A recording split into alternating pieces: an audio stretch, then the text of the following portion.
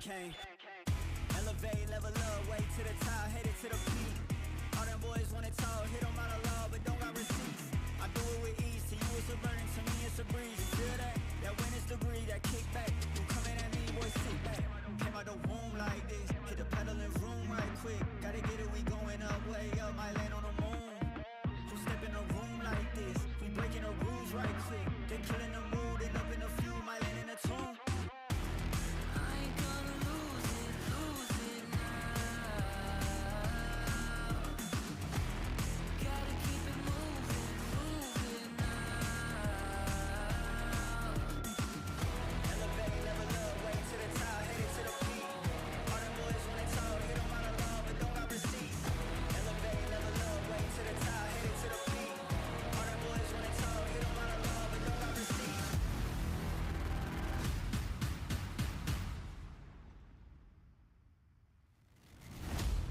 Back with a vengeance, killing the ops, I'm leaving no remnants. They all in attendance, gotta go big, I aim for the fences. It's mine, I sense it, back in the scene, I'm back to the business. Back on the front line, gotta grind, it's time, let you be the witness.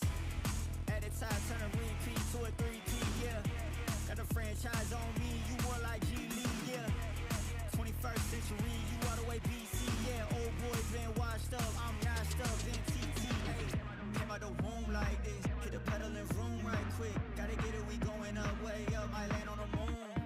Who step in a room like this? We breaking the rules right quick. They killing the mood, and up in a few, might land in a tomb.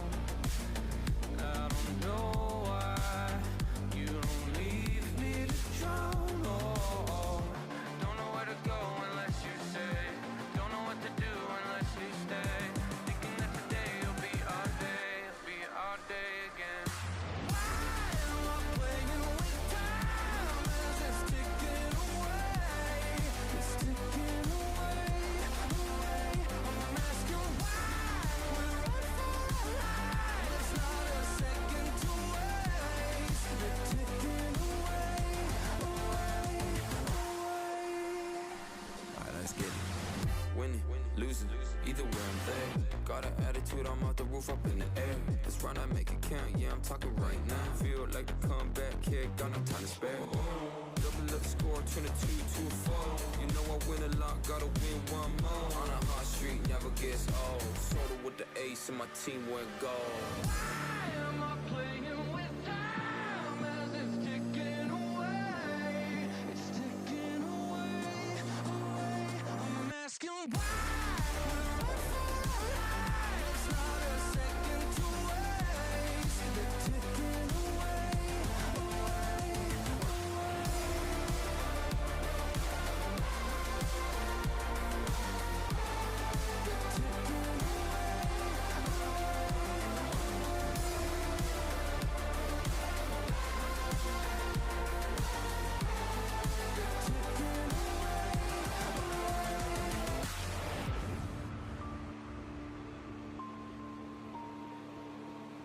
I'll give it one more try. I don't know why, but I keep coming back every time. I wanted more than my life. I don't know why, but it feels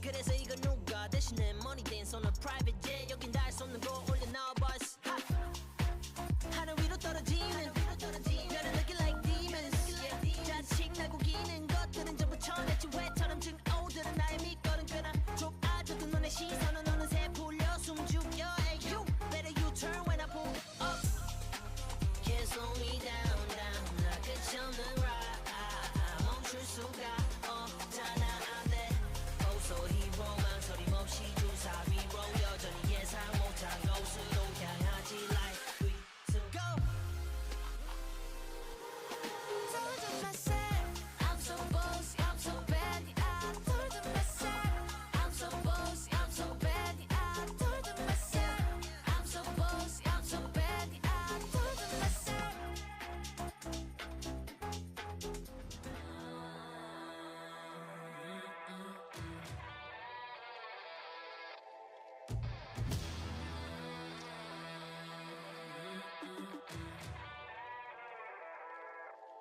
Yeah, motivated, I'm focused. Came a long way from the lowest. Yeah, gotta get it the mindset, gotta put it in motion. This is the moment, gotta one up my opponent. Back then they ain't noticed me, now they know it's me, I'm the chosen. It's my time, yeah, I put that on Bible. No excuses, gotta get to the final. Take all of my idols and turn them to rivals. It's all or nothing, man, the trophy is vital. Game time, bet I'm coming in clutch. No hang time, man, they can't keep up. The game's on the line, seconds on the time. Who can't fight? It's gotta be us. Better under pressure, go ahead and let it fall on me. I'm destined for it all, you better call on me. They say what doesn't kill you make you stronger. All that pain, it done made me to a monster. They say what doesn't kill you make you stronger. All that pain, it done made me to a monster. Yeah, whole lot of times they doubted I wouldn't be who I am without it. Sleepless nights, I counted. It all paid off, it's really astounding. I had to keep the faith to elevate. Hope for better days, they were coming. Now we can celebrate, knowing every day is abundant. Yeah, it's my time, yeah, I put that on Bible. No excuses, gotta get to the final. Take all of my idols and turn them to rivals. It's all or nothing, man, the trophy is vital. Game time, bet I'm coming in clutch. No hang time, man, they can't keep up. The game's on the line, seconds on the time. Who can't fight? It's gotta be us. Better under pressure, go ahead and let it fall on me. I'm destined for it all, you better call on me. They say what doesn't kill you make you stronger. All that pain, it done made me to a monster. They say what doesn't kill you make you stronger. All that pain, it done made me to a monster.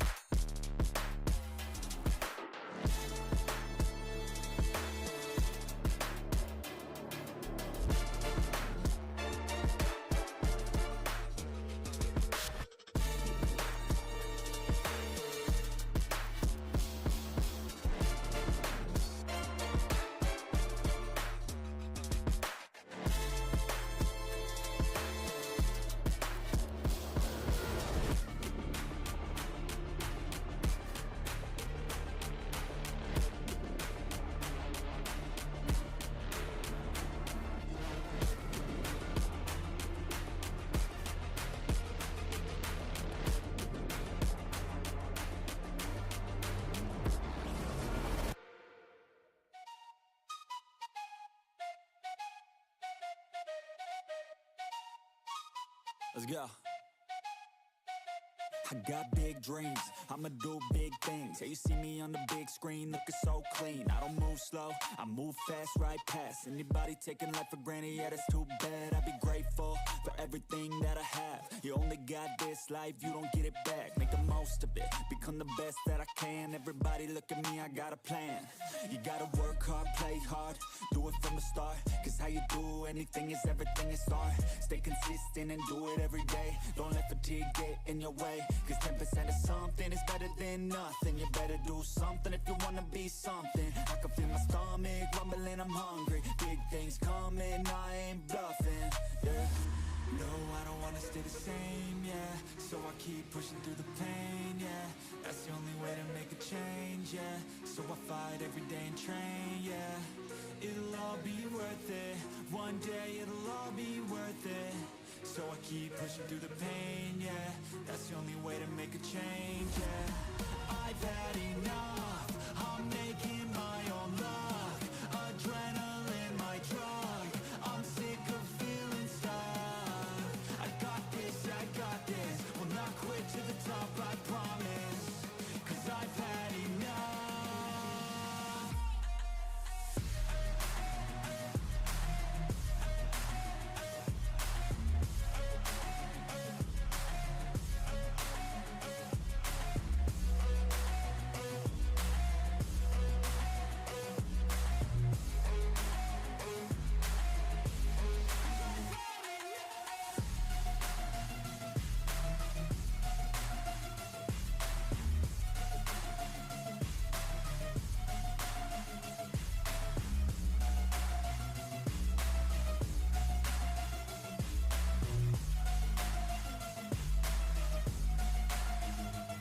You better watch out, I'm on the climb to the crown. In my prime right now, hear me loud, I've been spitting for a while now. All by myself, independent DIY now. Don't need no help, I've been beating out labels and money and budgets, it's funny. I do all the work, yeah, keep it 100. I fight for my dreams, I would die for these things. I believe in myself, I refuse to be weak, I like to build things. Empires out of buildings, I wanna leave a legacy of helping others find they feel things. Of motivating and killing, depression, exhaustion, we need some healing. I work through the pain, I like seeing gains. I keep my head down, buried, walk through the flames. Yeah, I do this every day, even when I feel drained. A true man pushes through, you don't hear complaints. No, I don't wanna stay the same, yeah. So I keep pushing through the pain, yeah.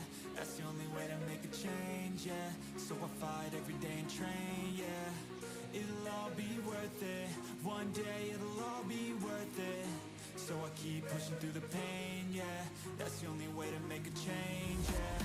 I've had enough, I'm making my own luck. Adrenaline, my drug, I'm sick of feeling stuck. I got this, will not quit to the top, I promise. Cause I've had enough.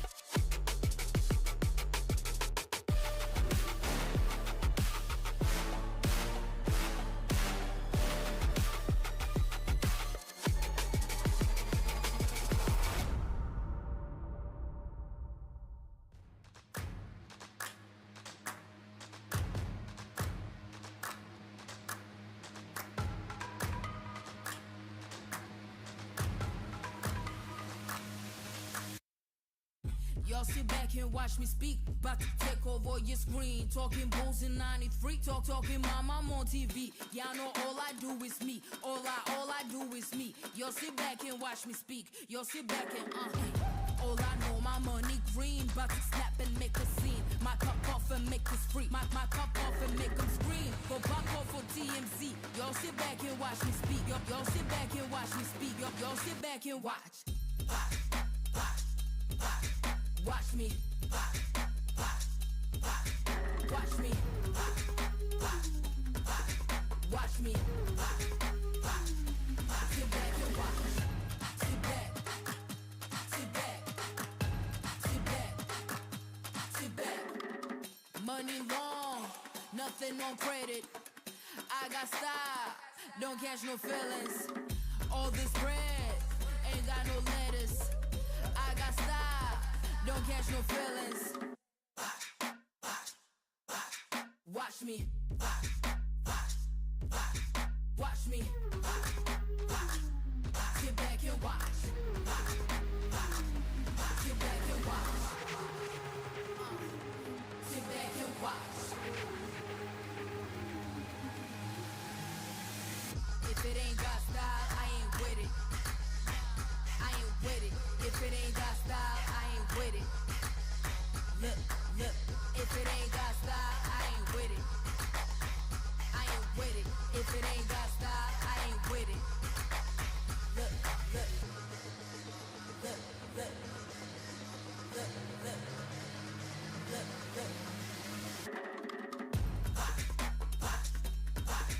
Watch me.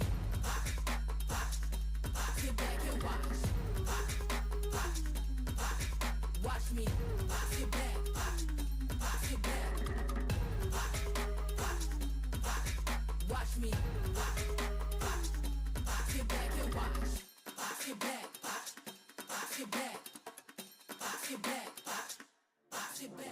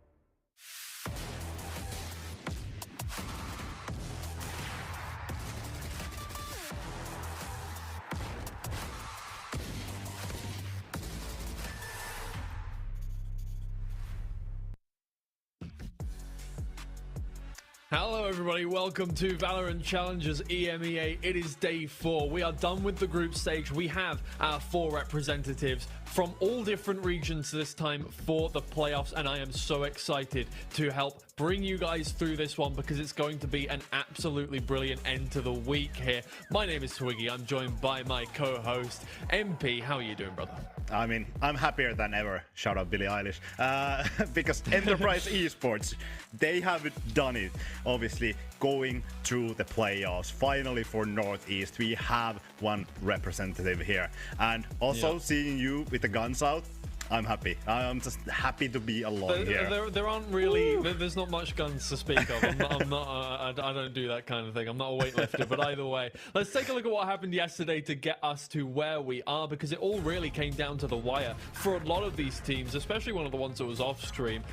What a banger game between Carmine Core, Blue Stars, and Focus. But here is what happened on stream. Right, we had Bitfix Gaming versus Movistar Koi Phoenix to start things off. And brilliant way to get into the playoffs for Movistar Koi Phoenix. I'm so excited to see them playing today. And then obviously BBL Pacific versus Pixel Lumina. It actually did have some stakes, believe it or not. If Pixel Lumina won that series, they would have been through on round difference. But in the end, BBL Pacific, I don't think any surprises getting through into the playoffs there. So here are your representatives. Here are the teams that are going to be playing for each region. From Spain, Movistar Koi Phoenix. From DAC, Focus. From Turkey, BBL Pacific. And from the Northeast, Enterprise Esports. Yeah, I mean, I think there's a lot of teams that maybe are not surprised to be here. Focus, BBL Pacific, I'm not surprised. Enterprise Esports, I was kinda expecting them to go through. Movistar Koi Phoenix as well, a really strong showing, and I'm just happy to see that we have multiple representatives. Yes, thank you. I don't know what that was. I got you. But talking about ascension points as well, this means that you qualify to the playoffs. You obviously have guaranteed at least 3 ascension points, which are gonna be really incredibly important in the later parts of this Challengers EMEA, later parts of this year when we talk about ascension. Obviously, the winner will get 9 ascension points, which is just insane amount of points, and I think that will cement you on the top, at least if you're BBL Pacific. I don't think anyone can reach you if you get that. Yeah, for sure.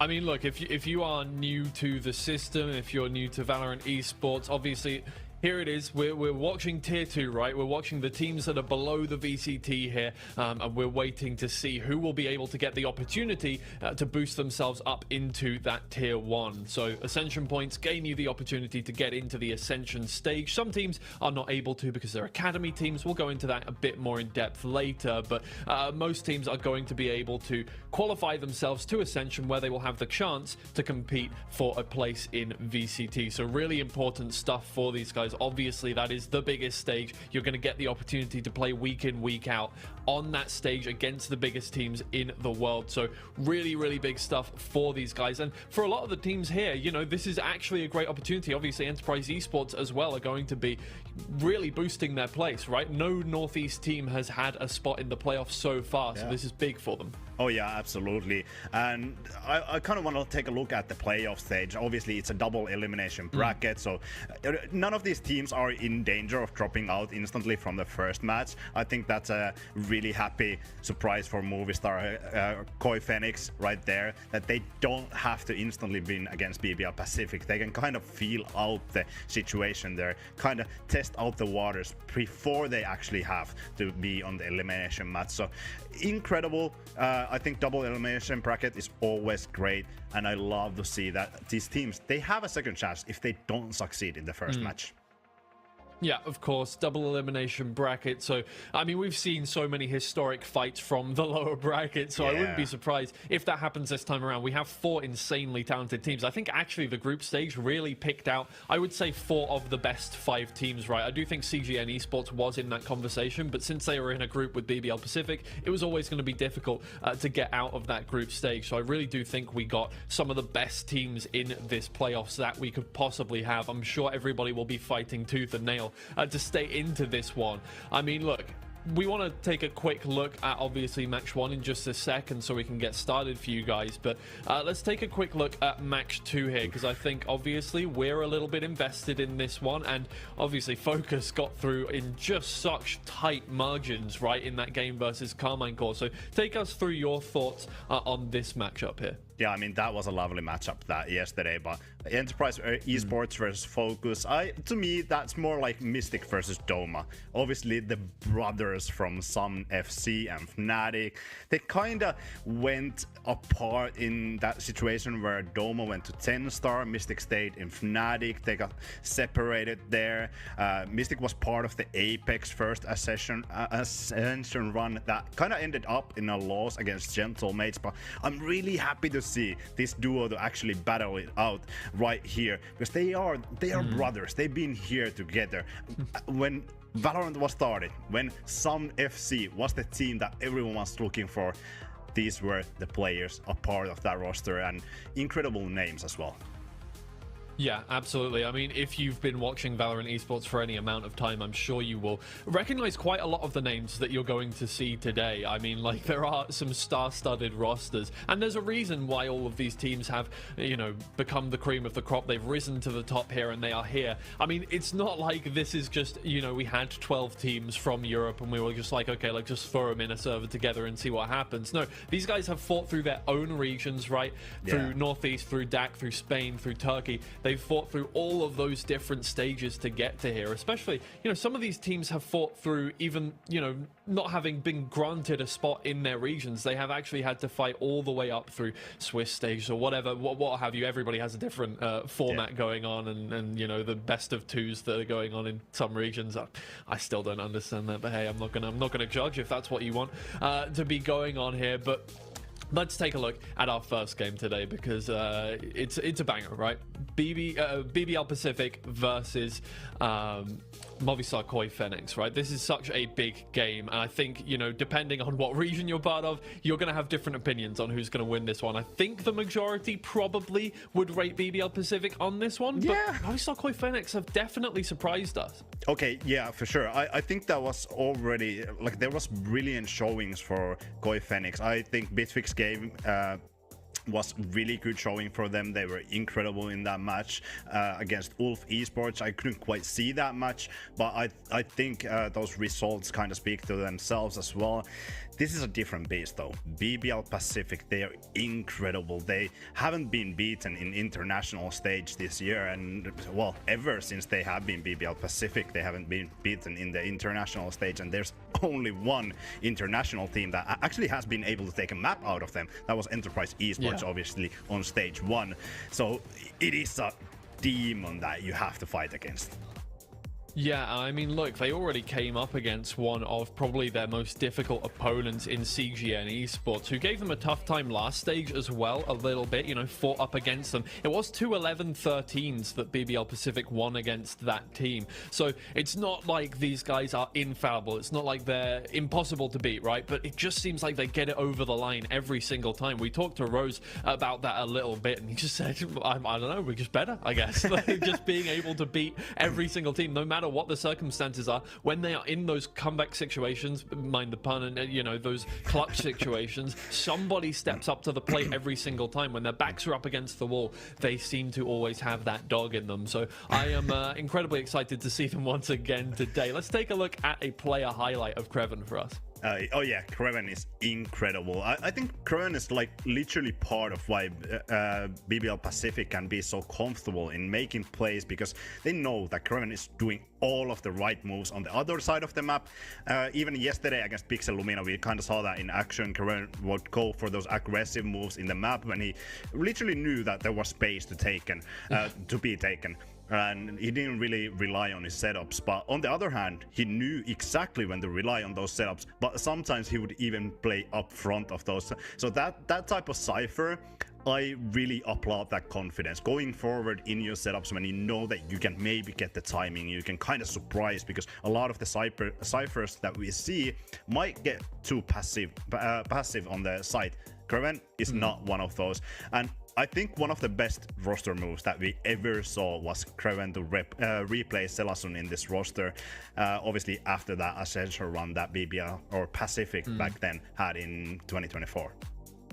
Yeah, well, let's take a look at their opponent here in Koi Phoenix, who definitely made a splash in their group, right? Group A, a difficult group. Let's not put it any other way, right? The second seed from Turkey they were up against. Bitfix Gaming, definitely no pushovers, but they managed to come out on top with a 2-0 scoreline, only losing one map over the course of that whole series. Yeah, I mean, not the easiest place for Pika, obviously, pitting up Masters 3 champion against you in an IGLing department, and Pika came on top. So I think that speaks to volumes. Obviously, there is a case, yeah, sure, Redcard just hopped in as a substitute into this tournament, but I think it's been impressive what Pika has been able to do in this roster. Obviously, we kind of talked about the coaching staff as well coming through there, but I do think it's been incredible how Globex has been integrated in this team instead of Monster, who obviously got promoted into Koi's main roster. Globex, I think Pika said it in the interview, it was so easy for him to just join the team. He studied a lot for the roster to just have a smooth transition, and that's been very easy for the other side of the roster. But then again, you have Oli Zera there as the sentinel. Yeah, I think Oli Zera, he's played alongside like many incredible players, many who has reached to the VCT stage as well, whether it was Kamo or Robbie BK back in Zari and GTZ, or Flickless and Grubino in UCAM. That UCAM roster actually that Oli Zera was a part of, they won the Heretics roster that went on to multiple VCT EMEA Grand Finals, but also Masters and Champions Grand Finals. We don't have to talk about what happened in those finals for Heretics, but nevertheless, it's no surprise that from that roster, 2 players are already in VCT team, that being Giant X. One of them already made the first Challengers EMEA, and now 2 of them have made the second stage of Challengers EMEA, and Oli Zera obviously spearheading that, going all the way to playoffs. Incredible performance already in those first matches and topping those boards as well. Yeah, absolutely. Let's shift our focus back to BBL Pacific, because you noticed something a little interesting about them. Obviously, they haven't played too many maps so far, just the group stage, but take us through what exactly you noticed this morning. I mean, 3 different maps, four maps played total, but 3 different maps. They are running the same composition here. So I was wondering whether this is something that is not great for them or something that is actually really good for them. And it's been showing on the server that it's actually great. When you're running the same composition, you kind of already know the dynamic. And Haven, Lotus, Sunset, they are perfect places to run this composition. On the second match, you have teams like Enterprise Esports, Focus that really like to switch up their composition, but I kind of love that BBL Pacific, they're just sticking with the same comp. They know exactly how to run, they know how to pair. Obviously, you have to kind of switch it up in terms of the maps. Haven, Lotus, yeah, 3-side maps. Sunset is going to be 2-side map, but it's, I think, really interesting because a lot of teams, they at least switch one part of this composition, but BBL Pacific, they've been just sticking with this and it's been working for them tremendously. Yeah, I mean, look, it's very common for teams to have a very deep strat book with a different composition for each map, sometimes even specific compositions for specific teams that they come up against. BBL Pacific have thrown that to the wall and they've gone, okay, we're just going to go with what we know best. And these are great players. They're winning duels all the time. So yeah, if they're comfortable, I do think that works best for them. We're going to move into the map Veto very shortly now. So what are your predictions coming into this one? Who is going to have the upper hand coming out of this? So I'd say BBL Pacific easily. This map Veto, when I was kind of taking a look at it, it doesn't really favor Koi that much. I think I'm not even kind of sure what they're gonna go for. BBL Pacific will most likely ban that Ascent out. I don't think Koi Phoenix is gonna pick that Pearl that they actually picked previously. They kind of, I think, anti-stratted that against the Redcar. So I'm really interested to see what they pull out here. I'm kind of thinking of Haven, but I'm not quite sure if Koi Phoenix is really comfortable going in that. Yeah, well, we will find out. They do get the first pick into this one, Koi Phoenix. We'll see what they plan on going to. Split first is definitely new for us. We haven't actually seen a lot of Split. It's usually been floated or banned, has been the way it's been. I don't think we've actually seen it yet in the games we've watched on this stream, at the very least. I don't think we have seen a Split. It has been a map 3 a couple of times, but we never got to it. Pearl is going to be the second map. That's not surprising coming out of BBL Pacific either. Comfortable on that map, it seemed. So, yeah, interesting stuff going on. It might be Lotus that we end up on as our float map here. Yeah, it could definitely be BBL Pacific. They're really comfortable in Lotus. It just depends whether they want to go back to Sunset. It seems like they don't want to. Pearl is a bit of a surprise to me. Okay, last map is going to be Lotus. But yeah, Pearl is a little bit of a surprise to me. Obviously, BBL Pacific, they're incredibly strong. I love the switch up that they have done to this season. They have brought in the Yoru instead of that Phoenix. I think Yoru is just so strong on Pearl. You can have fast rotations since you have really long travel times between the sites, and I think if you don't have Yoru, that can open up mid way too much for your defensive side. But interesting pick. I was thinking of Lotus is gonna be our BBL Pacific pick, but definitely a cute pick. For Koi, this split hasn't been that great in terms of stats. They have run it 6 times this year. They have only won once, so I was definitely not expecting split to be picked. Interesting to see whether they're gonna stick with the same composition. I think it's a decent comp with the Breach, Teho, then you have some utility from the Raze. A lot of teams kind of like to run Viper here with maybe Sky that provides a lot of additional support in mid, but I mean, we have Agent Select on our hand.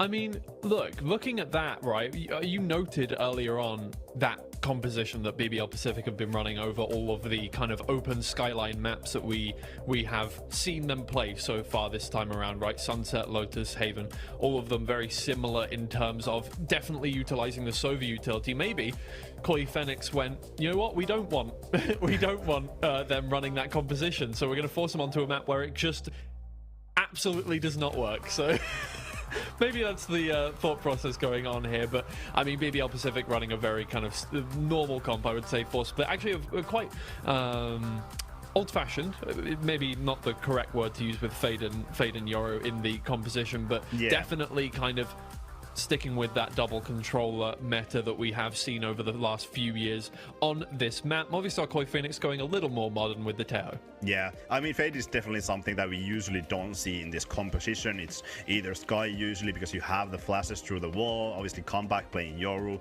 will help with the Viper wall and the flashes combination that brings the synergy. I'm interested to see how this Fade is gonna play out. Obviously, they have played one previous match with the Fade in Split that was against Eternal Fire. That was like a month ago. They obviously dominated against Eternal Fire 13-4. I'm really interested to see how it plays out here. Obviously, you have synergies with the Raze, Seas, Paint Shells, the classic, absolute classic since Fade came out. But I'm not quite sure how it's gonna fit into this composition. Fade sure provides a lot of information with the Prowlers and the Haunt, so lineups are probably gonna be prone. Yeah, for sure. Okay, so how do you see this going map to map, right? Obviously, Movistar Koi Phoenix have brought out an interesting first pick, so things are going to be up in the air for the first map, and then we move obviously onto Pearl for the second one. So how do you see this going? Just walk me through it map by map here before we get into the game. I think we might have a slight delay, so we're gonna theory craft for a little bit. So BBL Pacific, I think they were on the defensive, starting on the defensive side on Split. With this Koi composition, I feel like usually it's really hard to break that mid, especially when you have Viper against you. So that's gonna be something that Movistar Koi Phoenix has to take a look. Are we gonna break that mid? Are we gonna focus on the sides? That Viper is something that you kind of have to play out on the mid, even though it's taking usually you 40 seconds, maybe a minute out of the rounds before you can even break through the Viper Cloud, the Snake Bites, the additional utility that could be there. I think this first map, BBL Pacific, they're gonna run through it with the defensive side. Maybe Movistar Koi Phoenix is gonna take a few rounds, but I would place my predictions around 13-6. Pearl, on the other hand, I think Movistar Koi Phoenix, they had a great Pearl. That was obviously kind of anti-stratted against Bitfix Gaming, but I don't think Bitfix Gaming had the best Pearl either. Going back to the last Challengers EMEA, the stage 1 where BBL Pacific absolutely dominated Eternal Fire on Pearl, that was the last map actually before they won the tournament. I do think Koi are kind of gonna be smashed here. BBL Pacific, I think they were absolutely the best team on Pearl I have seen, especially in this tier 2 level, but I think they, with their Pearl, I do think they could compete with the VCT level, and obviously with that, I don't think we're gonna see the last map, unfortunately. Sure, I think that's a very common outlook that we might be seeing from anybody who isn't Spanish at this point in time, right? Koi Phoenix, despite the fact that they are an incredibly talented team, we really just haven't seen anything from BBL Pacific that would indicate that they're capable of beating them at this juncture in time. I mean, it's very possible. We've seen, look, a lot of the maps that we've seen from BBL Pacific have gone down to, you know, 2 rounds difference, but it just seems like they don't ever let the other team get into the driver's seat at all. So, I mean, look, I do think it's going to be difficult, right, for Koi Phoenix. It's going to be a bit of a mountain to climb for them. But BBL Pacific, I think... they're just, the thing is, they seem to rise to whatever occasion they come up against. That's the thing. Like, you can take a look at the round differential and you're like, oh, it's only positive 17 over 2-2-0. So obviously these were all close maps. It could have gone either way, but it seems like they just match the energy of the other team, you know, like it's like a talking stage. They're like, okay, well, if they're not going to give it 100%, then we're not going to give it 100%. I have yet to see them reach their peak, I feel like. Yeah, and I think the biggest talking point here is, like, we're not putting Koi Phoenix down, obviously. I think they're a great team. Three already said they're a great team. Obviously, they have insane talent in terms of those players. But BBL Pacific, I think they are just one step ahead. I kind of want to take it back to the interview that we had with Wolfen. He said that BBL Pacific, they are not robots, they are human. All of these players are human. But when we had that interview with Rose and he said they don't feel any pressure on the server, it kind of made me think maybe they are humans, because pressure is something that makes these players, sometimes it absolutely breaks some of these players. We have seen players be like 2-14, maybe dropping James Bond as well in the game, then maybe next day they dropping 30 bombs. That is what we call pressure. That is what we call maybe going too deep in your own mind, thinking that you're bad, kind of creating that your own scenario. I don't think BBL Pacific have ever done that. I don't think they've ever have been consistently bad. They've been always consistently great. All right, well, unfortunately, there's been a slight delay in terms of getting all the players into the server, so we're going to take a quick break for you guys, about 3 minutes, so stay tuned. We'll be back with BBL Pacific versus Koi Phoenix very shortly.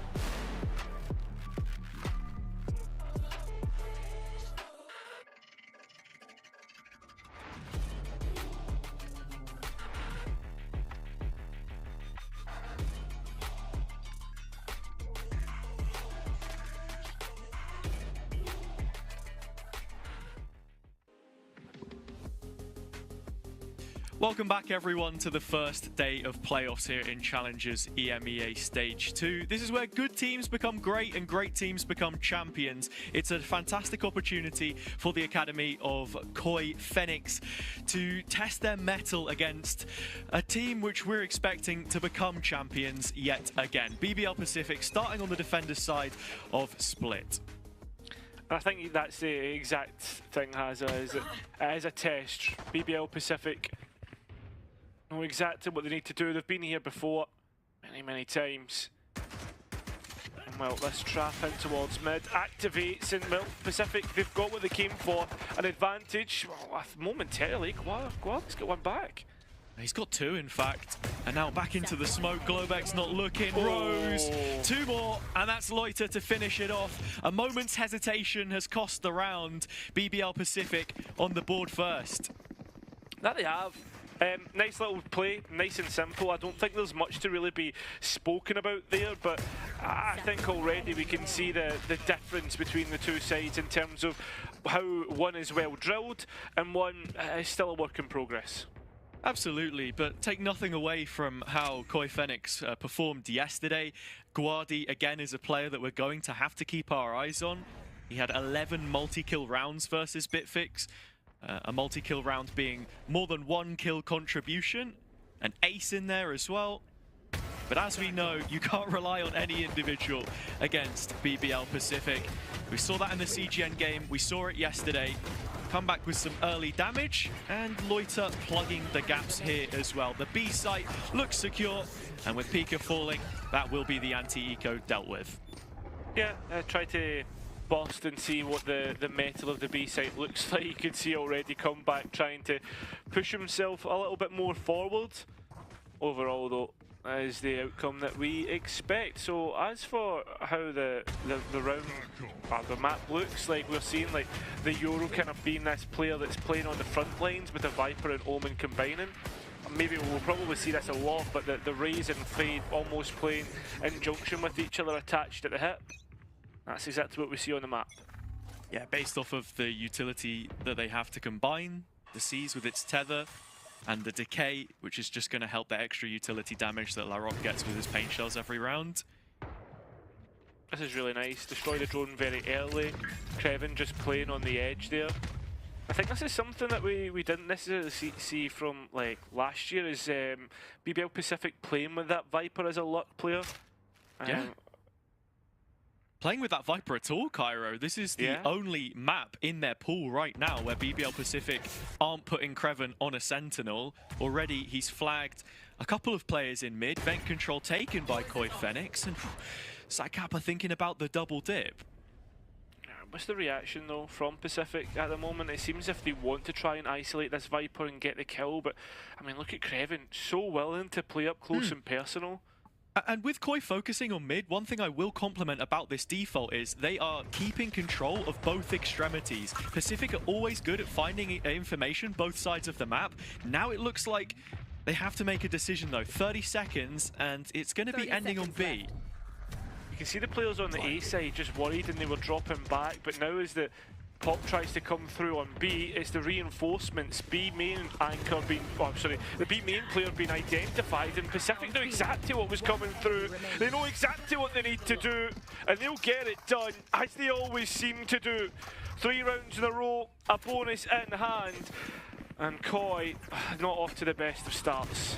No, and on their map pick of Split as well, I think it's important to reference the veto here, as it is a bonus round win for BBL Pacific. Coming through a very well played round by Krevin, taking up the duty of this new role diligently, still an anchor of course. Is that, yeah, they picked into Split. Their record this stage is currently 1-4. It was 1-3 domestically. They took a loss against the fellow Turkish team, ULF, in the group stage. And then you head on to Pearl, where I would arguably say they look better. Lotus last up, and Pacific's record there speaks for itself. So it's an uphill struggle, whichever way you flip it. I mean, I think as well, though, with a team like BBL Pacific, it's almost like pick your poison, right? They are so good on so many maps, and they're going to ban away any maps that, well, at least they get one ban away from whatever they don't prefer, right? Yeah, and in this round, there wasn't all too much coming in. Guardi Sheriff does get one, but look at Rose. It's that flank that I was talking about. Untested. Does have control of the spike now, but look at the player positions. You've still got Loiter committed towards garage control, B main. Comeback finally dragged over. But still just one player of difference in it, and with Zach Kappa having a rifle recovered, every chance Koi could make this even more damaging. Globex will be wanting to stay a little bit more reserved in this 30 one. seconds left. Doesn't want to go through the smoke yet, waiting for Zach Kappa to come and support.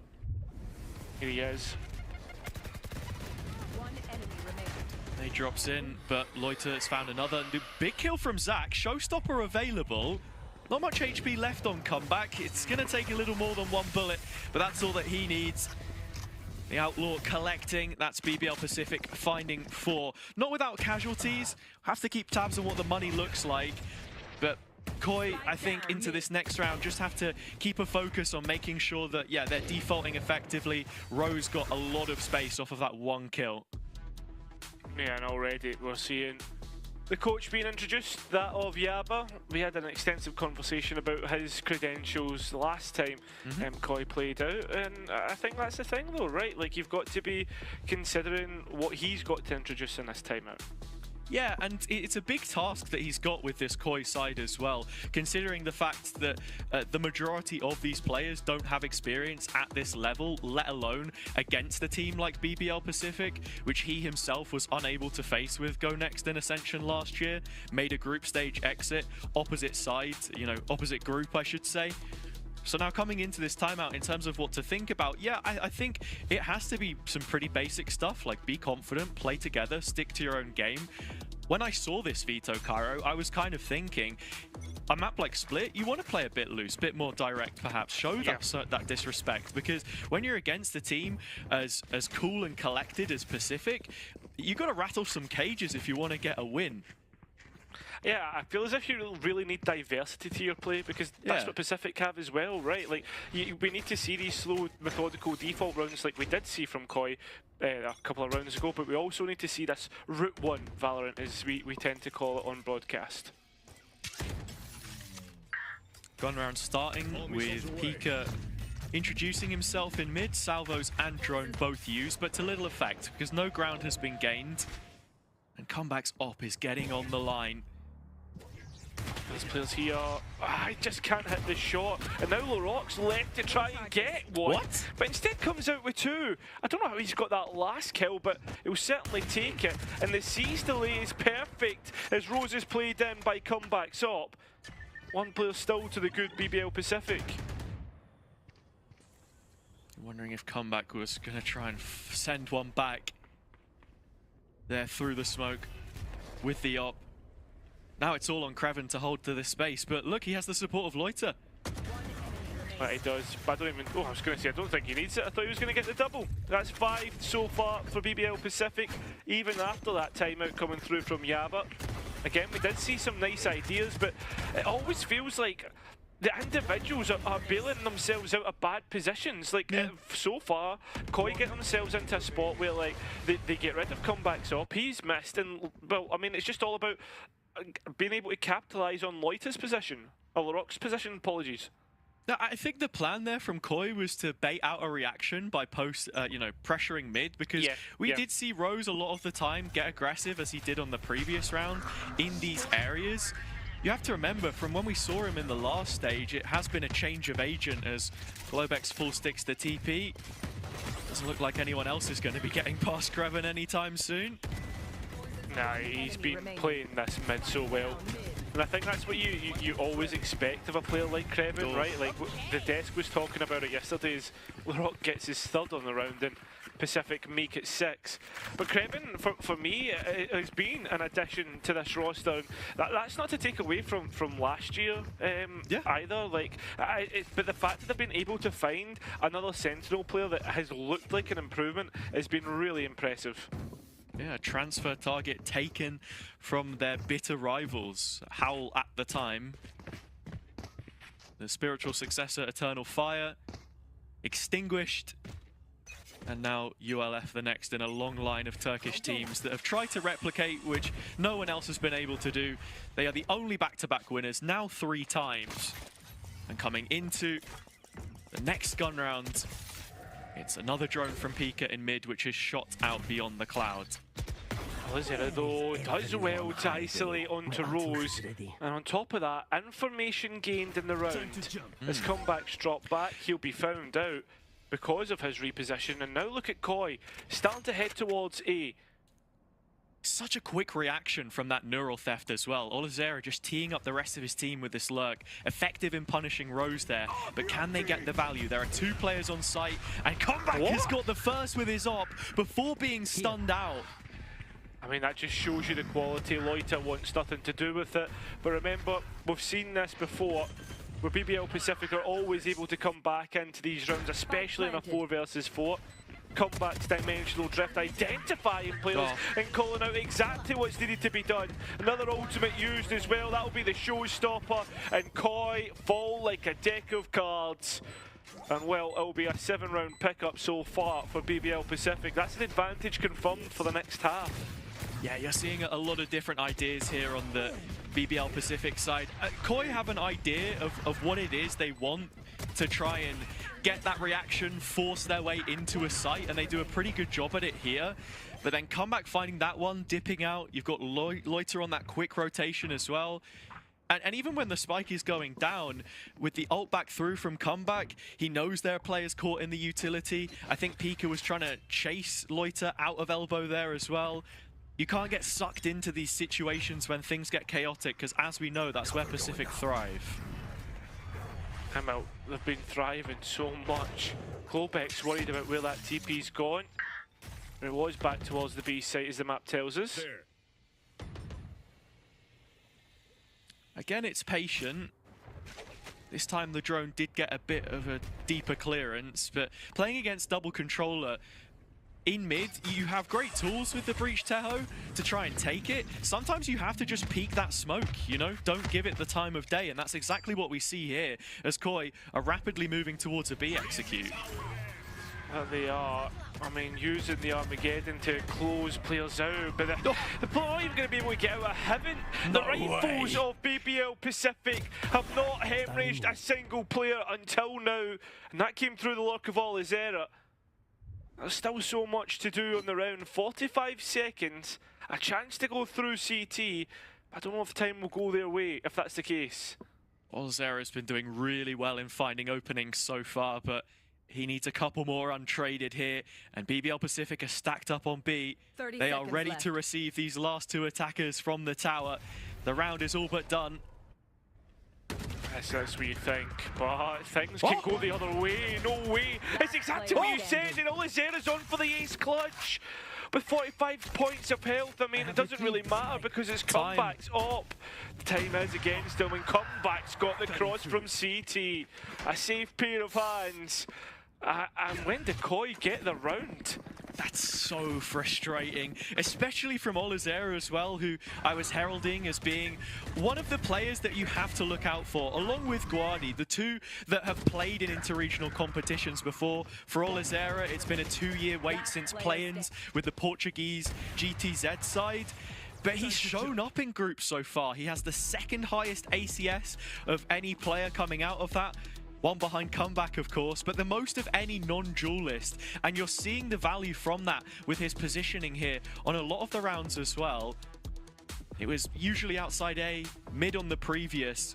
2nd time out in the first half, Cairo, feels quite telling about how Yaba's feeling. Yeah, and I think probably how the roster's feeling. Remember, this is Koi's pick, but to maybe go towards a more copium side of the take would maybe be that, like, hey, if you can rescue 4 rounds, maybe even 3, split is defender-sided, and you do have the breach tail that you can make work. Yeah. Other aspect to that is BBL Pacific are being BBL Pacific, and on top of that, they have a double duelist. That they do, and that's one of the differences in the comp that I want to stress here, that Koi Phoenix have quite a meta read in terms of how they're playing this, and the strengths of that comp do come through being able to take that mid space effectively, disrespecting the smokes like I was saying. For BBL Pacific, they've sort of reinvented themselves on this map. We know it was the one which they lost against Eternal Fire in that grand final. Creven immediately shut out, and it's that mid-control again. Yeah, the fact that that's been won out, but LaRock at the same time is moving through the back lines. The player's not considering, but the shot's not hitting. This is a disaster for BBL Pacific. Koi have to band their troops together though and haul this over the line. It's still a possible situation as long as Loiter and Rose are alive. It's just one back though. That might be it, Cairo, yeah? Zach Kappa with 3, thrifty conversion. That's a brilliant way to build confidence and get on the board. Yeah, I think that a lot of that round though comes down to players taking their own timings, getting caught off guard, and I mean, like, it comes from Creven, right? And then LaRock's trying to come in from behind, doesn't hit the shots uncharacteristically. And like, even come back here, when have you ever seen that? Both shots missed on the Outlaw. All in all, I mean, you're happy with it for your Koi. It can get you started for the next couple of rounds. It's as simple as a pace change into a choke where we have seen, you know, some weakness, maybe not fully capitalized on, as Creven will make no mistake and place the Viper's Pit in middle this round. But just extending that conversation I was having, one of the reasons Pacific are here and Eternal Fire isn't is because they've kept on innovating, and this double duelist look, which has worked for them ever since the first Challengers tournament, but where it finds success is when you do have double ups, where you have that buddy system. So now that mid feels a little bit more secure with the ultimate, I think their macro on this round is definitely a lot better. At least it plays into a solid defense against Koi where the previous wasn't. Drone going out. Drone still to be used here, but it is going to start to pull players across it. Zach Kappa just went through to try and play off the back of the chaos, but instead BBL Pacific once again, they'll thrive in it. Spike attempting to try and go down, the spam not quite hitting, but Pika, the IGL, will have nothing to lead. That will be 9. Yeah, it's what we're talking about. When these rounds plunge into madness, BBL Pacific play best. They're always up for a bar fight, despite the fact that the majority of this team isn't even of drinking age. But it's stuff like this where you're getting sucked into that fight with LaRock there on spot. Such a fantastic flex player. I mean, we'd not seen his duelist really until the EMEA stage 1 earlier this year, right? Regionally, it's not really been shown. He had a little bit of Phoenix on Pearl. That's another one of the maps where they're running double duelists, which is also something to note. This veto is so different to what we've already seen from them so far in the competition this time around. Quick pop towards ramp. I don't think we've seen this in a fair few rounds. There's 2 players towards the vents position, so it might be a bit difficult to try and break out. Trade even though. You'll take that if you're Koi at the minute. Yeah, it's good from Zach Kappa as well. Gets his entry. Does go traded, but there are numbers behind this, and it's only Creven holding on. He's a tagged player too. And there's Oliveira, so popping up with further kills. Open for the taking, but there is some reinforcement, and it's already finding value. Same issue again! Everyone's looking the wrong way! And Creven finds 3 kills from the back of it. I said it multiple times, but as soon as Koi turn their head to the left, there's a player peeking from the right. It's this kill here from Loiter. I don't know how he gets, but as you say, like, I think for a lot of the time, BBL Pacific don't do anything like crazy. There's nothing extraordinary. They just do the simple things so well. And even from there, like, just baiting to get Creven that peak is unbelievable. So confident to just take these duels, unrelenting, really. In terms of ultimates right now, as this is the final round of the half, there's nothing you can really build towards if you're Koi. You've just got to take this one dry. LaRock could get the showstopper online, but the util is rehearsed, and it's a nice opening. That it is. I mean, LaRock's taking so much damage, and with Koi creating this pressure pocket, there's still players working on the other side of the map. The only thing for me, comeback, look at his spot. Something that would need to be cleared. Zach Kappa, in finding those kills, has actually managed to bring up his own showstopper. LaRock, the one who was denied it. But is this corner to clear on comeback? Will they check him? Can he find any value from it? He's committed with no TP, so Olizera clears it out. That's a double player advantage now for Koi. They'll press the go button on the B execute, but the ults have gone the opposite way. And Larok has responded, retaliated in kind. Mid-play cut out, all on Guardi. He delivered us a magnificent 1 versus 4 yesterday. 30 seconds with left. 30 seconds left. And these BBL Pacific players counting for so much more of their individual parts. He can't stand the test. It will end 11-1. I don't think there's much else that could be said. At least Koi aren't going to be at the beck and call of a potential 13-0, but this pistol round is going to be a lot, and we're asking a lot of Koi to try and come back into this game.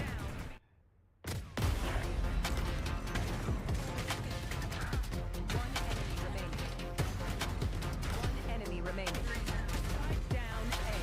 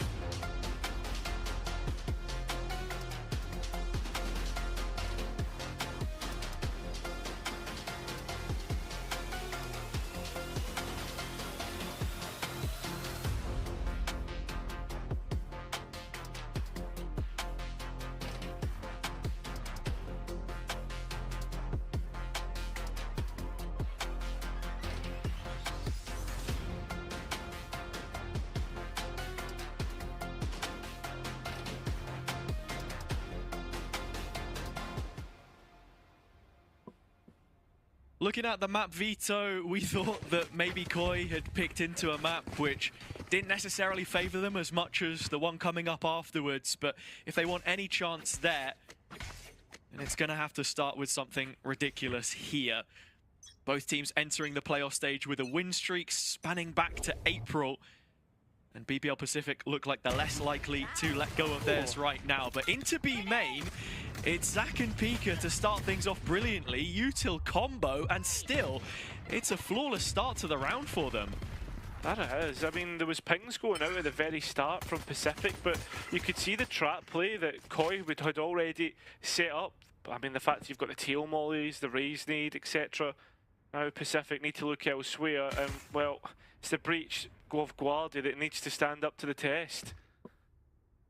Or in fact, maybe just drop back. Yeah, the footsteps will have been heard by Larok. There. BBL Pacific sensing that players have retreated towards main. The only thing for me about this, right, is that there's creating a big question mark about the players walking towards CT, and now Olizera needs to be careful about his position, because if he goes, that will probably allow for a spike plant. Yeah, the cam is facing very committed towards main. The trap as well, left. but Olizera knows he's called to the rest of his team, but played it far too early, so that's a slight crack in the door for Creven to open up things. 2 versus 4 situation. The retake looks to be fully coming in screen side. Yeah, and this will slowly be told to Creven to get a move on and get in towards 7, to hold on and create a crossfire. He's walking in, but Larok still needs to hold up his end of the bargain. Smoke place will support him. Guardi's down, and Larok looking for more. Gets it. 15 points of health, but the nade will continue to delay this one. Bring it right down to the final few grains of sand at the bottom of the hourglass. But Larok's chances are smashed, shattered by Koi.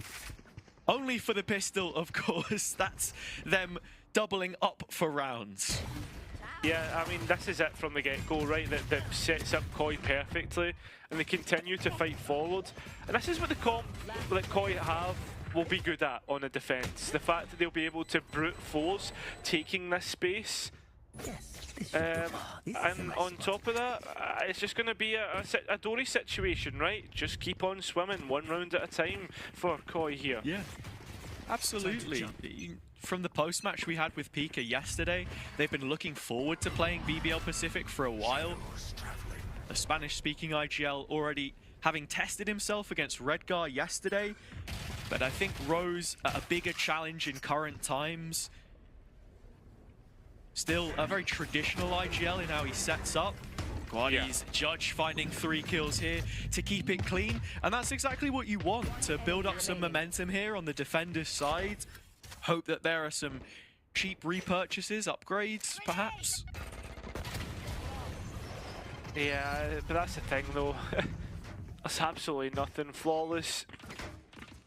And that's the best way to start this off, right? On the defense, starting the momentum just off right. And I mean, sure, it's Stingers and Judges and the likes, right? The other aspect you've got to think about it is this is split, and the geometry of the map, very close quarters. This is where these guns will thrive. BBL Pacific, maybe not in the best of circumstances to get this going, but this isn't a normal team that we're talking about. Absolutely, it's the Ascension Grand Finalists from last year, and anything less than making a return there would be below their expectations. Zach has managed to find the first kill though, onto the MVP comeback. He's gone. And that's your outlet missing. Still Larok available though, and with both of his satchels online and this paint shells, can very quickly dive in. Oh, look at Globex. That's huge. That's lovely. Yeah, massive. And look at where that spike's committed to as well. The fact that that's still down in mid, Pacific might have feel that their hand's forced, and this might take even longer for the spike to get to the A side. Remember, this is where the spike went down on the pistol round.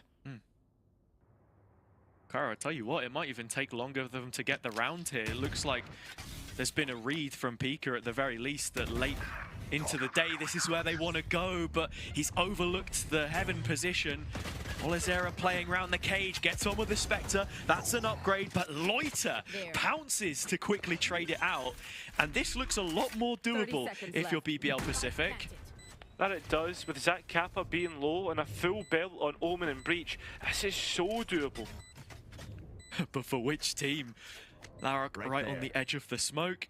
Still, Loiter is so far away from this. The plant is fairly open to his position should he walk out rafters. But again, you're looking at Larok doing the heavy lifting, and he'll stand up to the test and then some. Over-delivering Larok to put BBL Pacific on map point. There was half a chance there for Koi. The round started off well. It got better, in fact. But it's just the mid to late rounds where Loiter and Larok come alive every single time. Yeah, it was a swing and a miss from Koi, let's be honest. You're expecting them to maybe start a comeback there after the bonus. That's when I consider it like a good, like it could be on, right? But instead, here we go, straight to A. BBL Pacific are not going to hold anything back here. Larok has the showstopper, he ignites it. And it will find Guardi. That's a lot of the stopping power behind this A-site defense gone. Just Pika left for now. Support comes in heaven through Globex, but he's all alone. I love this that Loiter's been doing this like a fair bit now, where he'll get to a position, fake his TP back, and I know this is something that's like common all throughout Valorant, but something that he does differently than that is he'll break the conditioning of the TP and eventually at one point just stick it. He did it in B main on the defense. It's just, it's sick, man. It's these little details. I feel like we spoke a bit about how on the desk, BBL Pacific have been running the same 5 agents on the maps that they played up until this point. It's because you have a specialist on each of them in each and every role, right? Comeback's slowly been phasing out his jet as well. There's only 30 seconds to play with here, though. And BBL Pacific are heading straight towards 30 B, seconds but the left. op is dealt with, and the TP stuck has been shut down. Olizera has, well, only his own Phantom in his hands to help support him here. 20 seconds, that's another reveal and a third kill from Olizera. He has been fantastic so far, but you can't get ahead of yourselves. 10 seconds There left. is time for the spike plant for Creven. Yeah, that's the problem. There is time. He has 2 bullets away. Peak is there. He knows where he is. There's no way he wins a map like that. But he will. It's Creven to close it out. 13-3 for BBL Pacific on Split. It was Koi's map pick, but yeah, it felt like there was plenty of mistakes littered in there. An error-prone start to things, which quickly got out of control. And while you could see what the inner workings of the side were, especially with some of the timeouts, the reactions they were looking to try and create, it's the kind of things that you were talking about, breaking away from that conditioning, and ultimately, it's an individual play which closes it out. Creven with another highlight reel-worthy moment. We're going to head it over to the analysts, though, and see which cuts they've come away with and what it is that they think is best to talk about.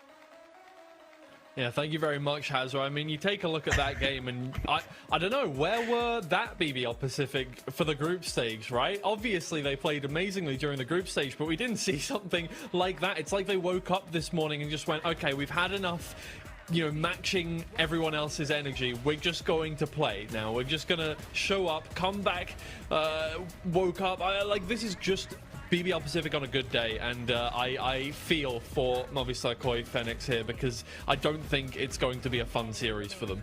Absolutely not, not at least if we take a look at that split. And that was Movistar Koi Phoenix's map pick. We have to remember that. Pearl was the one that BBL Pacific actually picked. That was a domination. Like you said, I think that was something that we didn't quite see on the group stage. That was kind of something that we were already expecting from BBL Pacific. Yeah. But incredible Creven throughout the whole map. Incredible performance with that Viper. And like I said, that Viper, it has so many issues because you're playing against it. Creven was incredible in the mid, didn't have any problems on taking that control in the mid. And if it felt like BBL Pacific knew exactly what Movistar Koi Phoenix were doing in that map, I'll tell you what, you're correct. And I have a telestrator to prove that. Literally all the time, it felt like BBL Pacific were up ahead. So let's take a look at the map positions. This is kind of weird. 2 seconds before the barrier drops. Why is there a player here? It doesn't seem like a good position to start at. We have to go all the way to full screen and see what is happening here. Obviously, we have From the Shadows, from Globex. That's why Larok is there. And see what happens here. One step ahead, Larok is... And let us play it out. Globex goes for the From the Shadows. Larok is hiding there. Instantly when it goes through, Larok goes for that pick. But there's also a second layer. Creven brilliantly going for the aggressive pick through the smoke.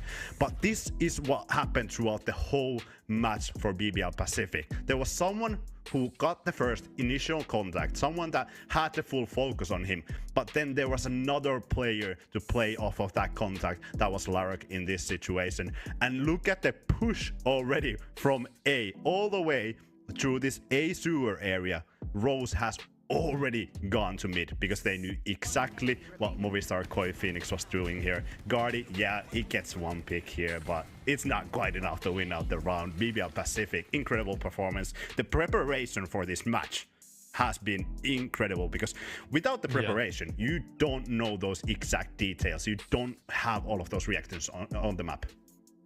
Yeah, and I think here's the thing, right? What we noticed over the course of this whole map is that BBL Pacific were just one step ahead in terms of everything. I mean, you noted it there immediately with the From the Shadows, right? Just waiting for him at the start of the round. And I think that's kind of what we saw over the whole map, is just that BBL Pacific, instead, like, obviously they know that they can win the gunfights, but if they give themselves an advantage in every gunfight, it's completely over already. The few rounds that Movistar Koi Phoenix won were off of, 3Ks, 4Ks at the starts of rounds where they caught BBL Pacific off guard, but that only happened like twice. Like, it's that difficult to get ahead of BBL Pacific so far. So I don't know what Koi Phoenix can do moving into this second map. Moving on to Pearl, they're going to have to come up with something unbelievable, but we will wait and see. We know that these teams are good enough to be able to fight up against each other, and hopefully we get a good series out of this after this break.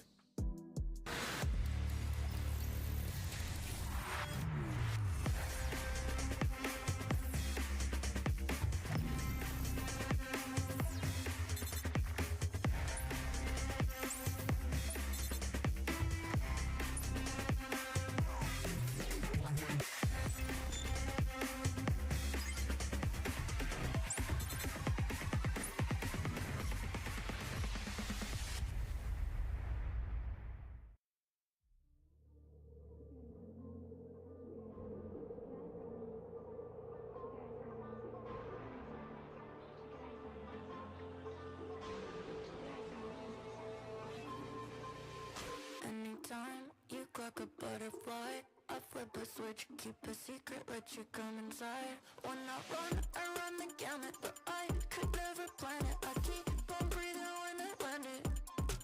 When I run the gamut, but I could never plan it. I keep on breathing when I land it. If you give me a piece of your heart, you keep easy when we are a part of two worlds. It could be nothing, maybe it's something. Keep your eyes on me. Keep your eyes on me. Keep your eyes on me. Me. Keep your eyes on me. Keep your eyes on me. Me. Keep your eyes on me. Keep your eyes on me. Keep your eyes on me. Keep your eyes on me. Anytime you clock a butterfly, you flip a switch, keep a secret, let me come inside. When you run the gamut, but you could never plan it. You keep on breathing when you're in it. If you give me a piece of your heart, you keep easy when we are a part of two worlds. It could be nothing, maybe it's something. Keep your eyes on me.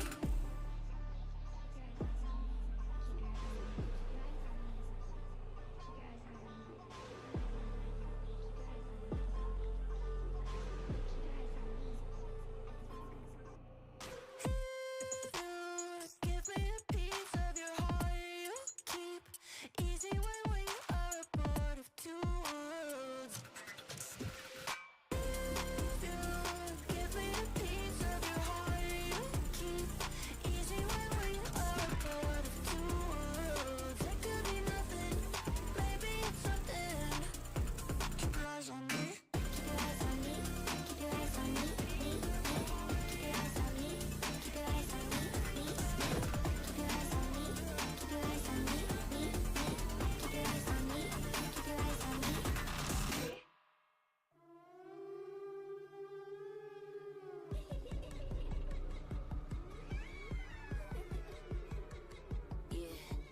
Pull up to the spot with the squad, let the bass drop.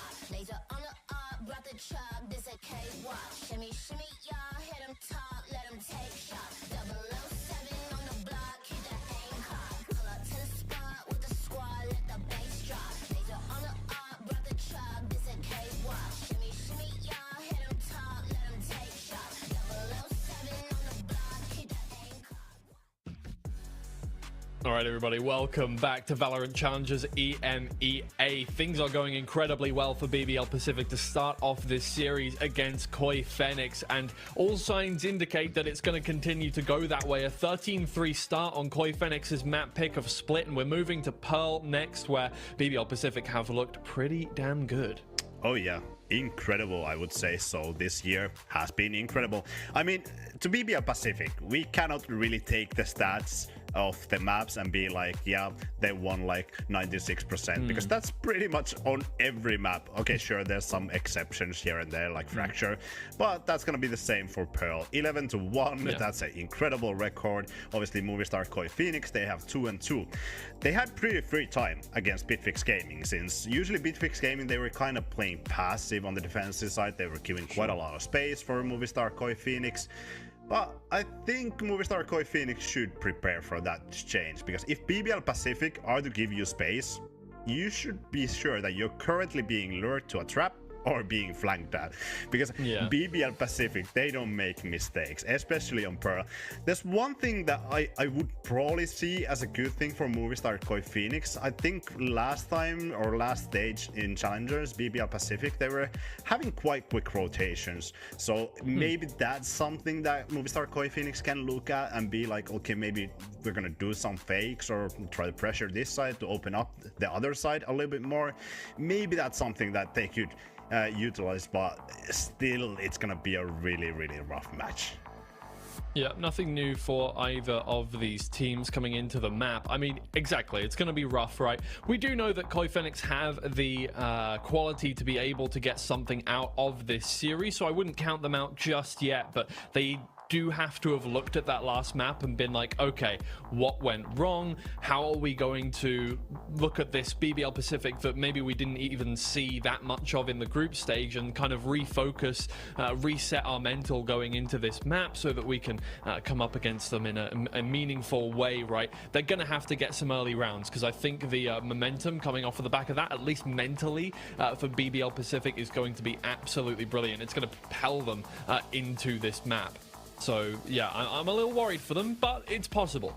Yeah, and I love the new wave of their composition that they have. They have the Neon Yoru, obviously bringing a lot of firepower. In that side, a lot of aggression can be happened there, but Yoru is one of the most, if not the best agent in this map. So I'm excited to see what is going to happen here.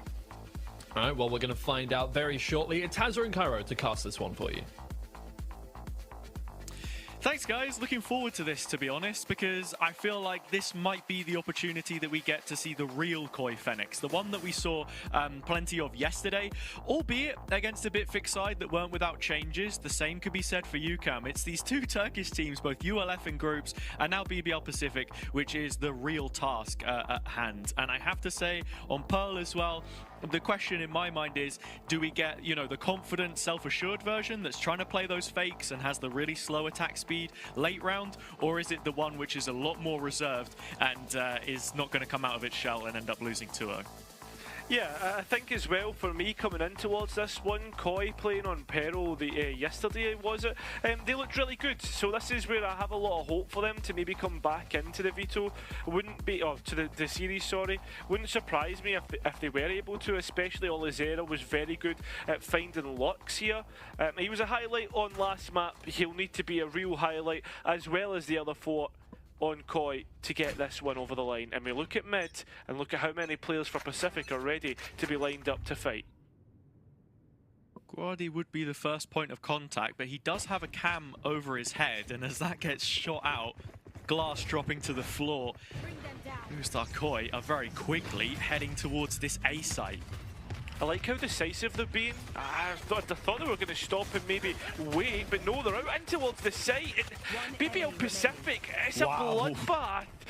And you know what, Hazard? It just always seems to be the case.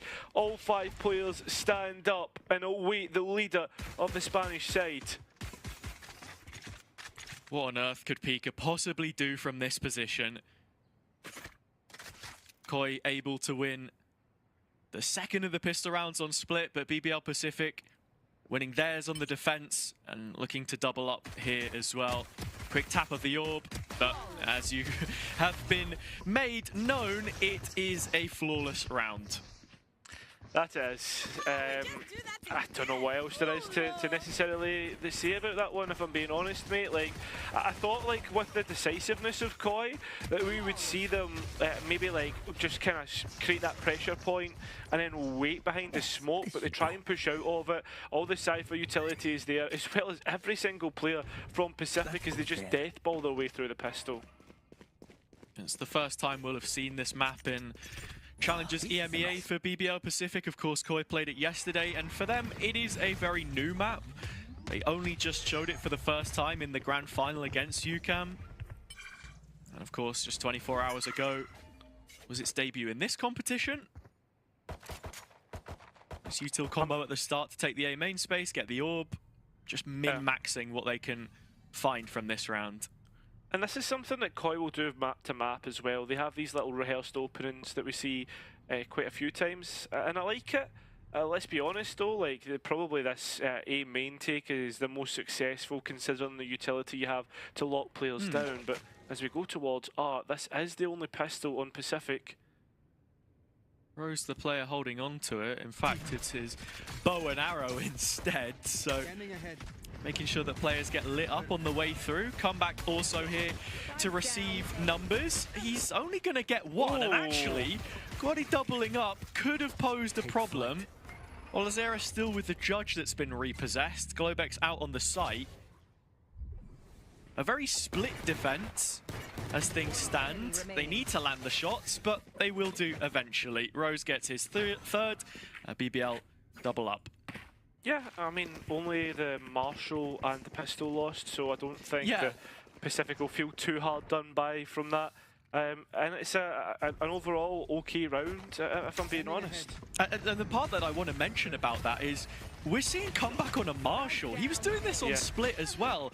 How many times have you seen him playing Outlaw? I'm wondering if this is like a specific thing against Koi, perhaps, because we know Zach Kappa likes to run it. Maybe there's a chance he gets punished, but I don't know. It feels a bit out of character. Yeah, it does, but and it doesn't at the same time. Olazera, he's been found out. That's a big part of this default gone. If you lose mid-presence, the Astra, who's on B main, will feel a little bit uncomfortable and already going to re-clear towards what is a big, massive question mark that BBL Pacific have posed on the map. Absolutely. Re-clearing A main now. Stun thrown out from Larrock, and little capitalization from it. Koi able to reap the reward. No extra counter utility, really. Still posture towards A, and again, it is still only Rose in Art. Very comfortable playing this position by himself. Thing is though, Globex is on the other side of this smoke, so with being in such a committed position, that can happen untraded, nobody close by to even at least hold on to the space, which makes BBL Pacific reconsider their options here. That's 3 players only left on this defense. Kreven is still backfilling all of this though. The cages go up, no one pushes in front, and the drone didn't fully clear, so as the reveal goes in, BBL Pacific have a platform for the retake. They do. Come back, saw a glimpse of quality, but can't quite find it, and it's a little bit messy towards this back site, uncharacteristic of the Turkish side here, and a 2 versus 3. Things look to be going Koi's way as time ticks away, but Kreven finds an avenue in which to ingress this attack. Tap of the spike, pulls out the grav well, and now that's utility for this post plant starting to go. Another tap of the spike, another player committed to this. Kreven's just going to try and commit to this spike defuse, but it's not to be advised. But Koi will get that round.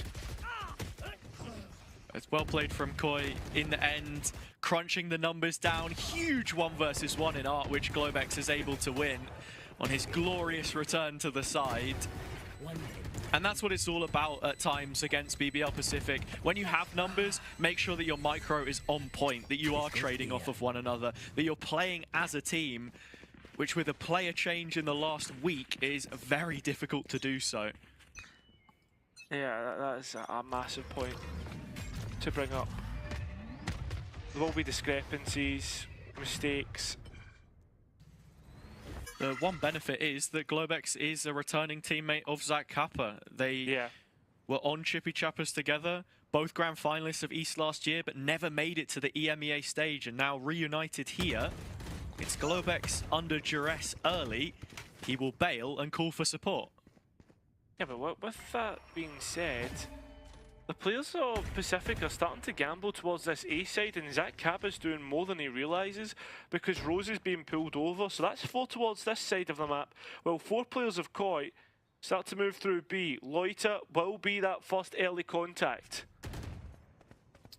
And as Zach Kappa remains detached from this, he'll have to try and find some kind of value late or just regroup with everyone else, because it's exactly what MP was talking about on the desk. These very reactive, quick rotations, 3 bodies on the B site. We know Koi like to execute late, but there isn't enough time for them to head elsewhere. B is where this one will 30 finish. seconds left. Yeah, Nightfall to be invested from Pika, and that's exactly the case as all the other utility comes through. Rose trying to play in front and does so successfully, only for one though. LaRock trying to come in and support as well. Got to be keeping an eye on Halls as Loiter gets 3 of his own, and Globex, the new player on the block, will be sent back to spawn. You're just waiting to see when Loiter would activate, and when he does, he is one timely explosion. It's fantastic from him. Both the captain and second caller at the top of the score sheets right now for BBL Pacific. Loiter taking a lot more responsibility from that Premier push, promoted into Turkey. An Ascension last year. He's been finding his feet in this team, and many times you will see him the solo anchor on B, but it's that quick rotation that Koi just aren't prepared for, and something that they will have to continually be aware of on this attack side. Speaking, something interesting for me was that it was LaRock who's picked up the Neon. Typically, we always associate that with comeback, especially the desk had already highlighted it earlier, that like we've been seeing Pacific play the same 3 comps over a couple of maps, that being the Neon, Breach and Sova. And typically, like comeback, as you said, like starting to diversify his duelist pool, bringing out the Euro, which we haven't typically seen. He's already done a decent job on this round. Just dismissing himself from the situation as Kreven would be looking to claim a kill from his utility. Player revealed. Recon coming in, comeback still able to profit from this. Globex double, what? It's down to a 2v1. Very, very messy, but BBL Pacific do get their return. Spike still didn't go down though, and for me that's going to be a big win condition for, well, win condition on the ecos at the very least, right? Because we're starting to see their economy being a bit of a woeful state, if we're being honest. Yeah, especially with going back to a point that we've made a few times before, when you have the Teho.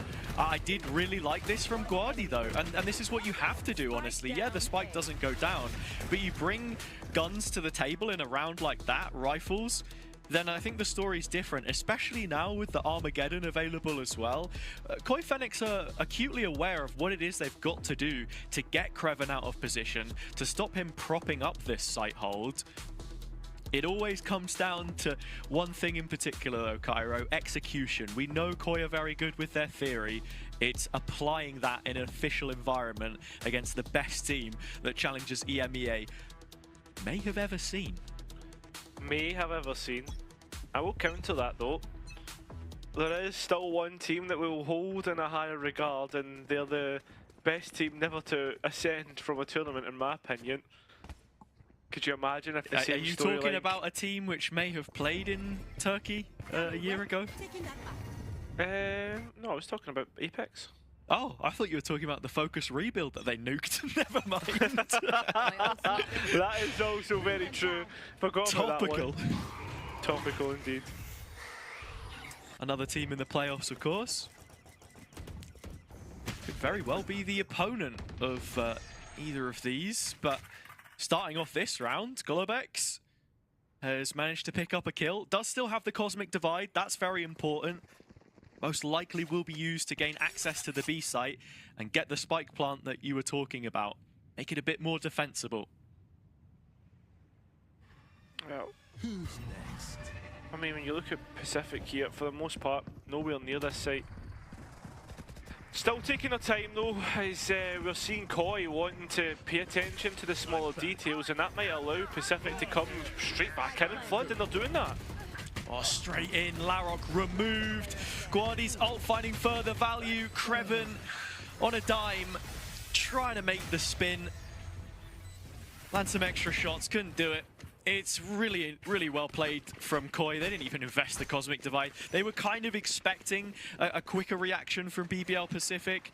So not wanting to, invite them to have so much real estate behind the wall. This was lovely from Globex to start, but yeah, you can see the combination utility here as well on the retake. Yeah, that you can. I think for me as well, like, that's a nice round, and they did really well to stop the players getting back in. What you've got to remember is this isn't replicable because of the used 3 ultimates there. Koi. Could be in other ways, depends on how the utility goes and the way that the picks come through. Yeah, it was just 2 ults, just Guardi and Zach. It was the Hunter's Fury from Rose. Ah, apologies. But to sort of build on what you've said there, this is how Pacific... Oh, What? my lord, Zach, hello? Just threading the needle onto probably the richest target that you could find. Yeah, not even that though, right? And look at Pacific. They are stalled. Their feet are encased in cement, and they do not want to move from that B side. They have no utility to re-clear out. Well, they have utility to do it, but they're not doing it. They're standing in place and waiting to see what the reaction is from Koi. And finally, they're starting to get an idea. It will be towards A. Koi are quite slow to scale onto this site, but they do get there in the end. Rose has been revealed in It's Kreven coming through connector that is a problem though. He has a Vandal, 1 of 2 in this round. And that, dive in from Larok has bought the space for comeback to get another double kill. Smoke down onto the spike. Globex one back in the conversation, but comeback is bearing on down to their position, putting them under stress. Kreven to clutch it out, and that's the problem that you pose. As long as there's a rifle in their hands, BBL Pacific are so scary. And with that round under their belt, what felt like a shoo-in for Koi is going to leave them with a lot of frustration. Yeah, and this is the thing though, right? Like, BBL Pacific is, we've spoken about a few times, very quick on their rotates, but that round they weren't. They were very delayed, and Koi allowed Pacific to be in position for when they actually got that spike down. So, now looking at this, 4 Stingers being bought up. There is a Cosmic Divide to play around with as well. Comeback needs to be careful. I like this. It was just the initial Cypher utility in main. The Prowler has now revealed that there are numbers behind this, but the herd is quickly thinned out by comeback. He trades his opposite number. Olazera is the next to be shown the door, as comeback still maintains authority on spot. This is only the half buy, the Sting is in play, but it's the way in which they're being dispatched by BBL Pacific, which is all the more concerning. 6 now on the board for your defenders. Yeah, I mean, this is the problem that I'm seeing a few times now. Like, when Koi are hitting in towards this A site, every single time they are struggling to deal with the Cypher utility. And it's not even as if, like, Kreven is putting down traps that are, like, disgustingly horrible to deal with, right? Like, they're pretty basic stuff. And I think that's the most, I guess, frustrating thing here that Koi are putting forward. That's one thing when you don't have Sova in the composition, it can be a little bit harder to deal with that. But, you know, even Zach has the fake out, right? He's a Yoru player here as well. He was the first one to go. I think one of the issues I'm seeing is just that Koi are very slow in the uptake on getting to the site, so it's allowing for the rotations. A lot of rounds you're gonna see Rose playing from connector. He's supported by Larok this time. Sure, it's a little slower for him to make the reaction, but the Neon right by his side can activate at a moment's notice. There's gonna be 4 players on A when this execute comes in. And that's the worst part, right? Like, you can already see how this round could potentially go with where the players' positions are. Both Astras not having anything to do with this, but this is a really nice pivot into connector from Koi. And not only that, they've got all the information they need, so it's a foot race towards B now. This is a round which they played several times against Bitfix, taking the art control and then pivoting through connector and alleyway late towards B. Doesn't look like BBL Pacific have read the situation, so it's all on the 17-year-old Loiter to stand his ground again. Well, he's done it before. Can't do it this time, though. I mean, the last 2 remaining players, though, are definitely capable as well in a 4 versus 2. And the utility in terms of post, starting to tick away. Not a lot of Astra Stars available right now for Globex, but I mean, you look at the spike, there's none on it either. So it's all going to come down realistically to gunfights, and Comeback has what's good for those 2 flashes. Yeah, he doesn't want anything to do with it though. Yeah? Yeah, he's not going to go for it. It's a 4 versus 2 situation, thinks better of it. You look at Rose's money, 400 credits. Larok as well, just about hanging in there, 1.5. Very quickly, the state of the game can change. We have seen that before. So BBL Pacific don't want to be complacent. That's the one word that they stressed a lot in content put out on their own channels and how they've been able to improve. I'm wondering if this is timeout territory, perhaps. It doesn't feel like it right now, but I think it would be fair for either team. Yeah. I think the thing that Key will be thinking here, though, is that he doesn't necessarily want to give another timeout to Yaba as well. Yeah. Because the last time there was a timeout, that's where we started to see Koi get better. I think if they were to lose one more round, I wouldn't hate Key introducing himself, and that's where Koi need to be careful, because when there's a Key timeout, there's always action off the back of it. Yeah, it was yesterday. He called it at 3-3 on Lotus.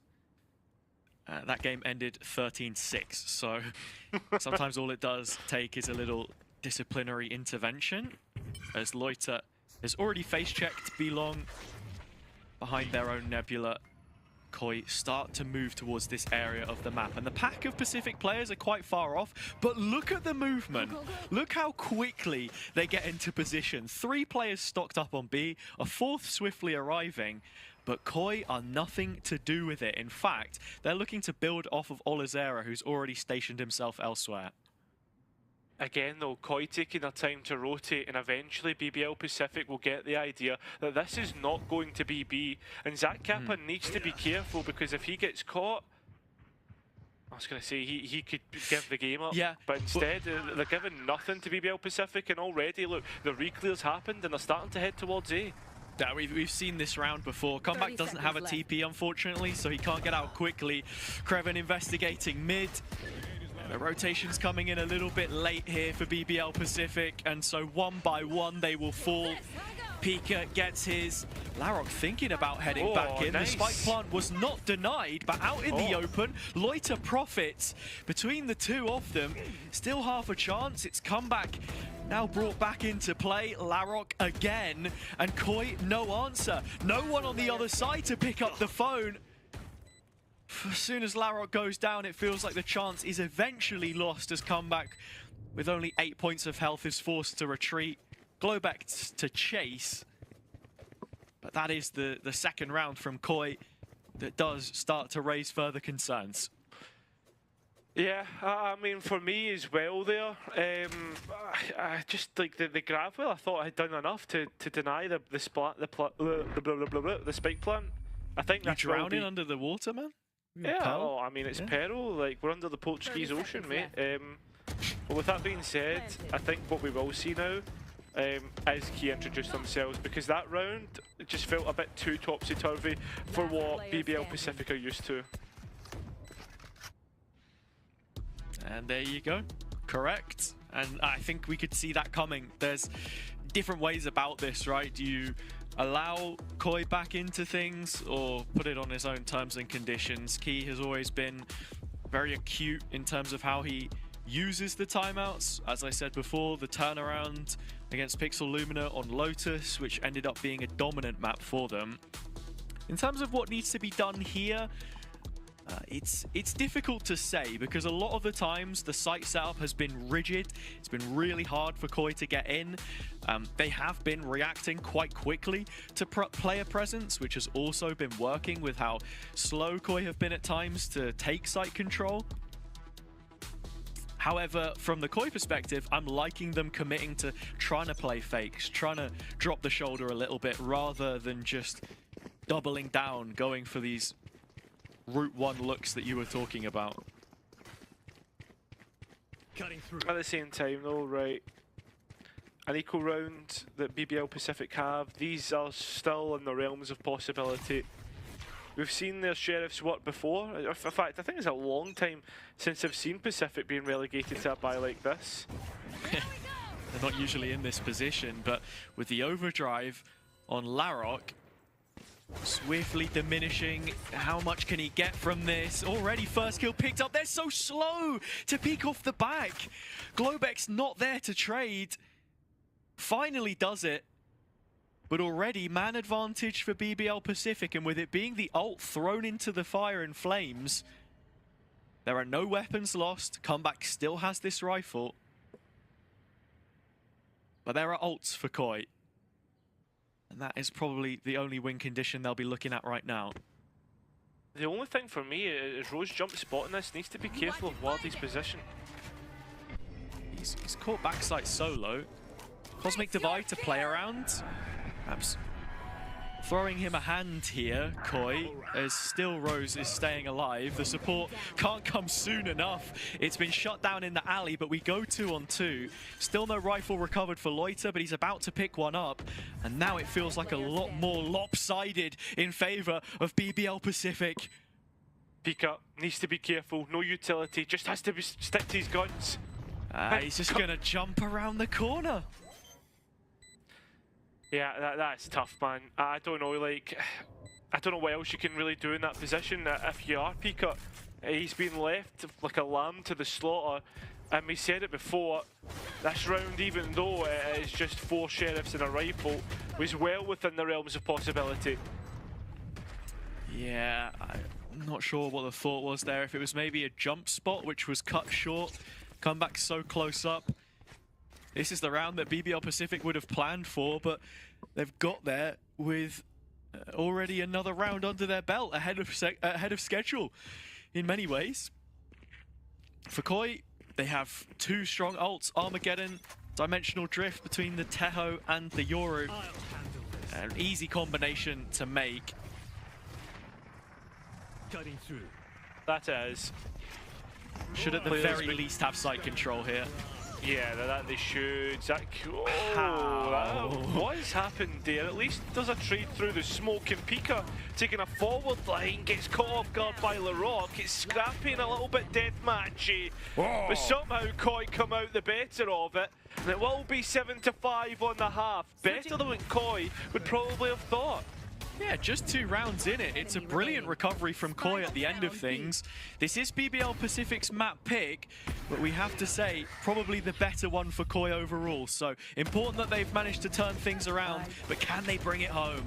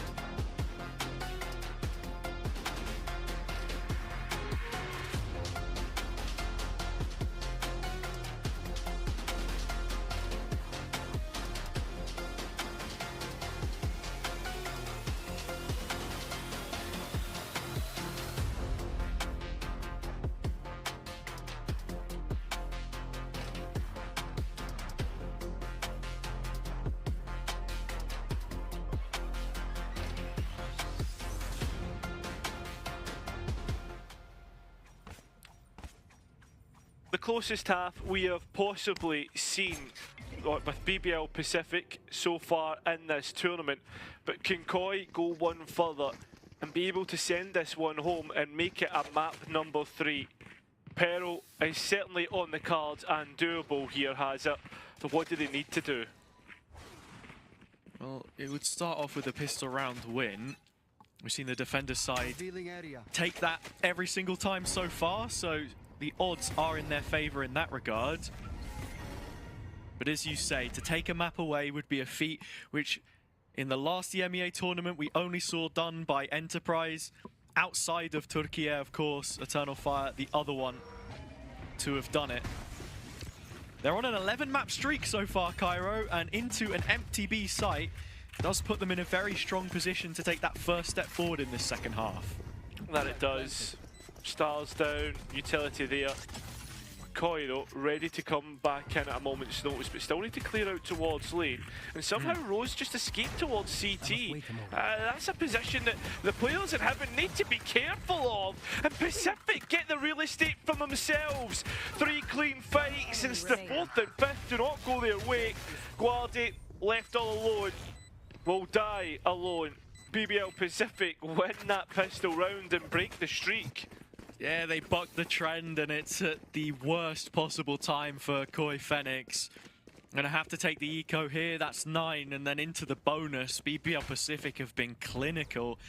Seeing comeback on the Marshall purchase here as well is making me wonder, you know, again, is it gonna look as good when he's not running that gun, or do we maybe see a change? The big thing for me in terms of how the round was played, though, by Koi is just how aggressive BBL Pacific were and how they weren't prepared to contain that.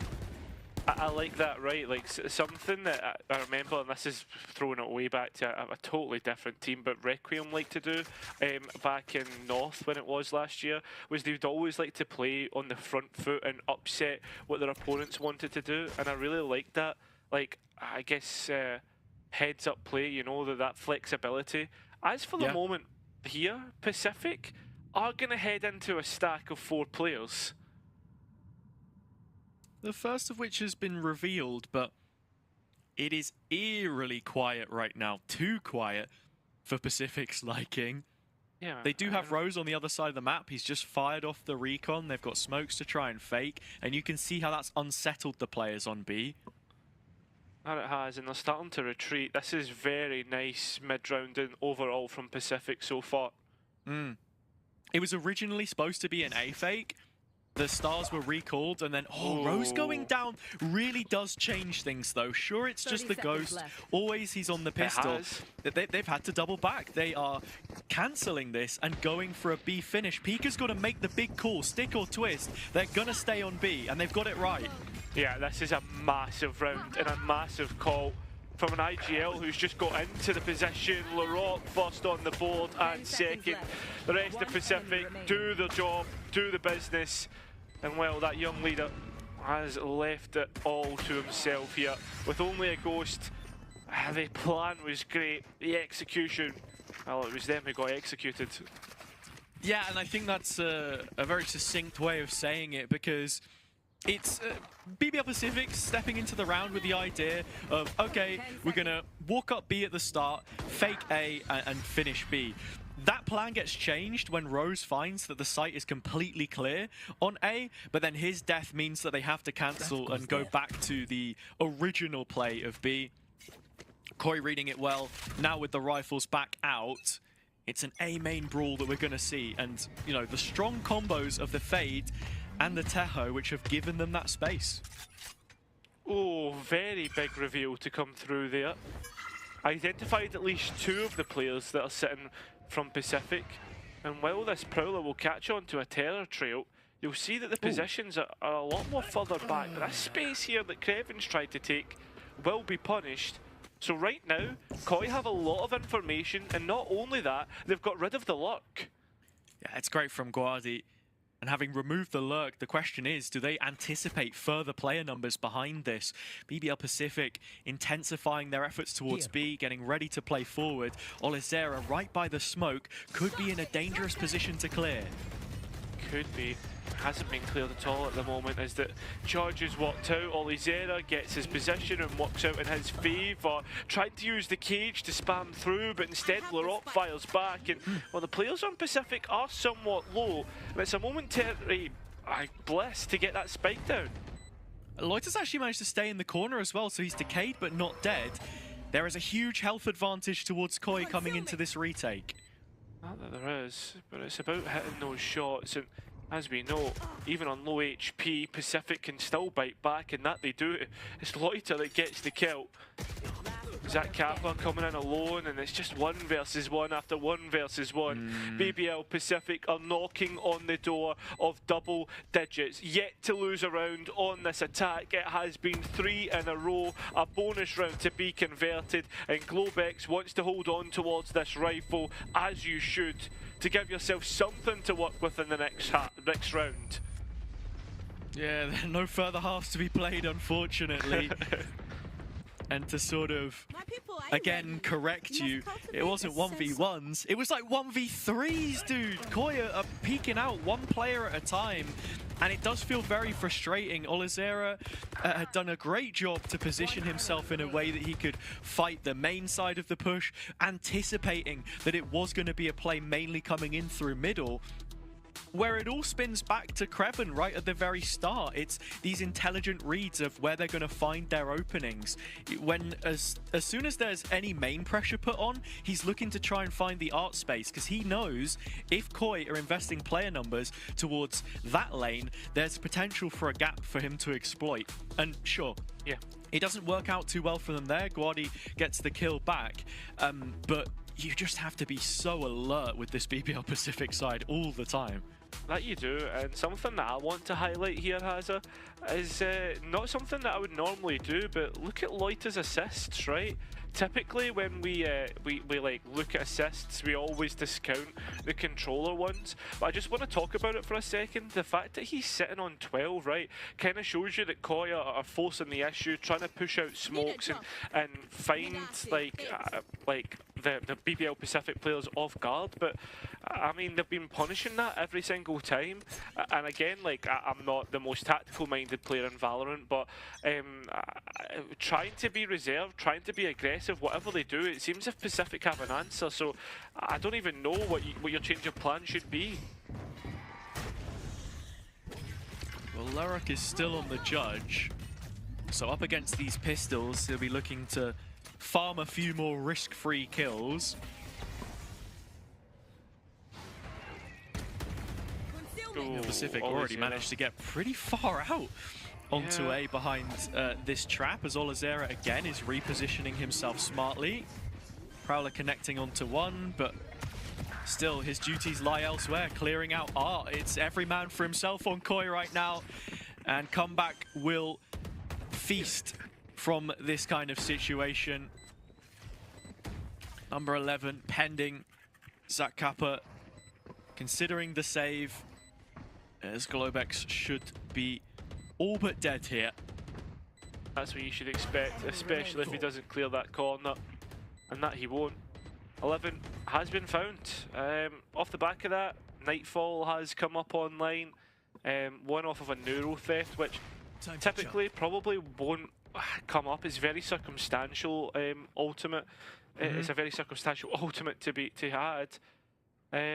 Overall, yeah, BBL Pacific are starting to put the finishing touches to what has been a really good series. 2 away from potentially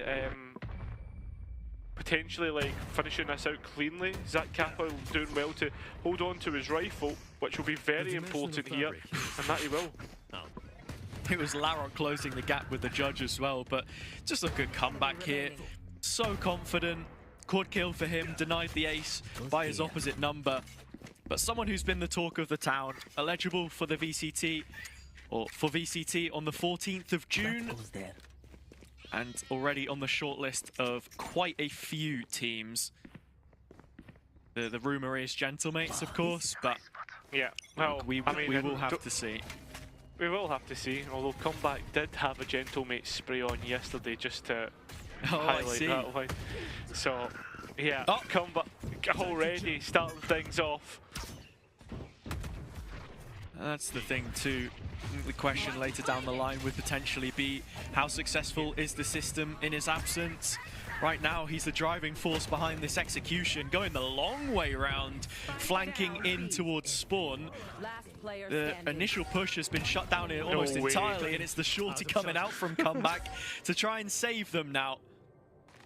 The circumstance you said, the neural theft in play, comeback revealed, but it's that TP after the second tag, which leaves Olazera guessing. Yeah. The fact there's 2 flashes in pocket as well here. Olazera's been found and 1 out by comeback. That will be 12 found, Hazard. It's been very well played. Match point. As indeed, it is the comeback show on these final few rounds to bring BBL Pacific home and dry to set up an upper bracket final against either Enterprise or Focus.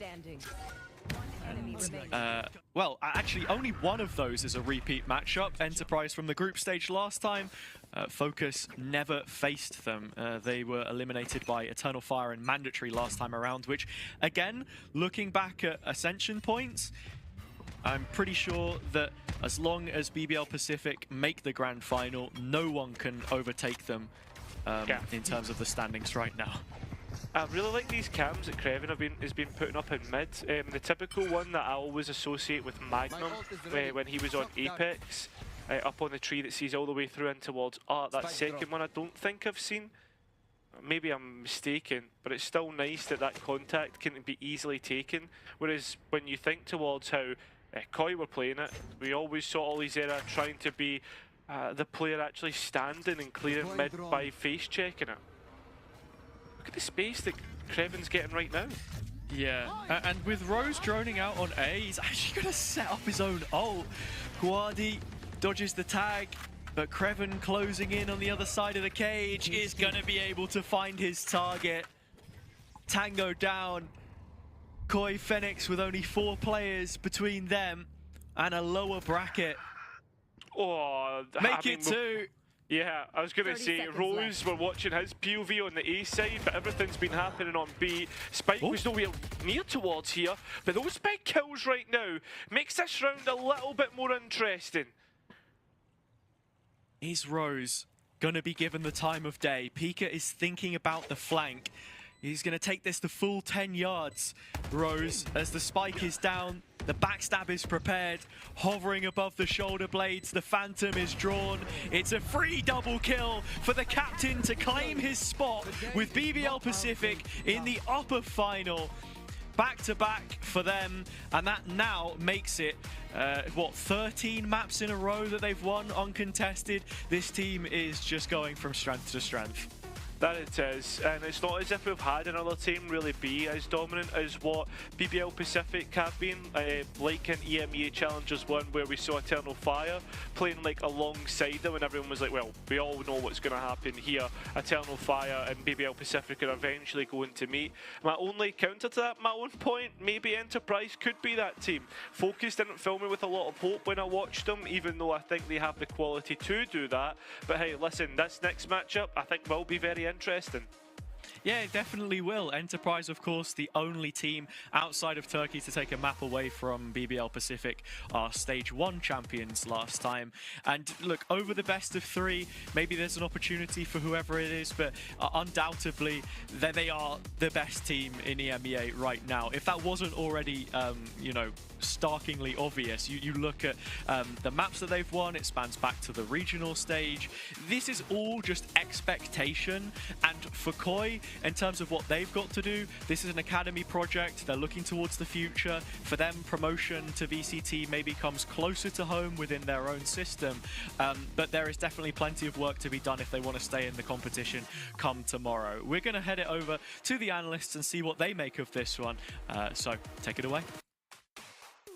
I mean, look at that. This is special even for BBL Pacific, I think. Today has been a very, very good day for them, and it shows in the server. I mean, look, we mentioned it earlier on. I think one step ahead is just... Maybe that's actually, I'm being generous there. Maybe 2-3 steps ahead for BBL Pacific today. And if we keep seeing that out of them, I see no reason why they shouldn't sweep through the entire tournament.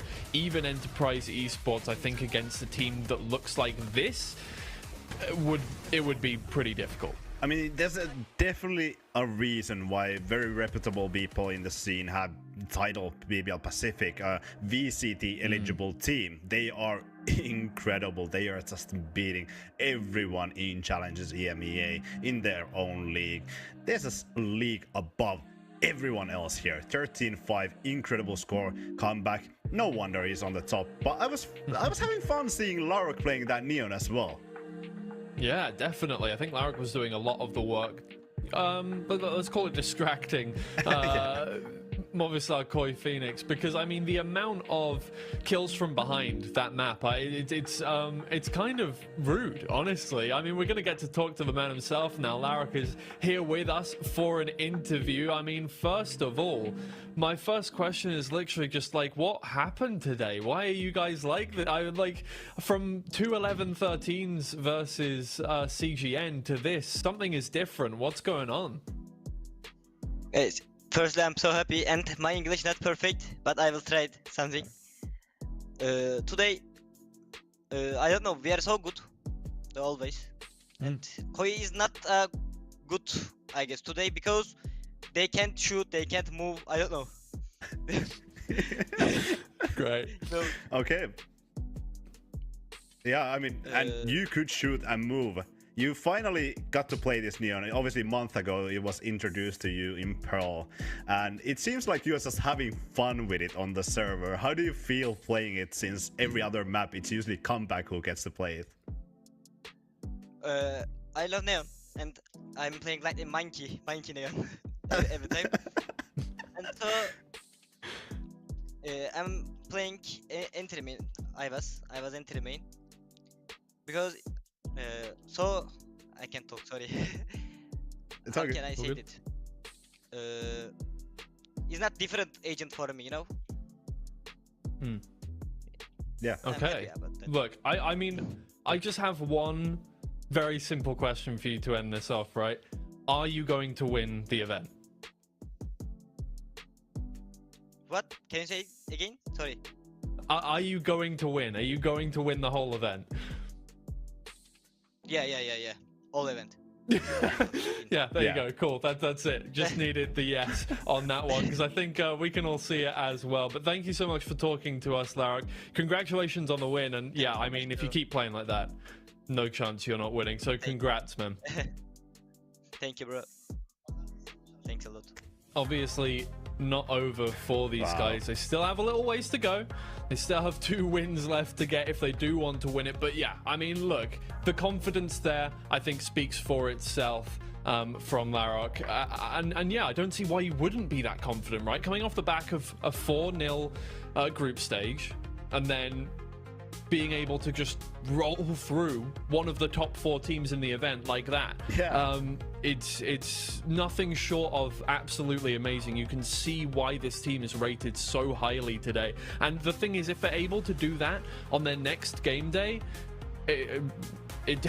nobody can do anything about them. Yeah, and I mean, if they are able to do that in their next game day, that means they're in the grand final already.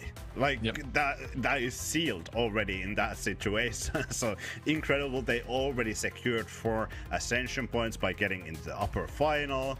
And I mean, I think we all kind of knew it from the beginning. BBL Pacific, they are here to stay. They are looking at Ascension. As I pointed out on the cast as well, anything below Ascension win would be devastating loss for BBL Pacific. Yeah, this is a team that has high expectations for a reason. I mean, they've already won, obviously, Challengers EMEA #1. They had that Ascension run, of course, and narrowly missed out on that. So this is a team that has that expectation to get to that level once again. They're going to, whether or not they win this event, if they have an off day on the grand finals, it's not like they're not still going to get to Ascension. They've got those points. They're racking them up event after event, so they'll still be there. But look, you're going to want to get all of those wins, right? They want to get the trophy cabinet going for this year. And I don't see why they wouldn't be able to do that based off of that. I had some question marks in the group stage. You know, they made some of those games look a little difficult despite the fact they were winning the maps. But that that shows us where BBL Pacific actually are and what talent they really have. But that's it for that game. I mean, if you blinked, you missed it. But we're going to be going to Enterprise Esports versus Focus next. The Northeast versus DAC. So stay tuned. This one's also going to be a banger.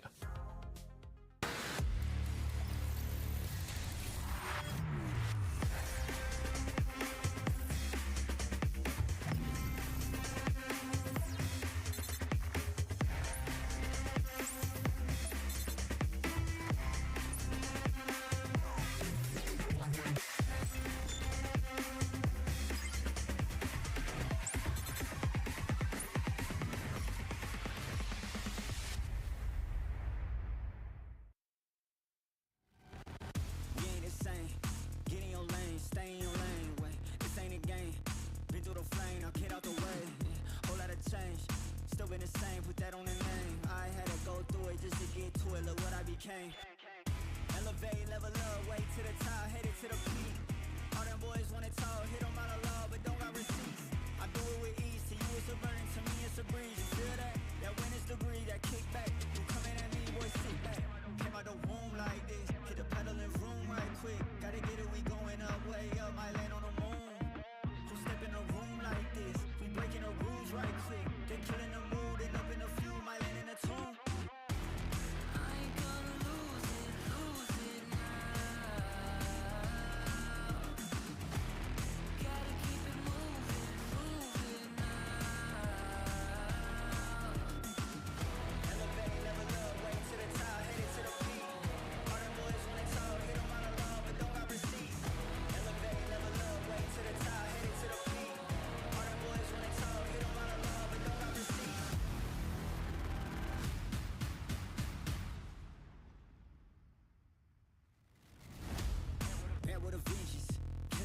I'm leaving no remnants. They all in attendance. Gotta go big, I aim for the fences. It's mine, I sense it. Back in the scene, I'm back to the business. Back on the front line, gotta grind. It's time, let you be the witness. At the time, turn a repeat to a 3P, yeah. Got the franchise on me, you more like G League, yeah.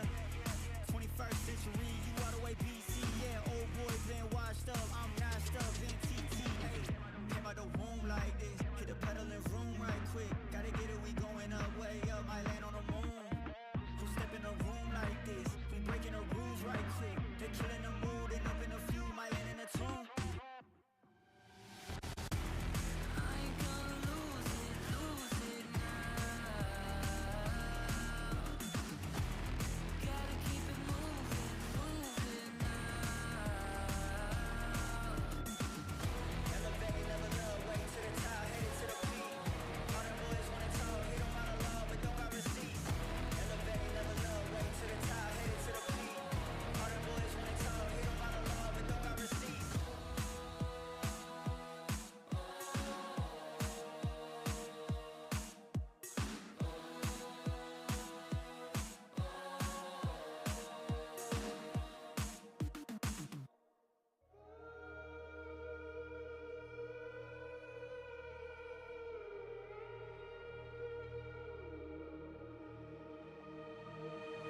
I'm out here in the cold night, running till I barely feel my feet. Wanna see it through my own eyes.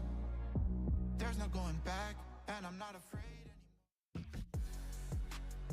Hello everybody, welcome back to VALORANT Challengers EMEA. We're already done with our first series of the day. That's what happens when we have a BBL Pacific game on stream. So we're moving on to our second game. Focus coming off the back of a 71 round series yesterday against Carmine Core Blue Stars. Absolutely grueling, but they come away with the victory. A 13-11, a 10-13 and another 13-11 to get that one done. So they've earned their spot here for sure. Yeah. And now they've got to play up against well, I mean, I wouldn't say possibly. I think, in my opinion, definitely a more difficult opponent. Enterprise Esports, who had the best group stage of the tournament. Yeah, you can maybe say that they didn't have the most difficult group in the world. UCAM Esports and Valiant, despite the fact they are good teams, definitely not as difficult as I think, you know, the BBL Pacific group, right, with CGN Esports in it.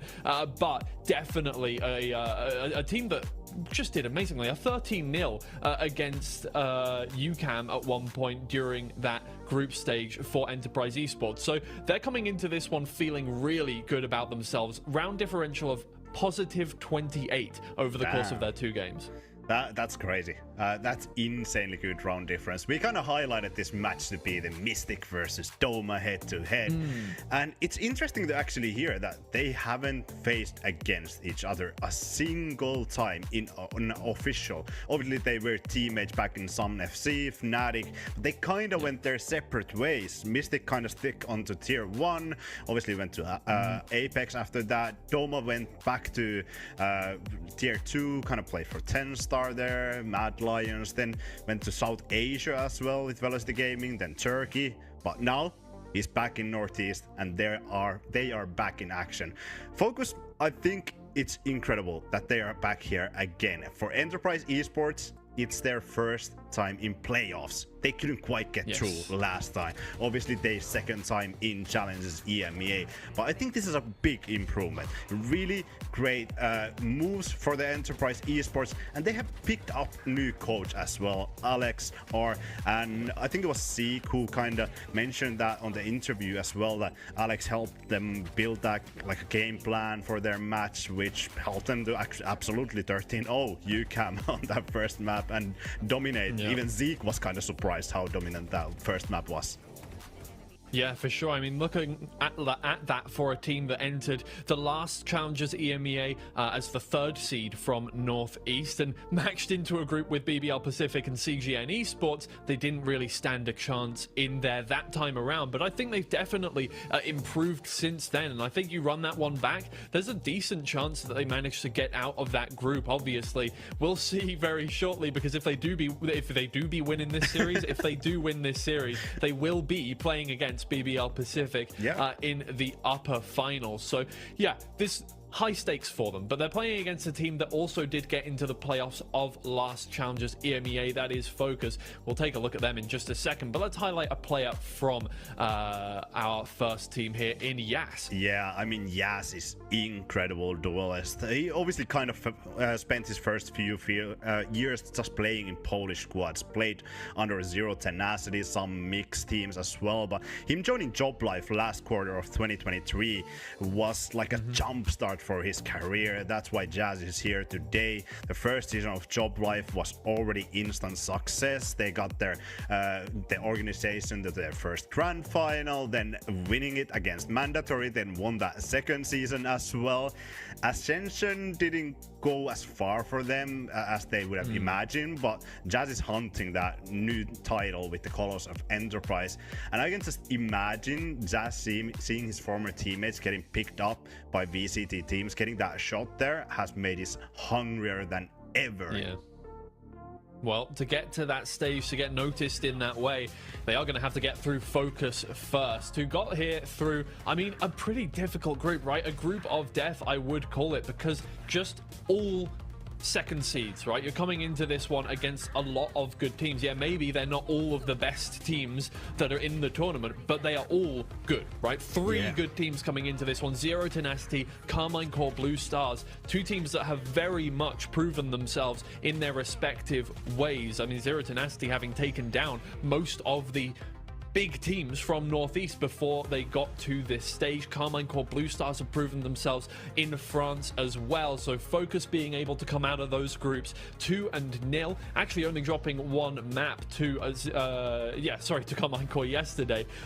Really impressive from them, right? And I think, yes, while it was not the most convincing performance to finish things off, obviously, you know, a little bit of a heart-stopper final series for them, definitely, I think, proves they have the mettle at the very least to get through this one. So being able to go the distance actually goes a long way, especially when we get towards the end of this tournament. Oh yeah, absolutely. And Focus not quite getting that first seed this time around. Obviously, seeding didn't really matter, but winning your own region is always a pride question. Focus, they're trying to get that redemption, because last time they got to playoffs, that was 0-2, or 0-2. They lost both of the matches against Eternal Fire and Mandatory. But I think there's one player that kind of has made waves here. Xas, he was incredible. Look at these highlights that we have from Xas. That was yesterday, or rather 2 days ago. Xas was hitting some hard shots, insane flicks. And look at these flicks. This is an operator player that has practiced these thousands of times, multiple hours, hundreds, maybe even thousands of hours. And that's what we call a hospital flick, because after that I'm sure Xas had to go and check his wrist on the hospital. Incredible performance. Tunnel, everything. Yeah, everything, literally everything. Quite high ranked as well. Xas, I think he was one of the or has one of the least amount of experience on this team in terms of playing against VCT level teams, but he has been around for so long, kind of bouncing back between Team Keso, Anonymous Esports, and has been like going back and forth, but he's been incredible, and I think he's hunting for that new trophy. But that is an interesting for a flex player. Interesting stat. Yeah, for a flex player, Hoodie is one of the best flex players. Has played all 4 roles. Has played Reyna, Omen, Deadlock. I think there was I lost the other 2 agents. Breach was there as well, and then there was Killjoy this year that he has played. He has played multiple agents throughout this tournament. I think there was Breach, Reyna, Deadlock, and Omen. And for a flex player, that is incredible to see. I would really love to see that Icebox again, because I would love to see Hoodie play Reyna again. Oh, we'll find out very shortly. Enterprise Esports coming up with the veto after Pearl has been banned out, and Icebox they do not want to play, so we will not be seeing that one this time around. I think a lot of this is avoidance of the opposing team's kind of strengths, right? I do think these 2 teams have relatively different map vetoes, so they're going to be trying to really outplay each other before the game has even started here. I think we are going to be seeing a lot of the maps that we have already seen, right? I think for the most part, if a team has like an outstanding map, it kind of gets banned out, and we end up with that kind of Haven, Lotus. We've seen some Sunset. I think we might be seeing Sunset again if we get to a 3rd map today. Ooh, no, never mind. okay. Enterprise Esports don't want to play that. Split, once again, is going to be the float here. Yeah, I mean, Enterprise has banned the Icebox after they didn't quite have the best results with their own Reyna composition. It would have been interesting to see to pit these 2 Reyna composition against each other in the Icebox, but obviously Enterprise Esports didn't really have any good results, lost against Zero, Tenacity, 3 and 13, so that's why they've been banning it out. A Pearl Classic ban for the side of Focus, and it's not that big of a surprise of the maps that we have. Lotus, Haven, I think if there was something to change, Enterprise could have picked Ascent, but that's not the case. They go for the Lotus pick, and I mean, it's a classic. It's a classic setup, but I love that we have the split as a decider as well. Yes, indeed. I would like to see what everybody in chat is thinking coming into this one. I think obviously everybody on this broadcast a little bit biased towards Northeast. Let's, we'll put our hands up there and say that we are looking towards Enterprise to win this one. But throw down some hashtags for your favored team in chat so we can see what everybody is thinking coming into this one, because I would like to see that focus group. I know you guys have some shooters in your fan base, so I would like to see them show up today. But yeah, Enterprise, I think maybe on paper still the favorites to win this just by a hair's breadth. Yeah, at least for us. But I do love this focus composition in Haven. I think Enterprise, they are not new to this composition. They probably screamed against this comp. The Viper, it makes it really annoying fighting that A lobby control, and I think that's something that Enterprise Esports maybe have to give up on the defensive side, because the Viper is usually just placing that wall, lurking around there. It could be in the first 10 seconds or in the second 30 seconds. That is something that is Viper's gaming area. Literally A short, A lobby. It is really annoying to fight against that composition. We kind of ran this almost similar composition with Havu, and that was our area, that A lobby control. Right then, we're about ready to get started with our second series. Hopefully it's a little bit closer than our first, a little bit more of a spectacle for you guys to watch. We will find out very shortly. It's going to be Hazza and Cairo to get started with this one. Yeah, you can have us if you... Oh, hello. Oh, hello, That's mate. interesting. Well, I'm clearly very interested in whatever I'm doing. In this game, of course, Cairo, it is North versus East in many senses because Focus are a familiar team to us, I'm sure. Yeah, you just seem absolutely, taken away by what's coming up here, Hazza, by the looks of things in that little graphic below us. But yeah, Focus are a team that is familiar with ourselves. Wow, that was a good one. That was a good one. That was a good one. But the point being, right, Focus is a team that we are used to seeing, especially from previous Challenger tournaments, like when they played in North, and not only that, when they played in Challengers EMEA last time round. Again, I'll have to state it, Focus as a roster, we all expect them to be challenging towards the upper half, and they've been getting top 4 regularly now. That's the second time they've done it. But they haven't been impressing with performances after getting that top 4. This is their time to do it. Yeah, it was an exit in straight sets last time, I alluded to it earlier on. But one of 2 teams, the other BBL Pacific of course, to return to the playoff stage in back-to-back EMEA tournaments. The attack begins through middle, into garage they go. Zeke waiting to see who's on the other side. It's a scary sight. Zus has managed to pick up one onto his fellow pole, but Doma trading things out, and the C site supported before this spike enters. That's true. Doma's still trying to hold on towards that CT space, but now it's left Yash in a compromised position, and that just can't quite get any second shots off. So Focus will have that C site as you're taking, but look at the late flank coming through from Starkey. They're planning at spawn side, and that's where they look to fight into kill as they go one back. But still 2 players to get past for Starkey. Another 10 seconds before he has the smoke. Paranoia still available. And the placement from Mystic makes this a difficult one to try and dice up. I mean, both players are still garage side. He would maybe be looking for half here, and that's what Starkey is gonna get. Salvos are late, peeking back out. It's Mystic that will claim. So Focus finding the pistol round. This is something that we know Focus to do, and to think back all the way to when Focus were in North, to the first foray in towards DAC, and even further now in towards this season. Haven has always been a staple of their map pool, something that they've been very good at, especially when they're allowed to slow things down. Your boy Lewis, as an IGL, really finds that comfortable, and I imagine most of the other players will as well when you think of Mystic and what he's done on Haven in the past. Absolutely, like a duck to water. Already 3-0. His performances over the last few series have been impressive, to say the least. And I'm glad that you've opened up the conversation about Lewis here as well, because it being his 2nd year as in-game leader, taking a year's break from the project in 2024 for Cider to have charge of the reins, but otherwise being here for quite a while now. 3 years in the team, so the majority spent of it as club captain.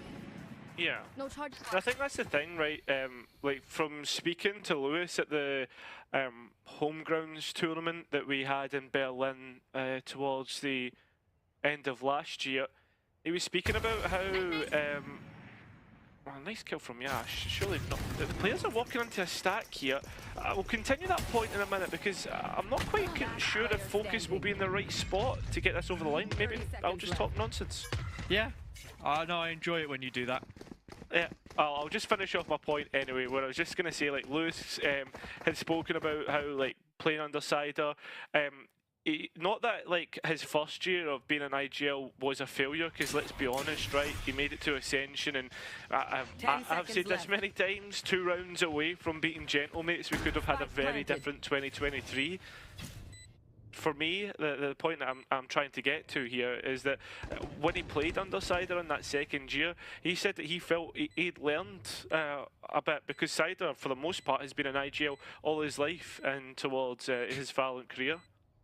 Yeah, even before his Valorant career, mate was out of the womb and already calling the shots, you know? Yeah, told the doctors what to do. Yeah, I'm straight onto the chewable foods. Get that puree out my face.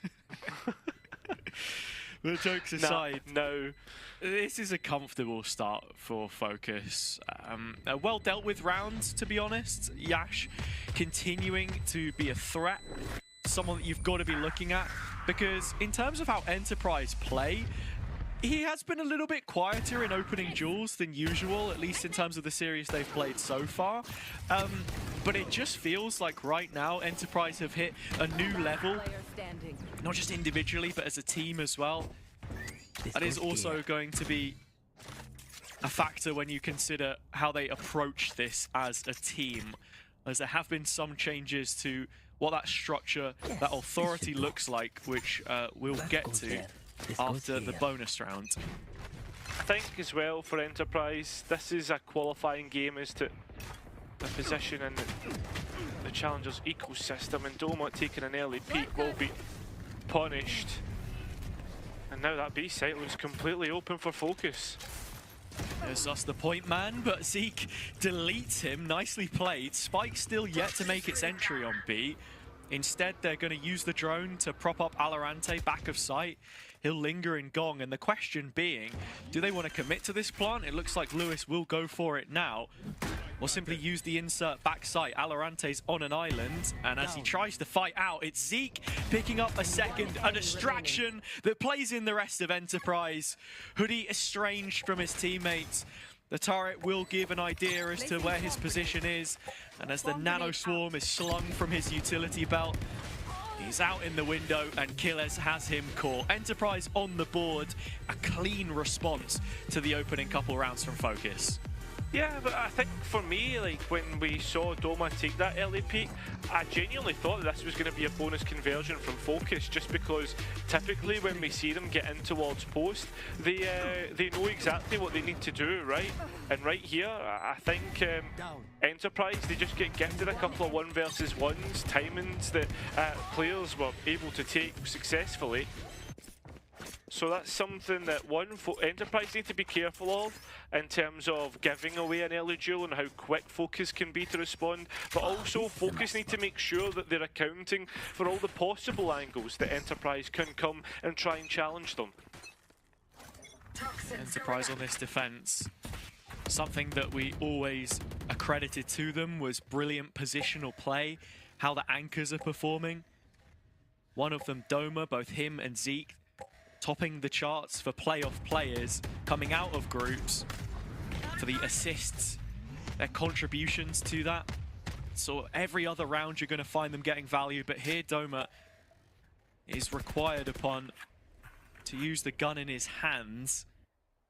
So us looking through the gap on B, the smoke placed by Starkey. Killer's the next in the list of players to be tested.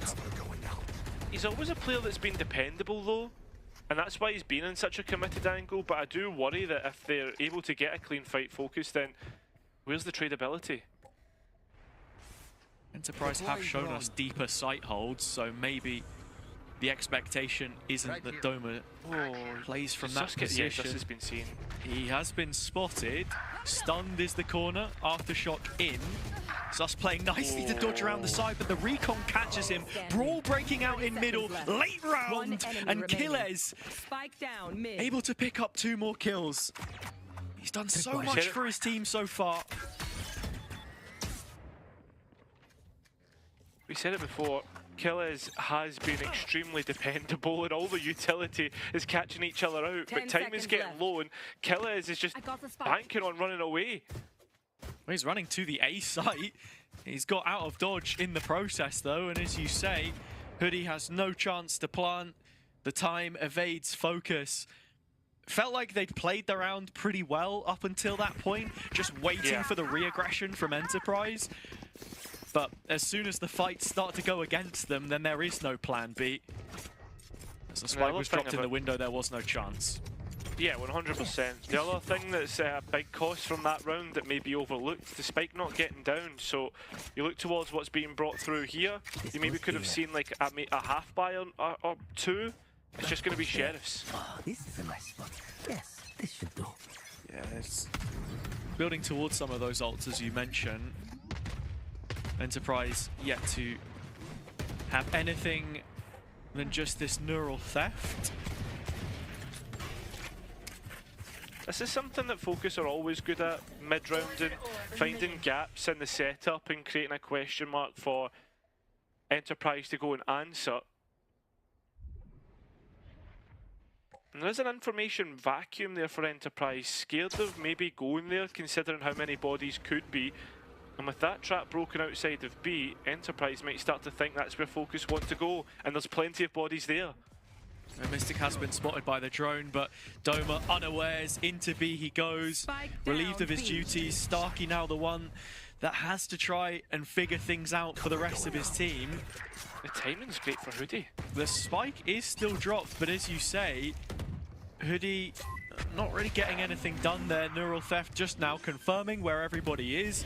Killes drawn into the space, but Hoodie defending it. 3 on 3, and still Focus compact at the front of this site.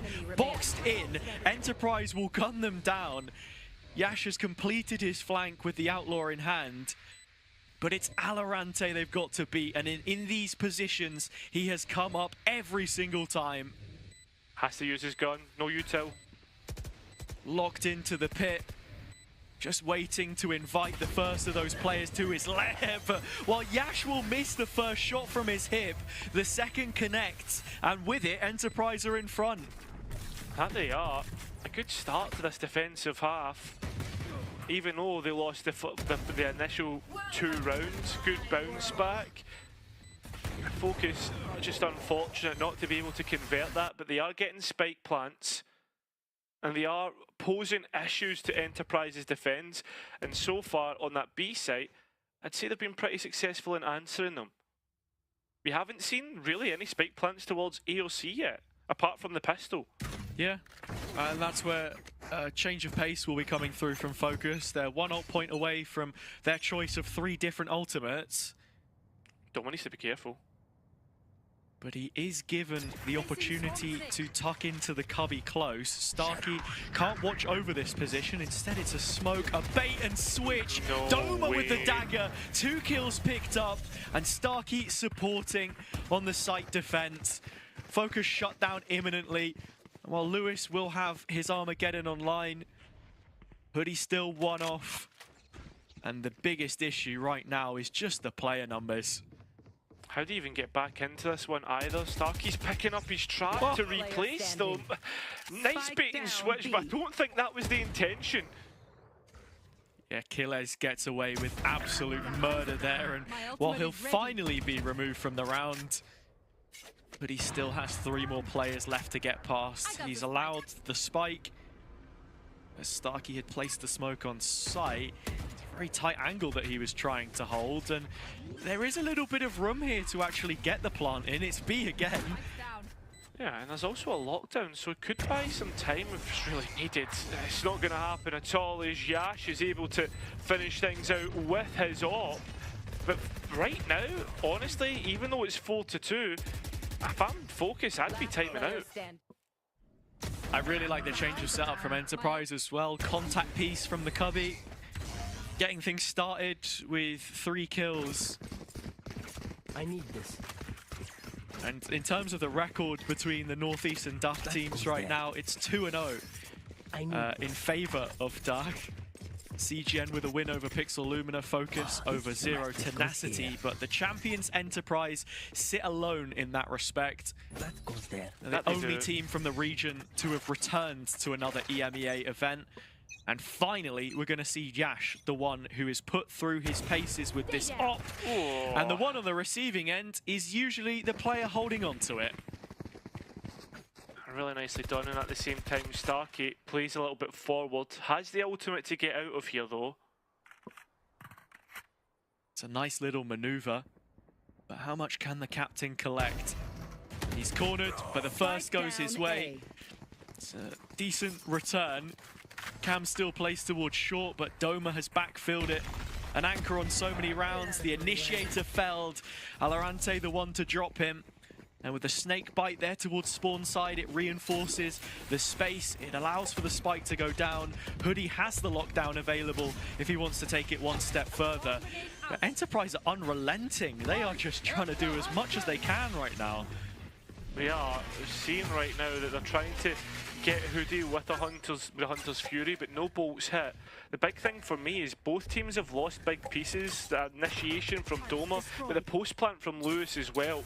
Still, we're at a stalemate, and both teams waiting to see if they can gain the advantage for themselves. And as soon as this lockdown comes in, you feel like that's when Enterprise will pull the trigger. Zika's already used his ult to try and counter it, so now they're just waiting for the timing, and there it is. Killers makes his move, Yash over the top, quick trades for Enterprise, and the round is won. You could see it coming from a mile away. They were just waiting for the cue to make a reprisal, and they make Focus pay for it. 5 rounds now on the board, the lead very much theirs outside of the opening couplet. Yeah, that's really nicely played from Enterprise. Elbow, that's so unfortunate. It's not even that though. It's just like the picks and the like kind of ability to push the limits of how Focus are playing their defaults. And I thought it would have come in the last round. It's come here. Focus will time out, and I mean a well-needed chat to be had because of the amount of mistakes and inability to clear corners that we've seen come through from the dark side. Yeah, you're just wondering what conversations are being had right now between Painks, the head coach. Here on Merit, difficult to keep a team up in Dark. A lot of people raise questions about him coming in as a coach when you have such high-profile signings. But I think that's already been shown with back-to-back qualifications here.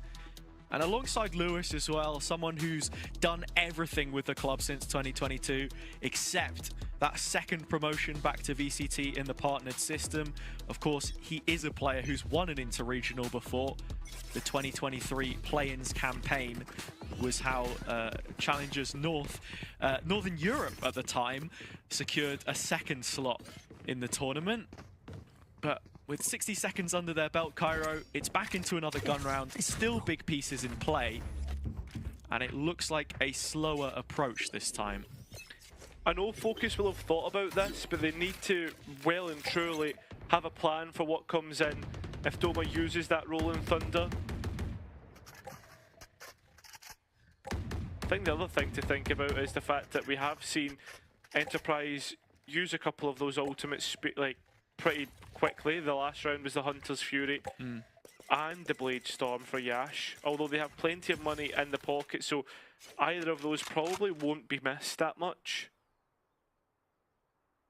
You can see that in terms of what Enterprise have done, it's Cypher Traps placed towards A, whereas Killes will be the first responder on the opposite extremity, and then a contact piece. Doma, the cornerstone of a lot of these rounds with his breach utility, can rotate at a moment's notice. Zeke down to 10 HP through Garage though. A late lunge from Focus to try and cause a distraction as they will be heading towards that spring-loaded A-site setup. Yash's op in front of the traps. It's a player who likes to at least take the first shot, and you know typically he will hit it. The player's walking into this, a double peek. He won't be able to hit both, but he'll definitely hit one. Goes in for the second and can't quite find Zeus. Zeus though will find him. And well, we're also going to see ultimates invested. Killes now stuck at the back of sight, able to keep himself alive. Time is getting low and Focus need to get a move on. Maybe it's just a move into their own graves as they have no answer to response of Enterprise. Things are falling apart. And a roster that has been underwhelming has been completely combated by a roster from the east side that have been looking terrific game to game. Absolutely. And it's the defenders' side which we have always complimented them for. That wasn't an issue with their last EMEA campaign. It was the attack which posed problems. So it's still definitely something to think about. Focus only need a few more rounds, I think, to add some comfort to this. Which I'm going to ask you a question though, Hazza. Like, would you argue that Focus are a more attacking or defensive team? Because for me, I've always thought that typically they've been good on the attack, and I'm just not seeing it here. I don't know if their defense would be any better. It's definitely something to think about. Shots fired, traded either side of the map, but as soon as Mystic finds that one player to the side of Yash, Zeke going down, his fellow countryman has done him proud. Zus, in the meantime, finding one on Tequiles. That gives a little bit more space on C, room for them to move out. The plant to come in, but still, it's just that one rifle in Zus's hands. He has the ult, but he can't transfer this. He's locked in position. But does Starkey clear this? He's into his smokes, into his utility, and there's still a chance that it could have went Starkey's way. It doesn't, and well, it's all up to the duelist player, who has been a highlight, especially on Mouse last year. This year, not so much. The bullets hit connect to Yash, but Doma instead will push it to 7, and an advantage for the Northeast #1. Yeah, it's a lead which continues to grow. That was a difficult round to try and surmount to. Yash doing brilliant work, so is Zus, either sides of the server on Haven, as they were for the final time in Ascension groups last year. It was Job Life who made an exit from the competition after Maus ended up beating them in what was a very controversial map. Tech issues included there, but this already is proving to be a very exciting affair. Zus now has his attack sided up. A big exchange that we would love to see between the two. I mean, at this point though, Yash has been so on form. This is the first shot that I think we've seen him miss so far. Killers, on the other hand, has been taking damage in garage and forced to retreat. It's a good opening so far by Focus, because they've put real pressure onto the Enterprise defense for the first time in what feels like a long time. Killers has been able to find a more secure position though and place his traps now for the backside control. Only one first death for him so far this event, the lowest of any player in the competition. And not adding to that stat here as Enterprise now on the prowl through mid. Bit of proactivity, but noted by the turret. And it is. Focus try and respond, but Lewis peeks first all alone. The next player, Mystic, you know he's good for his 1v1s. And Focus trade out evenly. Still Yash has been able to get another op kill and back away unpunished.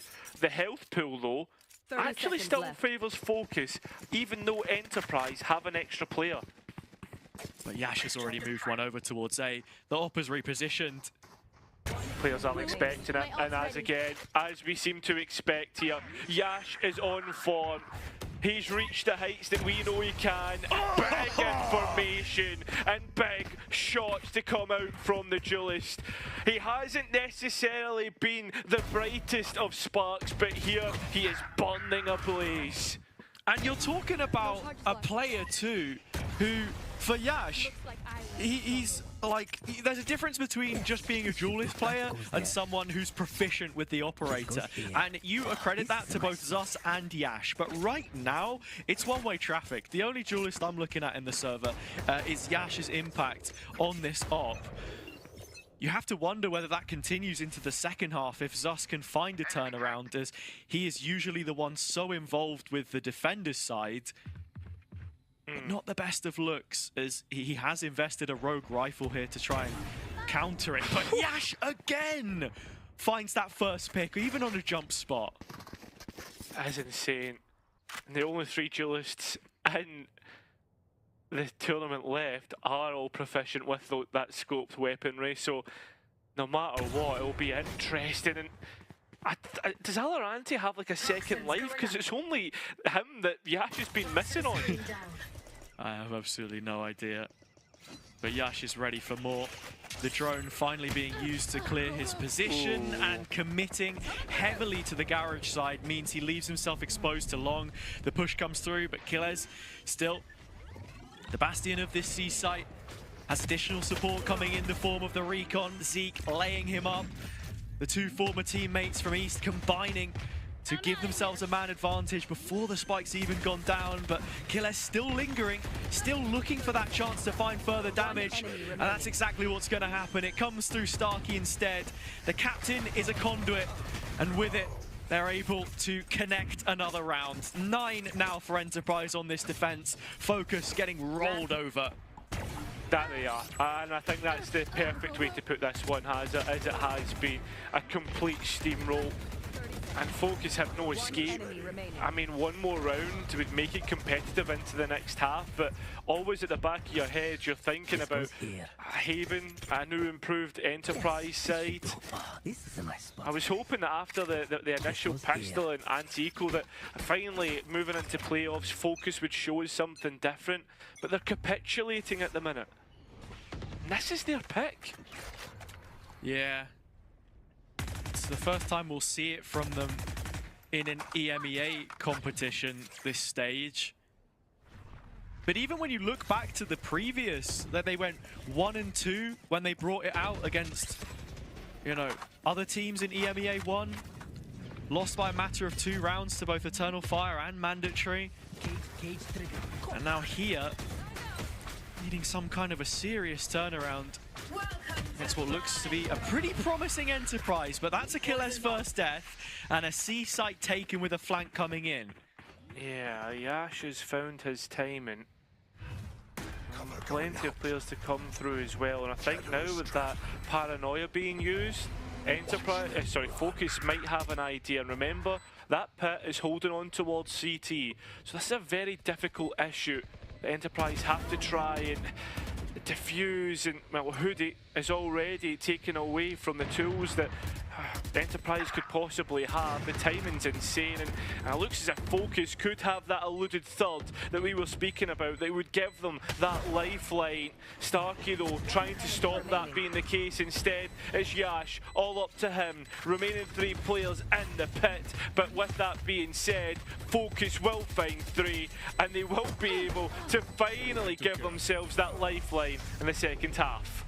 A much needed one, as I put it. Between the two teams, you'd be surprised this is Focus's pick. Enterprise, as it stands, 6-0 across both tournaments played this stage, and not looking to let up, moving on to their attack side. How much improvement has been made there? That's what we're looking to find out after this break. One enemy remaining.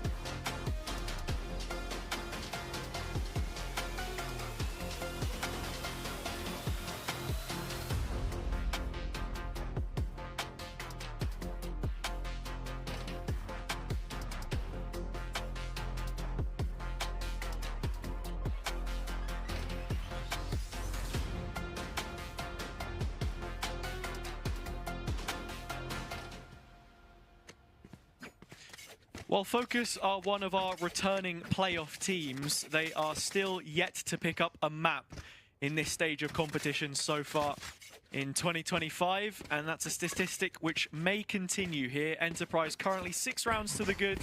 This is not their pick. We head to Lotus next, but for now, a defender-sided recovery is required against the Enterprise attack, which struggled so much last time. It typically does. Enterprise have made improvements, we've spoken about that. This would be the real test right now.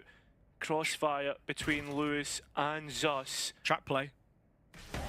As that, there we go, contact taken, utility used. Both players on either side stunned up, but it's the salvos that actually get the first kill. And well, Focus seem to get out, but Lewis is stuck in no man's land. And with that being said, the players drop. The advantage taken, and a little bit of a stall to wait out and see if there's any reaction at all. Yet again, Doma, the mechanic as he's been coined, fixing Enterprise's problems. Triple from the Classic and a stun, just to reinforce this defender's side. And, well, Valorant will fall underneath the arch there as well. It's Mystic into another signature clutch. Plenty of damage on his opponents, but so much to be asked from this position. I mean, he's good for it. He's shown it before time and time again. But with 4, might be a little bit too much. Still worried about Hell and perhaps even towards Graffiti. You can see him checking. But with that being said, Enterprise are moving further and further up to swing out. And when they do, they'll get the kill. Well, most importantly, it's Zeke who gets the kill. Double digits now found. And the task at hand gets even tougher.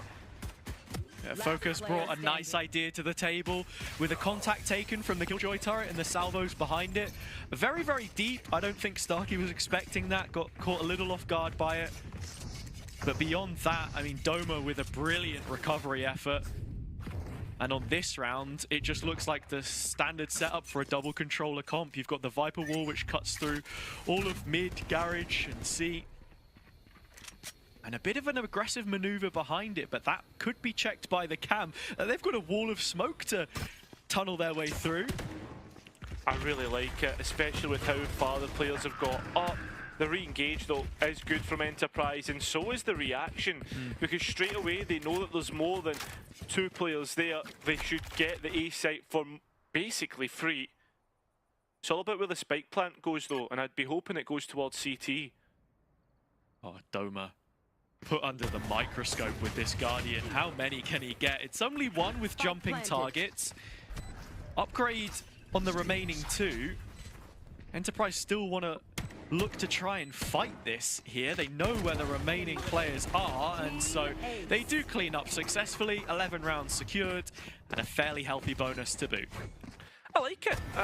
Even though like they get the spike down, it ended up being a crunch and very well organised and communicated between both sides of that. And there's sort of credit to give to both sides, right? Because Focus are bringing ideas to a lot of these rounds, which people would typically consider a write-off, maybe not finding the value from it. And then also the mid-rounding from Enterprise. Starkey saying to us he's, you know, taking responsibility for 80% of their mid-rounds. Previously with Lagia, he sort of said that Zeke was the one controlling the pack, but that has changed. Yeah. And Jash has tagged 2 players down to 10 HP with his first 2 Outlaw bullets. And unfortunately, he's going to get no more, but at the same time, Killes walks out onto C, and 2 big kills that Focus pick up. Still, Enterprise want to keep fighting. And for good reason, because so much damage has been offloaded. Mystic does catch Starkey on the way through Garage, and in that position now, things do look a little bit more chaotic, more messy for Enterprise. Zeke picking up another kill on A. It's a very isolated defensive maneuver from Zus. He doesn't have the op, so that's the A site given over. My worry about this is Zeke is the one with the spike, and he's all alone. Should be able to get this plant in, though, and Lewis is going to save the salvos for the retake effort, so Focus will come together in tandem. They will, having cleared out by Zeke, so they should know that this will be all into CT, and well, with that kill there, this becomes so much more doable. And again, it's these 2 initiators that have caused so many problems for teams from Northeast and beyond. Mystic with the fake TP. Zeke's not going to fall for it, though. A reposition behind the box, and Mystic will take it home for Focus. 3 kills from him to put them up to a 4th. A very much needed clutch, but so much damage done. Enterprise coming out of their bonus still have money, and Focus are the ones short-handed here. Yeah, I mean, that's the thing. I mean, at what cost have they won that round? I think on top of that, something that we're coming out of this one was like, this round probably would have been a lot more winnable for Enterprise had they not just been so gung-ho and taking the fights. Focus, they've got a couple of Guardians, light shields, there's even a shotgun on Hoodie, so it's not the best of buys, and there's an outlaw on Yash. All missiles away. Trying to use those salvos early to create some kind of lobby control. This Viper wall is tricky. It allows us to get up on the box in sewers, but in terms of disengaging, he may struggle. He's looking for this fight, and as he moves into them, Zuz will get it. 2 headshots, 2 kills. Focus with the man advantage again and set up to fall back on. Yeah, Focus now need to not give anything away, because you know what Enterprise can do with any crumbs they're given. They have the Viper wall on A, they have bodies behind it, plenty of white and red shirts. And on top of that, look at Hoodie, he's given all the information for the players to be here as well. That's the reason for it, to cage out. Stun through from Doma to path themselves onto the A site. Doesn't look like Focus will be playing to deny this anytime soon, but Valorant punishes Starkey. An over-aggressive maneuver with the TP. Although we're giving credit to Hoodie, at the same time he is also been so late to this fight. Not going to matter. Doma managing to catch the group, stun them up. Still 2 flashes and an aftershock in the belt. Mystic is checking this, but Doma knows that, oh, it would have been him taken out of play. He stuck it. That's the Mystic that we know and love, the one we remember. Always with a TP and onto his former teammate. No chance for a clutch this time. Economy will probably be in a bit of a suspect state, like the round after this one, I'd imagine, Hazza. But with that being said, the spikes are still going down and Enterprise are still finding success. The only thing I will say was maybe keep those ultimates. They're going to be definitely important for getting this one over the line. In fact, it's this round where we see an equal round come out from Enterprise. So Focus find themselves in a very good position. They just need to make good of it. Revealing area. Again, fighting for the A main control. Focus were the ones on the receiving end of a comeback in their very first map of the playoffs last time on Haven. They the ones to put up a 9-3 scoreline on the half, on the attack half. It was their defense which looked to have issues which maybe have been resolved the same way that Enterprise on their attack haven't. It's hard to say at this point in time. But one thing's for certain, Zus with this outlaw is going to continue to be a problem. Yeah, and the other thing... Lewis? What is going on? Did he disconnect? Mystic's now all alone. He's on his own. He's able to get another kill, but the trade comes through from Killez, and both players now have a rifle. This post plan, especially with Cypher utility so deep, looks very, very good. Double molly on Focus, but Enterprise are going to fight them off this trap. Of course they will. You have to expect it. That's what they love to do. Flash out, expecting one back. But Focus well prepared and knowing what Enterprise's tricks are, they'll get another round. Start to really make a dent in this deficit. Focus were able to make a comeback on Ascent yesterday against the Carmine Core Blue Stars side, but I think to do it against Enterprise would be another feat in itself. Yeah, that was at a score of 5 rounds to 9. This one a similar ballpark. Nice idea from Enterprise at the end there. Doma going wide, Killez on the close peak, but second timeout called. And it's from Focus. Even though they were starting to build up momentum, clearly issues have been raised with the coaching staff there. But I think it is important that we mention the change on the Enterprise side. They are not playing with the same coach that they had before. Legia is gone.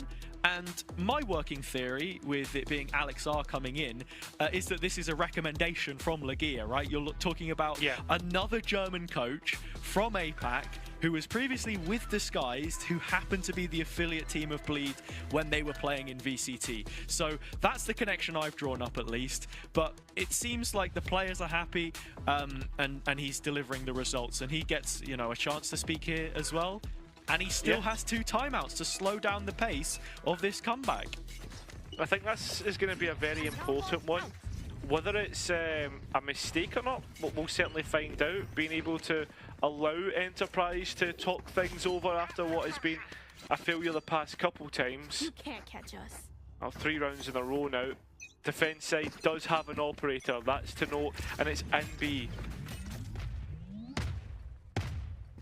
Zus can very quickly mobilize himself.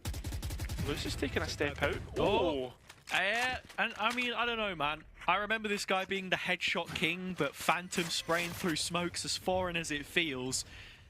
Still a kill picked up, and with Zus arriving and Mystic supporting, this fault line stun. Oh, Hunter's Fury play, I was gonna say, could have been nice to bag a kill. In fact, it's exactly what Enterprise needed, because it's one back in the conversation that keeps them in this round.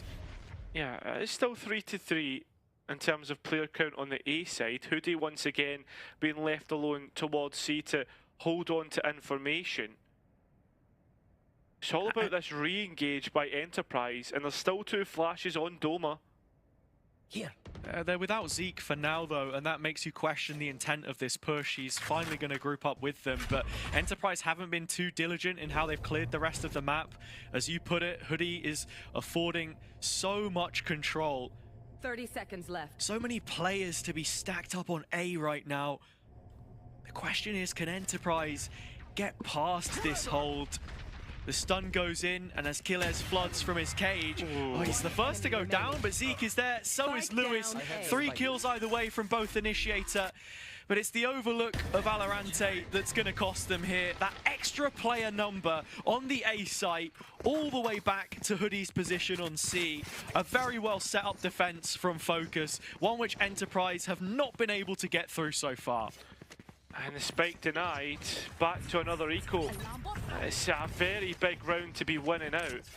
And when does doubt start to creep into the mind of Enterprise? Sure, you still have both timeouts, but I mean, so far, in terms of value post-timeout, Focus have certainly got it. Placing swarm grenade. It's starting to get very tight here. I remember when this map was attacker-sided. So much has changed. Go, go, go.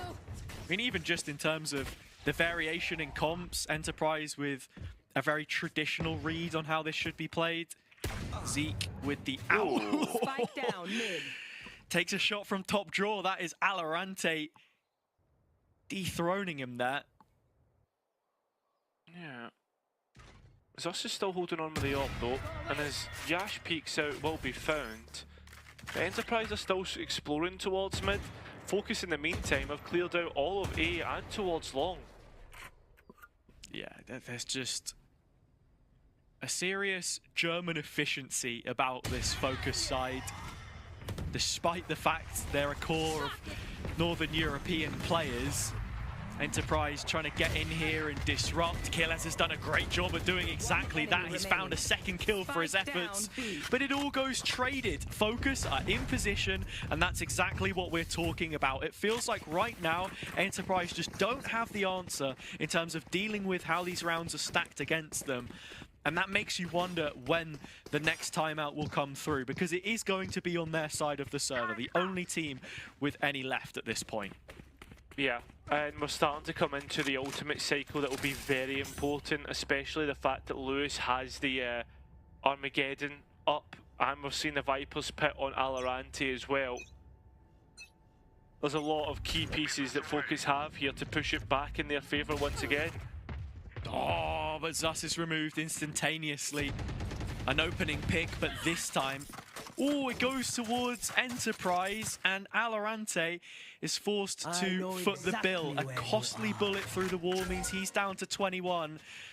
And between the 2 anchors on C, their work's cut out for them. Yeah, that kill has also meant that they have to give up so much space. And Hoodie, will he be cleared? Not just yet. Yash to close the gap, supported by the stun. Starkey TPing in. Players backside condemned to an early grave. twice the numbers for Enterprise. It took a while for them to find their feet on this attack, but all it takes is just the one round. And with Doma sending in the rolling thunder, a stunned Mystic is one which is forced to dispense away, to bail from the situation, throw the towel in. Enterprise will move to map point. Yeah, I don't know if Mystic's going to try and save the rifle. There's plenty of cash in pocket, or even just try and deny orbs. But I mean, you look at the ultimates, they're already up online, the ones that could. And it's Doma again, but the former teammate won't fall to the hands of Mystic this time. Nothing saved from the round. It was that opening ordeal that began proceedings through Garage, which made all of the difference. And then the fact that Yash is just willing to dash through the poison cloud and the nano swarm, take the damage on the chin, and have the rest of the team follow it up was absolutely huge. Focus had players in the right position, but they just couldn't hold on this time. I think they couldn't. Alt versus Alt for this round, and Zus has chose A long as a position for him to sit. Lewis is a player that's been found out a few times now. He's trying to play alongside Zus to allow him onto these angles and at least support him in terms of holding behind him. A Viper's Pit will grab mid, supported by an alarm bot that is very, very deep. The one issue with this though is that where before Focus could be a lot more liberal, like just go for these complete rotations, now, yeah, they're kind of restricted to keeping Alorante in mid. Zus does move into lobby though, and it does feel a lot more restrictive for Enterprise to make this execution happen. Yash is hoping that a player on the Focus side will make it easy for him and peek, but he has to be the one to take this duel. Plays on Yash, overdrive on Zus. The players will activate, and it's Killis who actually gets the first kill. And there's still to come through, so they're buying time here, Focus. And look at Zus, he's right on the back lines, and the spike is down. He can activate that overdrive if he really needs to, but, well, Enterprise need to get a move on. They need to get this spike down and get it down now. You can imagine with Focus still having the Armageddon, they'll use that when it's needed to try and delay, and that it does. Spike plant does come through though, and well, it's going to be a Stramash on the site, Chaos, and the spike does go down. Focus, he ended up in a 2 versus 1, and it's all up to Zus to do it, as Lewis maybe played his hand too much, and that's exactly the case, as Enterprise win the map for Focus. 13-8 in the end. It looked like Focus were closing that gap, but as we said, I think that first half scoreline was just a little bit too detrimental. 9-3, and with the pistol, the 11-3 score, which Focus, it was just, the groundwork wasn't there for them to get back into it. And with it being their map pick as well, heading into Lotus next, it only makes you more concerned about how this one is going to end up finishing for the Duck team in yet another EMEA playoff stage. Their wait to pick up a map continues. You don't have to wait any longer to hear from our fantastic analysts, though. We'll see what they think.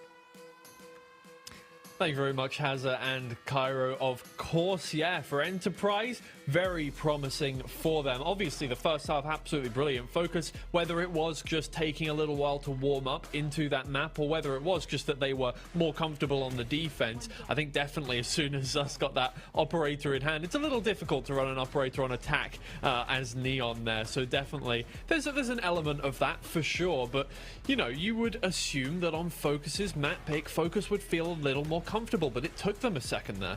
Oh yeah, absolutely. I don't think they actually ran their Viper composition as well as they usually do. It just felt like they gave too much respect towards that A area. Obviously, you have the Viper wall there. You should be able to find timings, find pushes, especially Alorante.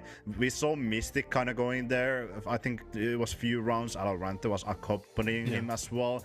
But just because Yas wasn't pressured enough in that A area, he was able to just gain control of the map, be so comfortable going through the Viper wall as well, and in the end, it kind of snowballed out of the hand in the defensive side of Enterprise Esports. Focus, they just didn't have enough rounds buffering for that comeback on the other hand, and then one minor mistake on that last round of falling back from that side with like 20 seconds left kind of opened up the side for Enterprise to take. Yeah, and I think, look, there's no way of avoiding this conversation topic, especially in that first half. Yash went absolutely insane. I think obviously towards the end of that map, you know, that duelist difference got kind of, you know, hampered a little bit more, but definitely in the first half, Yash was controlling the game entirely. The tempo, everything. He was not letting Focus get anything for free whatsoever. The shots were incredible. Like, you can see only a hand of a player and Yash would hit that shot. That peak like, right there. That's ridiculous. Like, come on, man. Yeah, that's a millisecond that Yash has time to react, and he absolutely did. Incredible. And I think It's not even a wallbang. no, yeah, that hit the body. But Yash was definitely the reason why the Viper wasn't getting as much information, as much value in that short area. And to me, I don't think Focus utilized that well enough. I think you have to start with the pressure, kind of take that confidence away from Shash. But this time around, it just went the other way. Just took the confidence away from Focus and just ran with it.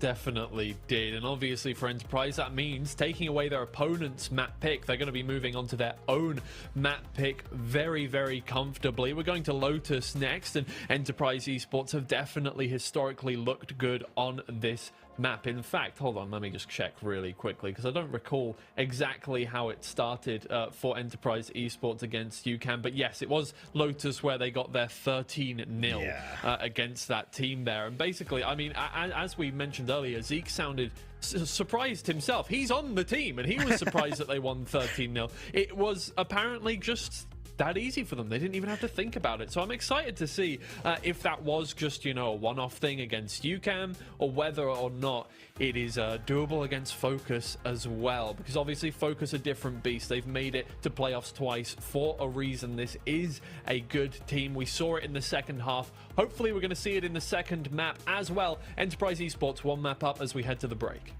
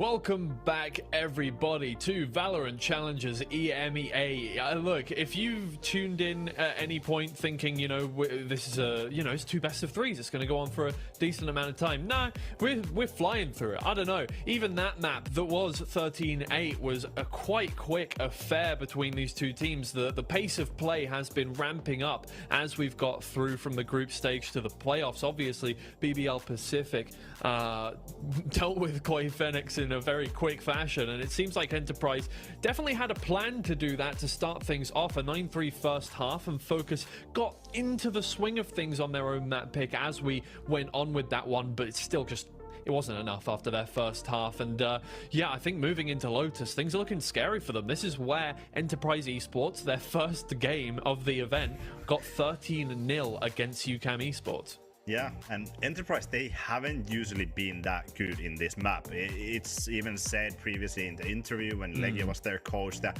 this is kind of a gray area. They're not sure if they're gonna stick with the composition. They do not feel really confident. Zeke even elevated that sentiment as well previously, that it was really a map that they wouldn't feel confident. They kind of went on the map and lose out, but they brought on this new composition that they actually had previously 2 days ago against UCAM, and that comp seemed to be incredible. Zeke said that instantly, or pretty much instantly, that they brought on this comp to scrims, they were getting results, they were feeling confident, and well, that showed in the first official 13-0. I mean, how much better can you get in terms of confidence with a new composition? Yeah, understandably, for the first time in a while, no changes for Enterprise Esports on that composition. I think they found their comfortable one here, and Focus again not really making a difference whatsoever. But yeah, for Enterprise, I mean, look, there's a high bar here, right? You come off the back of a map like that and you're picking it again. People are going to look at you and think, okay, well, they're confident on it. That wasn't a fluke. Otherwise, why would they pick it immediately once again?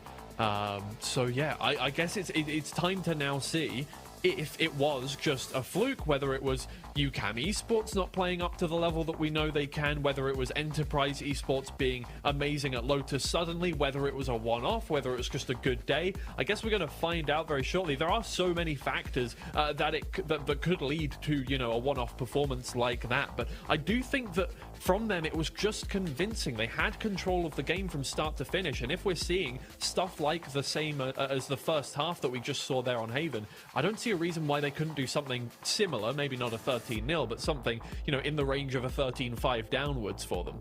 Yeah, and they were so confident individually as well. One of the biggest parts of speaking about confidence, once again, this is the first time this year that they haven't actually switched up their composition in Lotus. They have played this 6 times previously with 6 different composition. And I mean, Enterprise is kind of known for this. Focus as well, they've both played multiple composition throughout this year. Focus has played 22 in 48 games, Enterprise 23 and in 46 games. It seems like they have kind of competition here. It's gonna be really interesting to see whether this is something that is consistent throughout this tournament, throughout Enterprise's lifespan, or like you said, was this a one-time thing? On the other hand, you obviously have Focus as well, who is really good in Lotus, who have dropped really good results, beating against Zero Tenacity, that was 13-8. Then there has been like really close losses as well in their own region against CGN, Eintracht Frankfurt as well. If I butchered that, I'm sorry. But they usually have had great results in Lotus, so it's gonna be really interesting to see how they can actually fare up against this Focus roster, who is usually really, really decent in this map. All right, well, a high bar to follow here for Enterprise Esports. Coming off the back of a 13-0 last time they played this map. Can they make it the 2-time hit against Focus? It's time to find out with Hazard and Cairo. Yeah, in Zeke's words, he said it took them 4 months to find a formula for this map, but now it seems like Enterprise can call Lotus home. The 13-0 against UCAM can be swept under the rug for, player reasons and all of that other stuff. And for Focus, doesn't still feel like they've found their true selves in these playoff stages of EMEA so far.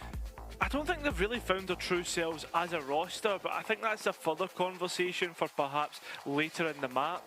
As for now, I mean, we said it coming into this series, this is a real test of Enterprise to see exactly where they're at. If they can get this one done on Lotus in a 2-0 fashion, cleanly as possible, then you'd fancy them to maybe go and challenge BBL Pacific. And in terms of those identity shifts, Focus bringing the Yoru in for Zus. Since that grand final against CGN, it's been one of the differences we've seen in their play. Yash on the other side, still rocking the neon. And not yet spotting a single player. It is silent all across the map as Enterprise have player numbers accounted for on either extremity. Focus are just waiting for a reaction, but nothing until we reach the minute mark. Yash jump spotting. Should see one of the players ever so shortly, and that is the case as he starts to begin his pull back. The relay bolt will create a little bit more delay in terms of the players getting out. There is more utility here to re-engage. Yeah, Yash going down with that first fight, Lewis the one to win it, but time is of the essence now. Focus were waiting for the first 30 seconds just to probe, see if Enterprise were going to try and do anything in that first phase of play, but they're regrouping towards C now. Enterprise in the meantime allocating bodies towards this side of the map. Killers has his trap, yet to cross to bend, but now knows the players are heading his way. Alright, Zus has closed the gap. Zeke has closed the player deficit, but it continues to grow. 2 players to the good. That spike, while time is low, will go down pretty cleanly. Last 2 remaining players, Doma and Stark here towards Waterfall, and all 4 of Focus line up in a crossfire. Yeah, need to try and play off each other here. Yeah, they do. I mean, the thing is, though, for Enterprise is how do you even break this down, right? Mystic's playing passive off the contact of Lewis, and well, the headshot king, while he might not be on his throne, can hit them occasionally. Focus will find that first pistol round, as they did on Haven. Yeah, and I'm glad that you mention it, because from beyond those first couple of rounds, we really didn't see all too much from them on their attack side. It's another 3-site map. You can already see they took the slow approach in the pistol, looking to try and see if Enterprise would force any issues. They didn't. Just the one sheriff in this round for Doma. Looks like that's where we will get players coming through B main. Marshall coming through. Doma is the first to go, that sheriff gone. Starkey and Kelly still looking to brawl their way through, and while there's fists thrown, it's the haymakers from Focus that get it done. Yeah, clean-up job for them right now. And being the only team coming into playoffs without a win streak, there was always going to be questions about this team not winning their own grand final, not claiming another championship for themselves in stage 2 against the CGN, which, you know, as we know, on their day can play up to a high level. They're always a surprise package. I think they have been for years. Yeah. But yeah, those concerns were always there, and I think some of the quality shown coming back against KC yesterday, Enterprise are a different beast at the same time, though. Yeah, I mean, for me, Focus always felt like a bit of a Man United team, which I guess is a bit relevant considering last night got the ability to collect some really highly skilled players, but never able to reach the potential. Yeah. Yeah, no, it sounds harsh, but I know exactly what you mean, right? Still thinking about that Fergie era. I mean, for them, that's what, around 2022? When the roster was first announced, when they first entered Valorant with your boy Lewis. As we said before, he's a one-club man. He's been given the keys to the kingdom, at least in terms of consistently rebuilding this team. And I have to say, this is the most high profile that we've seen so far. Right now, you look at both of these super teams in the server outside of Turkey. It's the closest we've got to the Ascend and Apex of old, I think, really. There aren't many other rosters in EMEA that you can say were systematically put together to win everything, or at least be present in these competitions. But that's the same for each of these. And into the next round, it's Focus's chance to really kick on. That A-Rumble fight is going to be big as a flash and Teal Molly's being used out here. Yash just careful not to overstep like he did last time. And remember, Doma is playing alongside him, attached at the hip. And it's the same thing we've been seeing from Focus the last couple of rounds. Start A, and well, I mean, they could easily pivot into a finish here on C. Killers noting player numbers and gunfire coming through Zus. Looks like another C play. This one has some venom behind it. All 5 players pushing the site. Yeah, and well, almost 4 players ready to fight for Enterprise as Killers plays around his own utility. But look at Zus all the way in the corner. The swing out punished, but easily traded. We're still even here in the man count. Starkey from nowhere has got a double of his own. And Focus, well, they had every chance to get onto the site. When it comes down to the gunfights, all 10 players on the site, Enterprise come out on top. And it's fantastic supportive play from Starkey. He is handsomely rewarded with 2 kills, but that smoke that Killers would have been calling for is absolutely huge. He takes the peek, and while he goes down, Zeke immediately trades it. Doma was well on his way to helping support. His stun was huge. That's 2 assists landed. Zus bringing out the Outlaw here, though, where there is only 2 players that could get hit by it. Interesting to see. Confident in his ability and probably his team's ability to finish things off. At the same time, maybe VALORANT feeling a little bit under pressure with the players moving through B. Just wanted to check towards C where there's plenty of bodies moving up. And needs to be careful with his position. Yeah, he's a dead man here. Enterprise through Yash have contact cleared all of the C space. I like that Killers turned the door at the start of the round, kept Focus guessing as to whether there was any kind of an aggressive move being played. But with the Cypher now spotted, his setup revealed, how do Enterprise want to play this? Still a chance for them to flood into backside here, as the spike is yet to be planted. No retake in motion as of right now. Starkey still flanking, Armageddon going in, clearing that backside space, and Lewis clearing out the bodies. 2 kills from him. Mystic right off the back of it, just piggybacking the situation. And Yash into the pit will go buried there as well. Starkey's position revealed through the door turning, and Zus already cutting onto things. So Focus growing their lead outside of what was a much more difficult 3rd round. I was concerned after we saw VALORANT get caught off guard. Right here, Yash finding that, and well, Enterprise seemed to get themselves into position, ready to fight. Everybody on site, and I thought it was going to be the same as the round previous, right, on round number 3, where we saw Enterprise win out the brawl on site. As for now, what I will say is this B main is probably going to be lit up with gunfire. Potentially. Starkey in position to help support Doma, who has been cleared in the corner, but behind VALORANT's own cyber cage, no real view for him to actually take that fight. It's another passive default from Focus, giving respect to their opponents, understanding Enterprise like to get aggressive. We saw it on the previous round. There was a semblance of it here. It's not for another 10-15 seconds you expect them to make a move. Especially with Zus so close to C, and that site having no utility, but just Achilles holding on to it. More impotence placed towards the A side. Very good.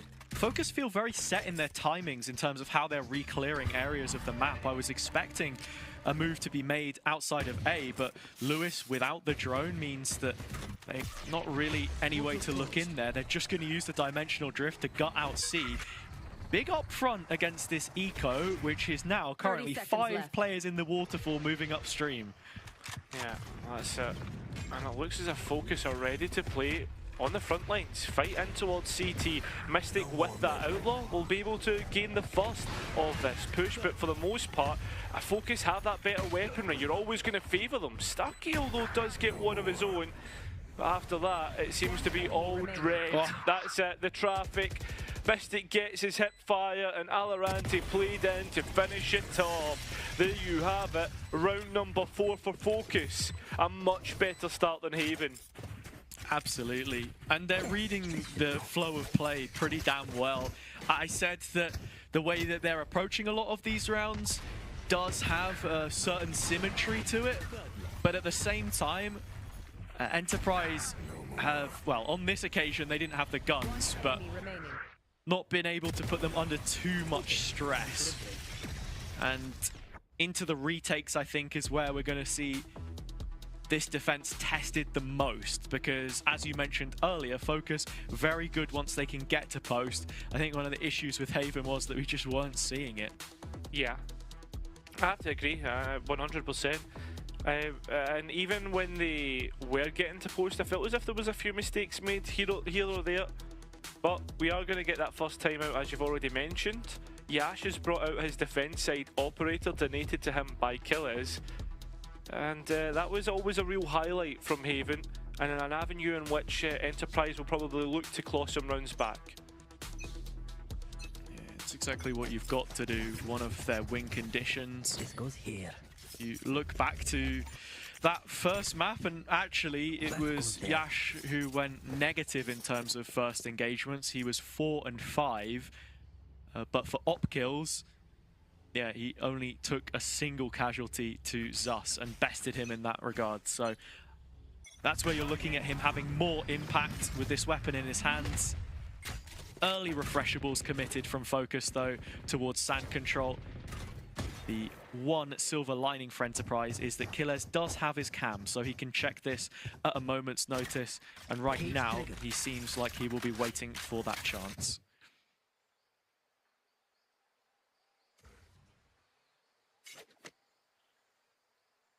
Focus like to take their time, as we know, but Yash being allowed that space, that line of sight, is always going to be worrying. I'm glad that the drone's being invested to push him off.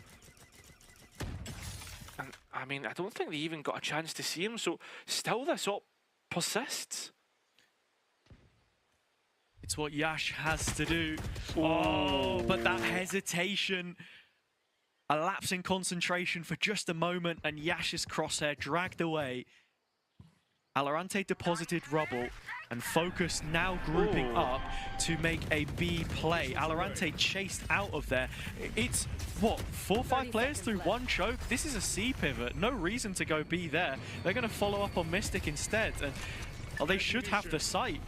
But Enterprise are here. They are here, they should have it, but that's the big question. Can they get by the hold, the initial one? Even trades out. Yash is here to deny the spike and time is getting low. Overdrive in. Can Yash deny the chance? It looks like he might have, but now all up to the remaining player of Valo, and both players on the site. Seek will just hide and win out the round. It's a disaster for Focus as oversight is on the time. Yeah, it's cut very fine from Focus. There were multiple layers to how they were playing that. I do like the approach with Mystic and Sand. It should have been clear that C was the site they were looking to finish on. Bit of a B fake, but I suppose. But it's still a great nightfall just from Zeke to clear out all of that extra space on the other side of the map. Something I want to see more from Enterprise is just bigger gambles later into the round if you know Focus are hitting so late in the day. That's it. And you know, it was 2 players in, the initial 2, Starkey and Killers, and then the next 2, and finally cleared up. They've been so efficient with the micro, Enterprise. They are. You've got to be in a game like this, but Doma is holding on towards B main. As he's moved into Hobbit, Starkey called closer. As soon as this trap breaks, what's the reaction? Seems as if Zus wants to just try and play around with this line of sight, and Doma is going to peek. The timing almost there, although the timing of the Starkey, no way. He needs to look. The timing's insane, and well, Zus will get the kill. Doma now needs to react, but Zus gets 2 now, and that opens up the B site for Focus. It's ridiculous. Zus with a quick reload after that first shot landed as well. Still going here with the Outlaw. Neural Theft, a catalyst for him to find further kills, but Enterprise are playing the long game. They're going to be trying to save the last dregs of weaponry, bolster their arsenal for the future. Quilez is a casualty though, and I have to say, in terms of how this defense have been trying to play, it's not retakes by the book. They're trying to flood into the space which they're holding on to. You can't really go for a set retake, I think, against Teho and Breach, so that's how you have to play it. They have the right idea, but it's situations like that where Zus gets out in between the lines that are almost 1 in a million, but he gives you a few of them. Listen, sometimes you need that 1 in a million. Focus, need everything that they can get at the moment. There. I say this is a very nice round being played out, and obviously won out through individuals, but Enterprise will probably feel a bit hard done by after winning their first round as well. Just a quick check-in on that ultimate cycle as well. Doma is 1 away, and so is Hoodie. So between those two breaches in this round, wherever the orbs fall, could be deciding. And it's on to A early, where Focus will look to plot course. That's quite a bit of damage onto Mystic from the salvo at the start. It's sort of halved his shield. Still remaining in play though with Zus here. Focus swiftly approaching a B split. They found that gap on the previous round, and it looks like they want to exploit it here. That's what they do, and I mean, players on B need to be careful, and that's what they'll do, playing much further back. In terms of that check-in on the two breaches, neither of them have their ultimate either. So it's just going to come down to gunfights or utility. Yeah, it's Lewis that gets the plant. He moves one closer. Zus trying to take the fight in Hobbit. Stunned up. So is Hoodie. He'll win his, though, and retain that space. Spreading out a wider net. Casting their throw. Focus as it's a 3-on-3. And Enterprise now have weapons. Classic kill from Quilez is a huge upgrade. And with a hat off the head, it was info, but Starkey is going to fall. It's not going to do good. And, well, Enterprise, well, they've thrown in the hat, throw in the tilt, and that's it. Happy to give this one up, and left Yash with just his operator to stand on. I'm wondering here, is Hoodie going to go hunting? It would be in his best interest to do so. There is money behind this Focus side, but Yash kept away from everything going on. Starkey was just behind Zeke there. The utility came in a little early. It's what I mentioned. Enterprise, it's a game where you're living by the sword, you're dying by it. You want to try and take that quick timing, but maybe you don't have the player to trade off the back, something which they're so good at doing, and with that in absence, success diminishing for them here with still just 2 rounds in the half. Back towards A-Rubble we look. Starkey and Zeke being a lot more forward this time round to pick up the orb, and Starkey's found a little pocket in which to play. Punished. Zeke still holding on, still sticking here, and with that, Zus gets another double kill to open up the round. It's huge, and from this point onwards, Yash has an op. He's going to be trying to make his way over, but yeah, Domo's dead. That's 3 for Zus. And another save call being made for Enterprise, I'm fairly certain. So, advantage on the half. The East team have obviously already used their first timeout, and I don't think you want to invest a second one here either, so... No. And I hate to be that guy. I mean, we've always been more critical than most, but that UCAM result looks like more of a fluke as time goes on. Obviously, they played well, but I just you need to back it up against the better opponents. And while Zeke was talking about Lotus and the formula, I'm just seeing if Yash is going to be able to hold on to this up. He'll be lucky to, as Zus is in position. He has the support of Quilez, but he's gone! And Zus gets an ace. The slate is wiped clean. Brilliant double entry over on A. The third one for good measure, and then the final two to eliminate any chance of an Enterprise threat in the next round, or at least it should be. Well, that second timeout is going to be used, so this gives me plenty of time to finish out my point. But yeah, Zeke talking about that formula for winning out this map and them feeling comfortable, you need to show that against the better teams, and at the moment, we're not seeing that against Focus. No.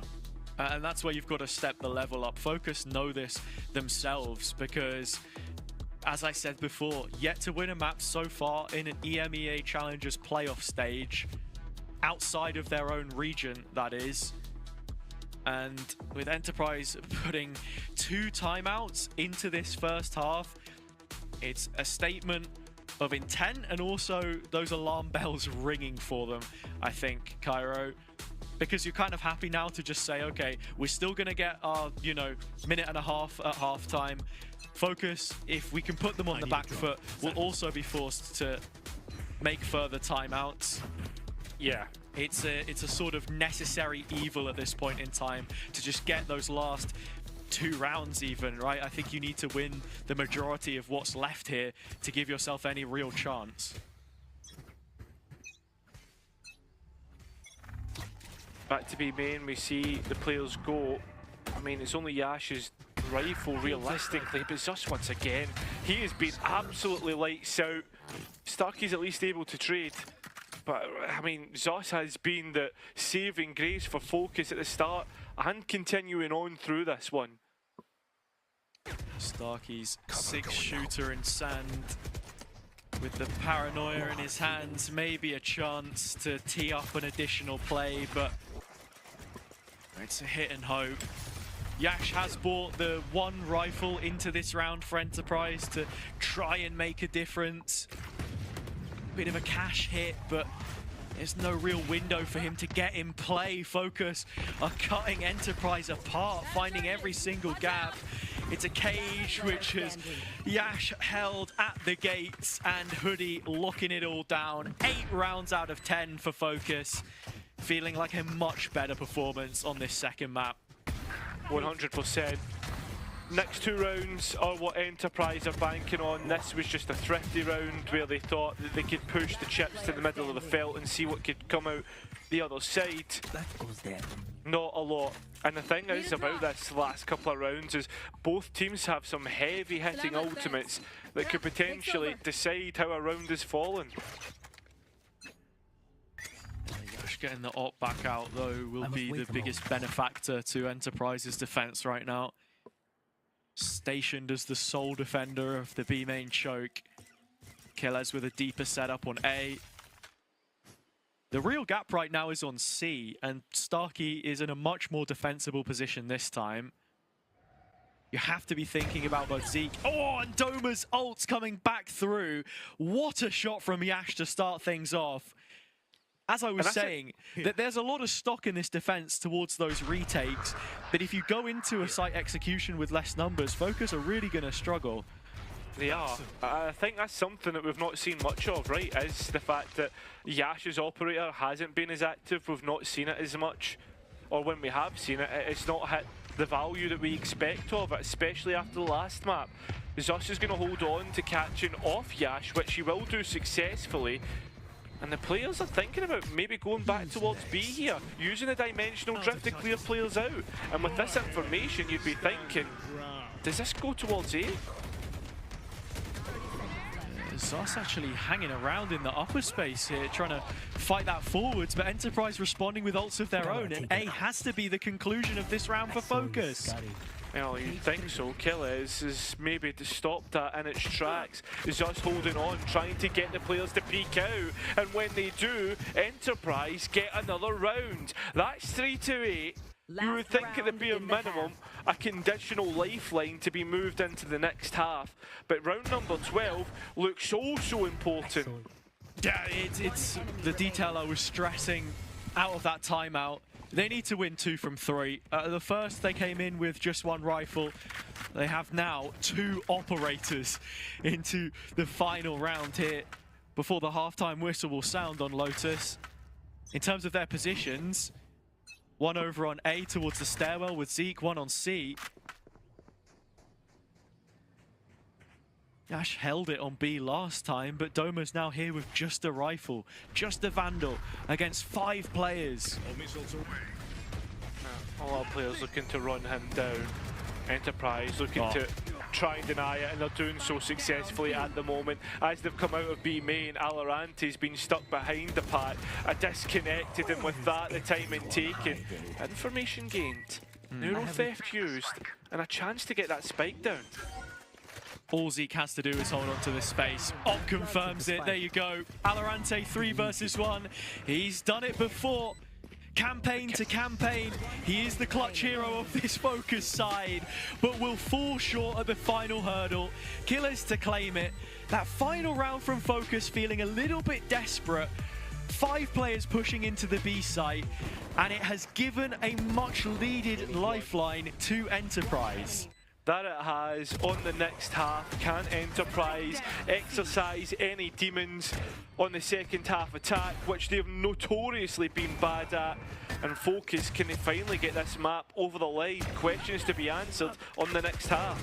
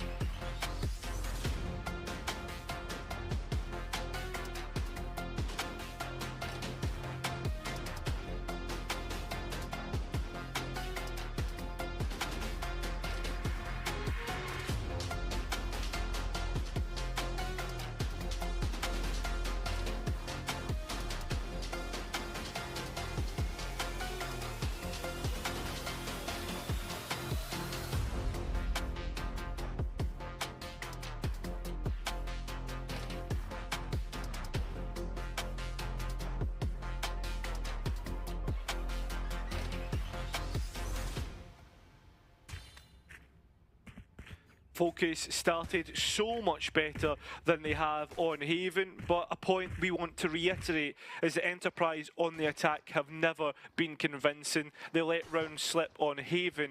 Will they let this map slip here on their side that they are notoriously bad at? Oh yeah, I think notoriously bad is maybe a little bit harsh on an Enterprise side, which have shown improvements to their attack halves. But yeah, the point stands. Improvements needing to be made and shown here at an EMEA level rather than just domestically, where, as we know, the only team to retain their spot from the 4 which have been sent to this event. Pissed around starting off with an open A site, and it looks like Enterprise should take this without an issue. It's through the Hobbit door where the problem is going to come for them. Yeah, well, I think Focus are going elsewhere at the moment, but at the meantime, I would also say that are they gambling on C?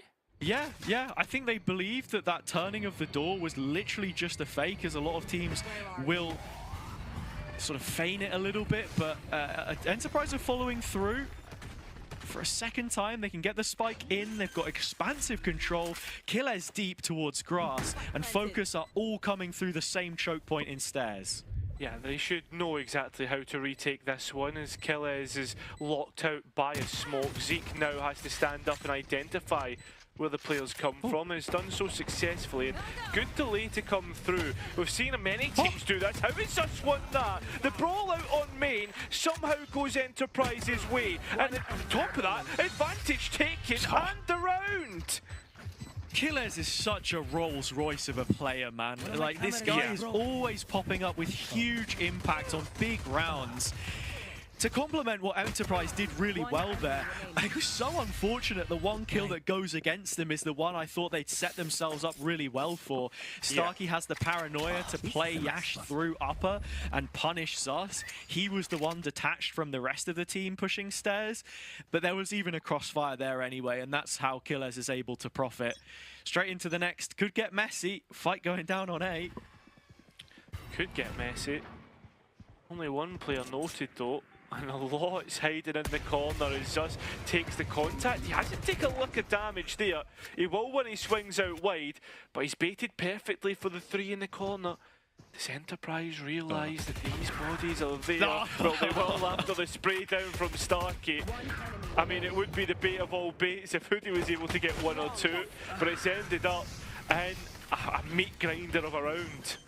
This is also why Enterprise was so good against UCAM yesterday, because whenever there's any kind of silly business, they put the straight face on. They're so diligent to clear these corners because they know what kind of a round it is. It's only pistols. You're going to get the jump on your opponent by playing some wacky positioning.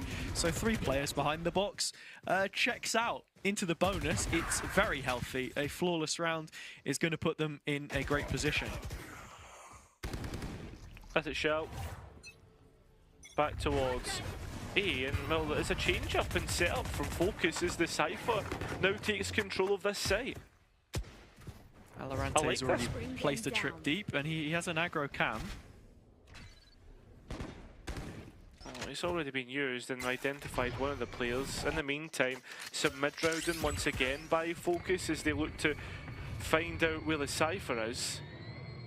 A pause for Enterprise to see if there's any reaction off the back of that. Instead, it's allowing Focus to get into position to fight on this A side. Yeah, but for Enterprise, they are hesitant. The Cypher being spotted is a telegraph on the play. Your typical lurk away from the rest, but Starkey leading the charge again. One of the 4 poles in the server, dismissing Zus. And beginning proceedings in favor of Enterprise yet again. The bonus is just going from strength to strength. While Yash will be felled towards the pit, these players are separated from one another and into the fire and flames they go. The last one left is Lewis, all on his lonesome and out in the route. He will be shoved to the dirt. A 1-round game now opens up and Enterprise ready to close the distance at a moment's notice. That they are, and with this round being a thrifty, or being an eco round, I should more importantly say, you'd be expecting Enterprise to go and send this one home. It doesn't feel as if we've seen Focus be as good on the thrifty rounds as what we expect them to be in previous iterations of the roster, but you never know, especially when you've got a person like VALORANT with a sheriff in hand. Yeah, and just even the utility usage on the previous. Zeke and Doma, again, the 2 best support players for assists heading into playoffs. I've mentioned it before and I'll say it again. You even think of this team in comparison to Go Next last year in Ascension. You have more experienced names, cooler heads, perhaps. You think of, Mini having his rookie Ascension tournament last time. Profek, how much he's spoken about coming on as a player from the experience in East that shaped him with that roster. This time, you have Champions winners. You have Masters winners, Champions attendees, I should say. So, that's what it's all about. Looks like it's going to be A again for them here against the Pistols, and Focus have read this well.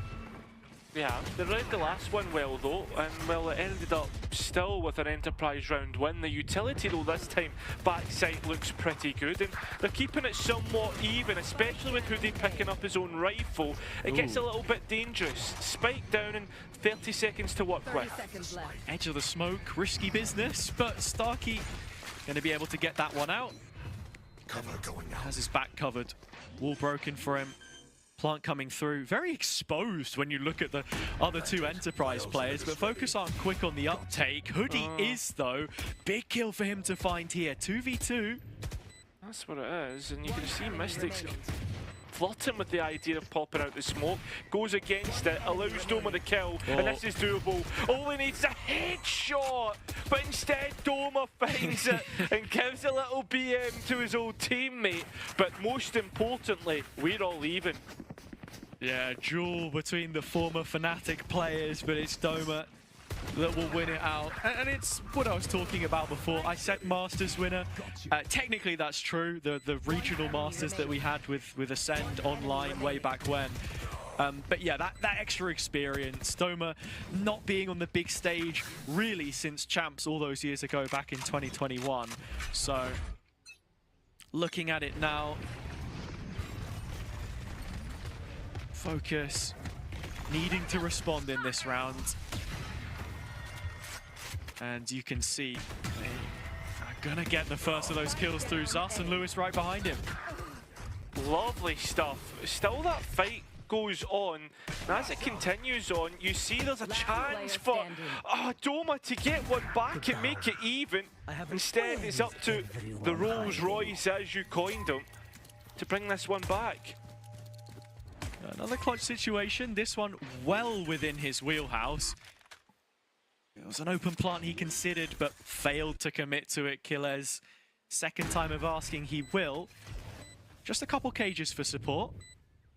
I mean, gives him the noise to work with, but that cage itself coming out from Alo gave away the two players' position. Missed it quicker on the mark. Focus finally getting the first round of this defense. A much needed round. They put themselves back in the lead. Mystics recovered the op as well. Shrapnel from the situation as it went down. Enterprise always good for kills in these positions, and Killez, you thought maybe he had half a chance there. Yes, they've been unrelenting in terms of wanting to start these rounds on A with that early control. The fights had been going their way, but Zus's op was the difference maker there, and it will be included in the site defense on this right-hand side yet again.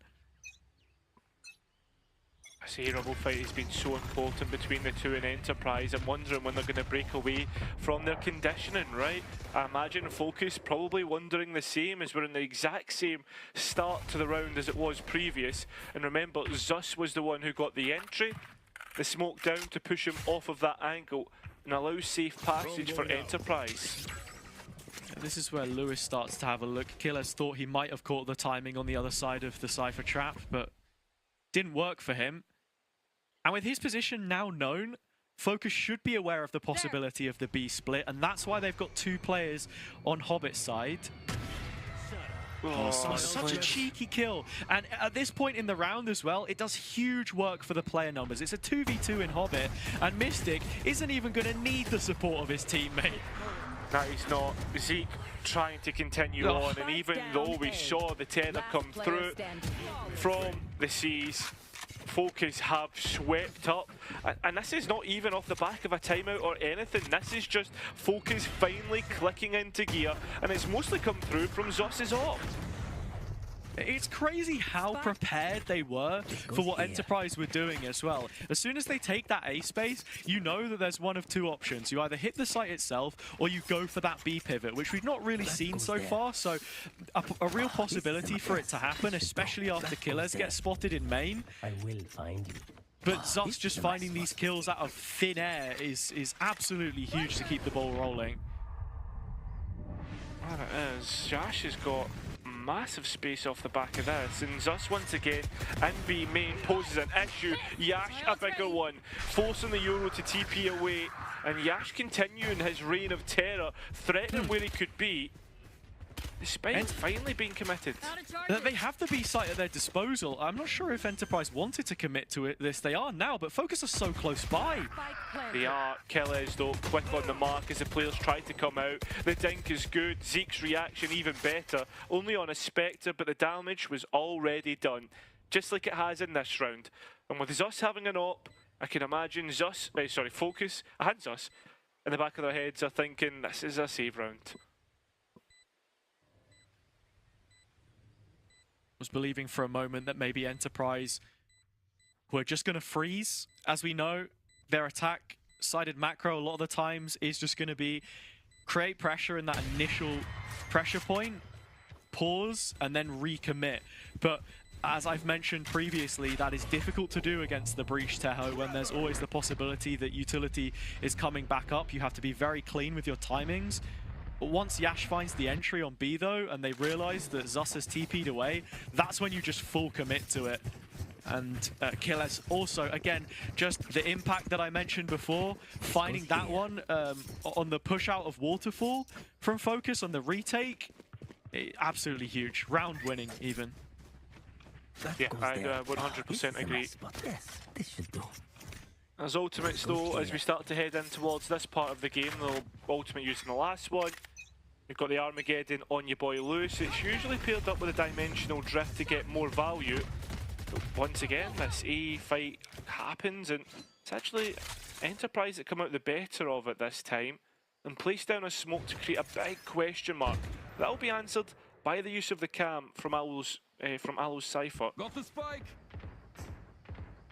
Yeah, Enterprise opening the round up with the A pressure, and now this is where the mid-rounding is really important for Focus. In terms of that push and pull, they need to re-clear an area of the map, and it looks like Lewis is going to use this opportunity to take B main, which is huge, because having control of this means that retaking C is a lot more comfortable. He's in a great position to use his ult here too, and has the support of Hoodie arriving.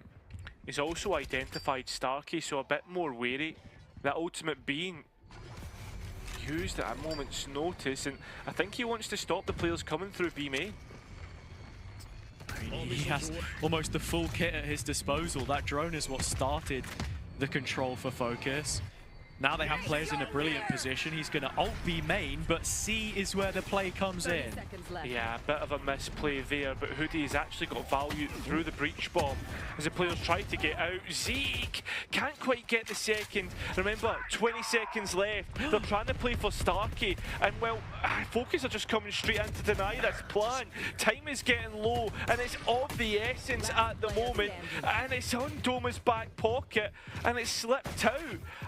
That round was very confusing from start to finish, but Focus come out on top. Focus won the mid round there, and that's the reason why they win the round. It was from Lewis. Really, really well played from him to just take the B main space when Focus crucially needed something to prop themselves up. They were happy to leave A because they still had Zus there with the op and the Cypher Trap from Alo, the extra support of his utility. C was going to be a problem point if they didn't have that, so even Starkey's lurk is cut out far too late. Enterprise back in the saddle, same opening. They have to be aware of Zus through this door. That they do. He's done this many a time, but this time no value. I'm wondering, do Enterprise think they can just overwhelm the operator here? It's a straight up pace change, that's what it's going to be. Zus getting one, getting out. Alo supporting him. Hat off the head, serrated edge. Enterprise drawing blood, and while Doma is going to get a kill back and is ult online just to confirm the A space, they continue to trail in this endeavor.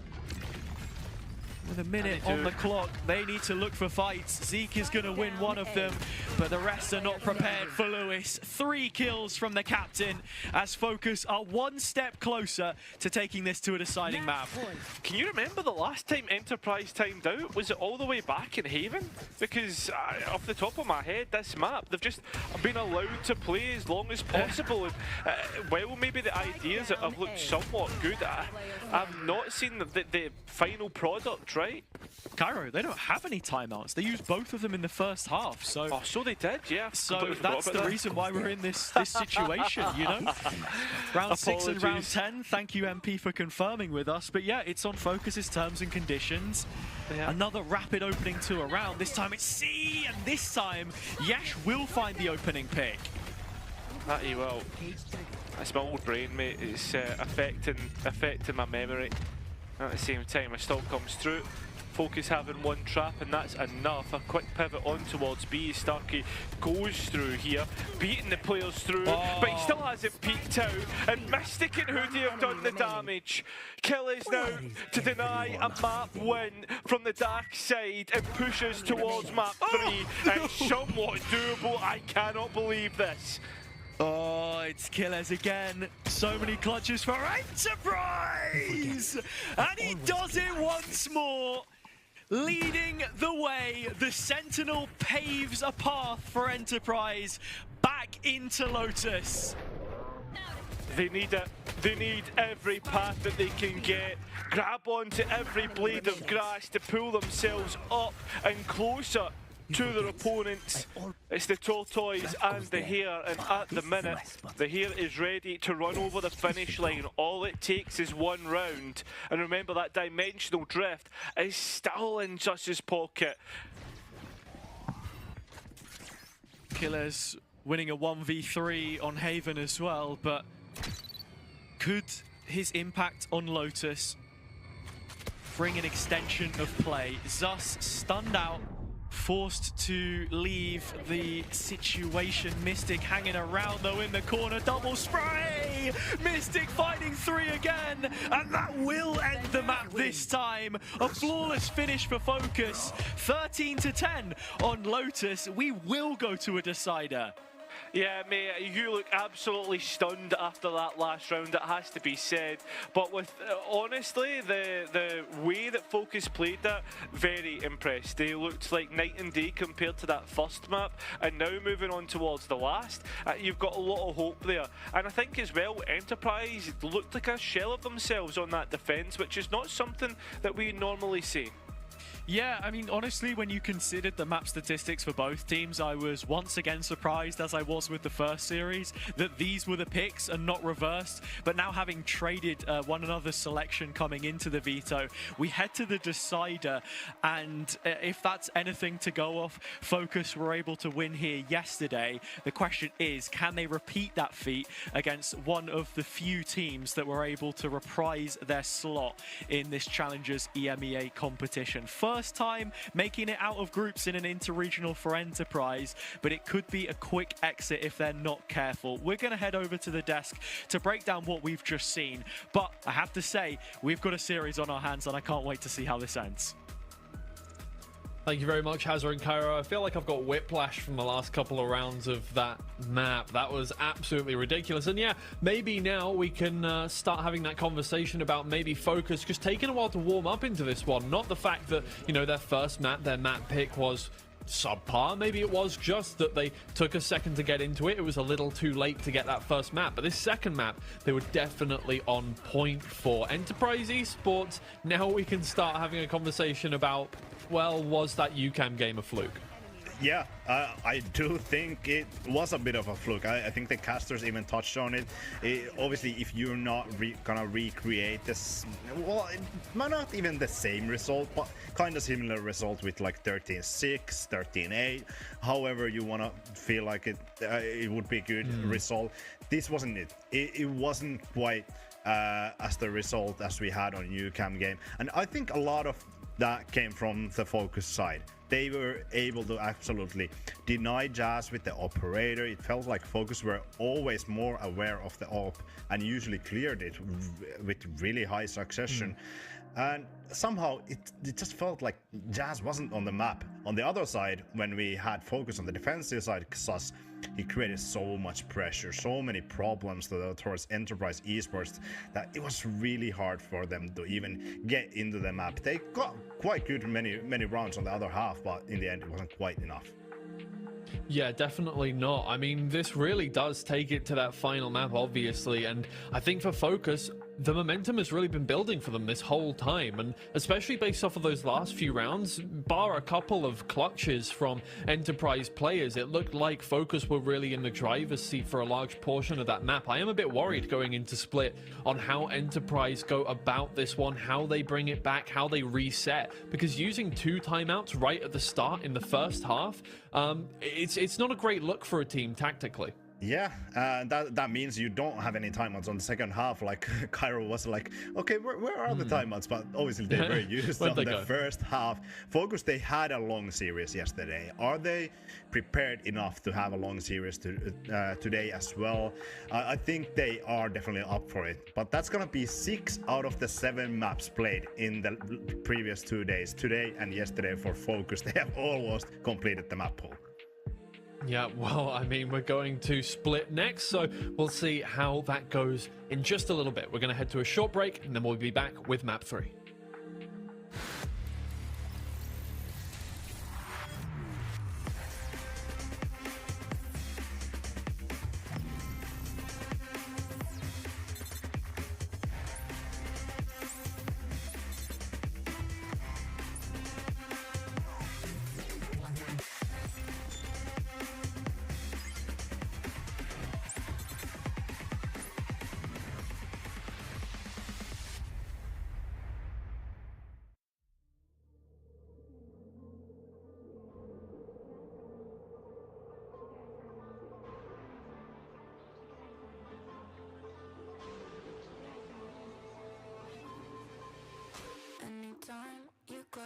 butterfly. I flip a switch, keep a secret, let you come inside. When I run the gamut, but I could never plan it. I keep on breathing when I land it.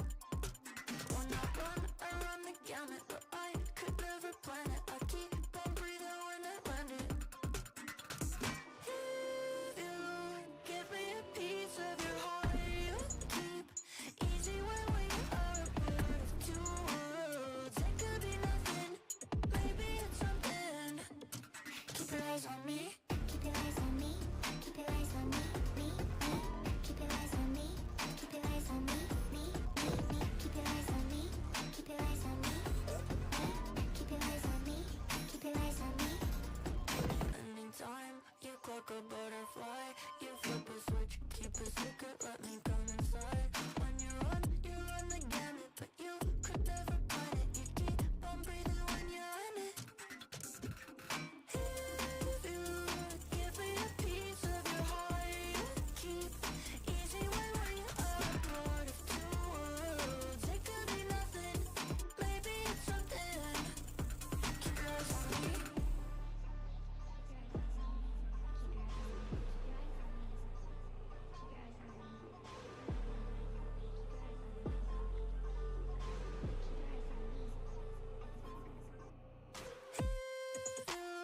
Give me a piece of your heart, you keep easy when we are a part of two worlds.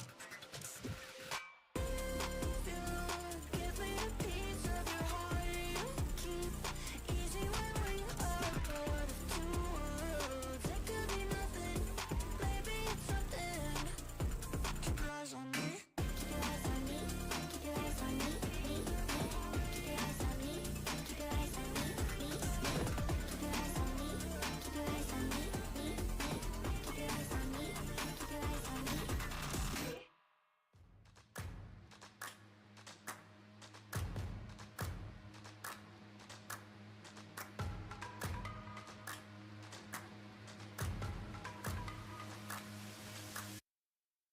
Y'all sit back and watch me speak. About to take over your screen. Talking bulls in 93. Talking mom, I'm on TV. Y'all know all I do is me. All I do is me. Y'all sit back and watch me speak. Y'all sit back and all I know, my money green. About to snap and make a scene. My cup off and make this free. My cup off and make them scream. Go back off for TMZ.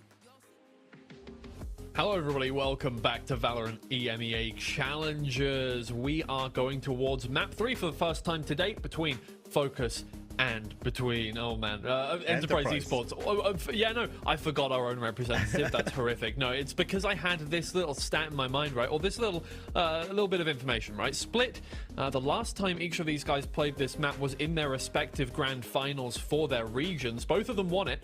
Enterprise Esports, it was map 4, 13-9 to them. And for Focus, I think it was 13-6, yes, to them as the first map of that series. So it's not I mean, well, it's a float map. You'd assume it's not a bad map for either of them, but I think definitely you can make the argument that this is strong for both teams.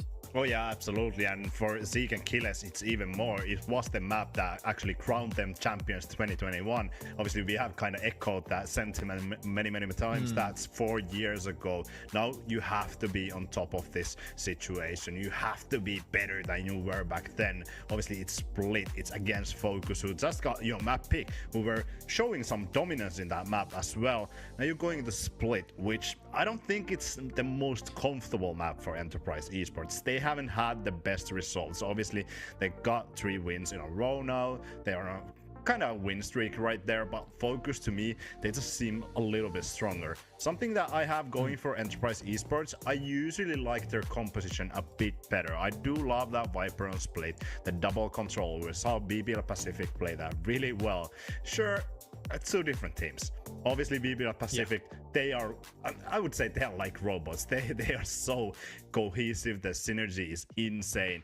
So I still need to see something more from Enterprise Esports, but this is not a surprise. This is not a surprise. These teams, they love to switch up their compositions, and Enterprise Esports, they've done it again.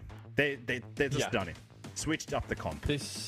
Yeah, completely different this time. I mean, they've swapped out, obviously, the Omen for the Astra. That's the big change here. But running now one Initiator, they've gotten rid of that Breach, and they've replaced their second Initiator of Ateo with that Yoru on Doma there. So, Doma Yoru. Interesting. Yeah, That's I don't know what to think of this one. The double duelist for Enterprise is an interesting look. Yeah, that's a debut for Doma Yoru. We've never seen it. Doma has played almost every agent in an official. Yoru is not one of them. So this is interesting. Generally, I don't like Astra in this map. I think Omen provides so much value in terms of having those elevation controls. You can play on top of B side. You can TP very well across the Viper cloud, and you have so much more situations where you can utilize that Omen. Yeah, sure, Yoru kind of fits into that slot, but I'm excited to see what Doma will do with this Yoru pick. Alright, well, we'll find out right now. Our final map of the day, so enjoy it as much as you can, guys. I know how you will enjoy it, though, and it's because Hazza and Cairo are casting. Take it away, guys. Oh, thank you so much. Look, we're going to enjoy it ourselves too. How can you not? Enterprise versus Focus, two teams which have interregional history behind them. Yet for each and every one of them, I think there is always that slight lack of really reaching the top cut. It's been a long time coming for plenty of these players, for both of these organizations, but a chance to meet BBL Pacific in that upper final is a date that they don't want to miss out on. 100%. Whoever wins this is guaranteed top 3 and a lot of Ascension points that will bolster their campaign to reach Ascension. With that being said, it will be split. You've heard everything that our analysts have to say. A change up of comps, will it be enough for Enterprise to finally clinch that final spot in the upper bracket? We'll Focus with the tried and tested, have what is needed to be done. Enterprise can only overtake Focus in the Ascension point standings by winning this event, and that will start by beating them here. Killer's already down to 20 points of health, but the rest of the attack is already gearing up for the B plate. As our Focus responding to it, plenty of bodies here. Players being tagged up, Yash especially, he's going to go. Match from Mystic, Hoodie as well, as the players are dropping out of hell, and the spike being dropped in an unfamiliar place, and a compromised place, especially with the amount of bodies that Focus have here to win what is a very important pistol round for the defence. Kill is low, stuck in getting a couple here, bringing it somewhat back in Enterprise's favour, but waiting to play off one another. Focus will win the round. Yeah, it's brilliantly played by Focus. Such an instantaneous reaction. Zus took his TP in spawn. He was in the B garden very quickly. And, you know, huge value from those Cypher traps. I saw a couple of reveals come up. Players getting caught behind smokes. There was so much damage onto multiple targets before Enterprise had really had a chance. Perfect start for Focus, and that was the story in the previous map as well. They started well on Lotus, where they failed to on Haven. The possibility of them winning a first playoff game in one of these interregional challenger tournaments is a prospect that they would love, and Mystic has already started that in the anti-eco. Yeah, that he has. Spike being caught in front of the smoke as well, so Mystic will have information if a player is able to pick it up. I mean, that's the thing, right? You said it, the pistols and anti-ecos haven't been a problem for Focus. It's the rounds after as they go and deal with a very professional round, although Zeus walking forward doesn't account for the player in the corner. That's as clean as it possibly could be. Yeah. It's a strong way to build into this. You look at the split record for Focus so far. Their first time seeing it in Challengers EMEA here, but a 2-1 record at home. For Enterprise on the other side in Northeast, undefeated 3-0. This is also the first time that we'll get to see it from them. So technically the veto does favour the attackers, and with guns available here, full set of rifles up against the bonus, you need to be chipping away at that lead now. Right word. Enterprise start towards the A side of the map, and it was us after buying a Marshall in the last round has got himself that rifles. The damage that can possibly be done with that would be huge. The Again, this is what Lewis is always good at. That mid-rounding, going and gaining information by himself. Yeah, not going to be too much of it here, just the drone shot out. Cyphercam is still up in heaven, but Sus playing in front. Oh. 2 kills out of Zus's Vandal. Lightning quick, Starkey to respond, but Mystic is here to pick up the pieces. VALORANT, I should say, sorry, another player with a Spectre, but that's going to do enough damage against Starkey, down to 42. He is. Zus feeling the pain a little bit himself. Remember, that trap is there, and once it's destroyed, Aloe knows he needs to come off the camera. Instead, Zus from CT nearly gets another ace, but it is a bonus round conversion once again for Focus. Yeah, nearly 2 aces in as many maps. It's such brilliant aim. Mechanics on display. That slight angle which she holds on Yash's cross towards the plant pot where Alorante was playing from is brilliant. And from the bonus converted, now to Enterprise just having Sheriffs and staring down the barrel of a 4th feels like such a terrible position to be in. Oh, it does. The player's jump spot, and your boy Lewis forced off the ankle as well. Enterprise will happily take that. Mid-space being given up so far by Focus, and that is ridiculous. Yeah, not without shots through smoke. Not the first time we've seen Hoodie do it. Outlaw in play. Does hit the fake out. Hoodie's got a little bit more. A blind Sus. It's still well supported. He goes for the shorty play. Happy to, I suppose, with just the Outlaw in his hands. But now you're looking at 3 Phantoms. If Doma does any damage here, it's a positive. I mean, with a rifle in hand, you think that he could possibly do it. I got the spike. Can retrieve the spike and has 2 TPs to work with. The only thing I would say about this round is Aloe has his traps to play around, and Mystic and Lewis can play around one another. So, for the most part, in terms of making this into the realms of doable, might be a bit tough for Doma. 30 seconds left. Yeah, question is, how really good is that Yoru? Was just weighing up the TP. Gonna send it out as a fake. Focus just respecting this. They're gonna let Doma get the plant. There's not much you can do here to stop it other than Lewis's salvos. But that's exactly what they're for. So that's the opportunity missed for Doma. No time left now. The clock will run down, and this is where Focus may look to chase, but considering how things are for them, no reason to. Yeah, and the utility denying the spike is also big. I always like to highlight that because it's not only the ultimate orb, but it's also the economy, which is very important for the attack. On split, considering the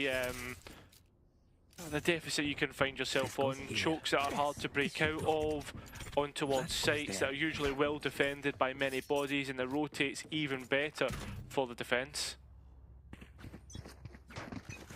Sus bringing the op out on the A site.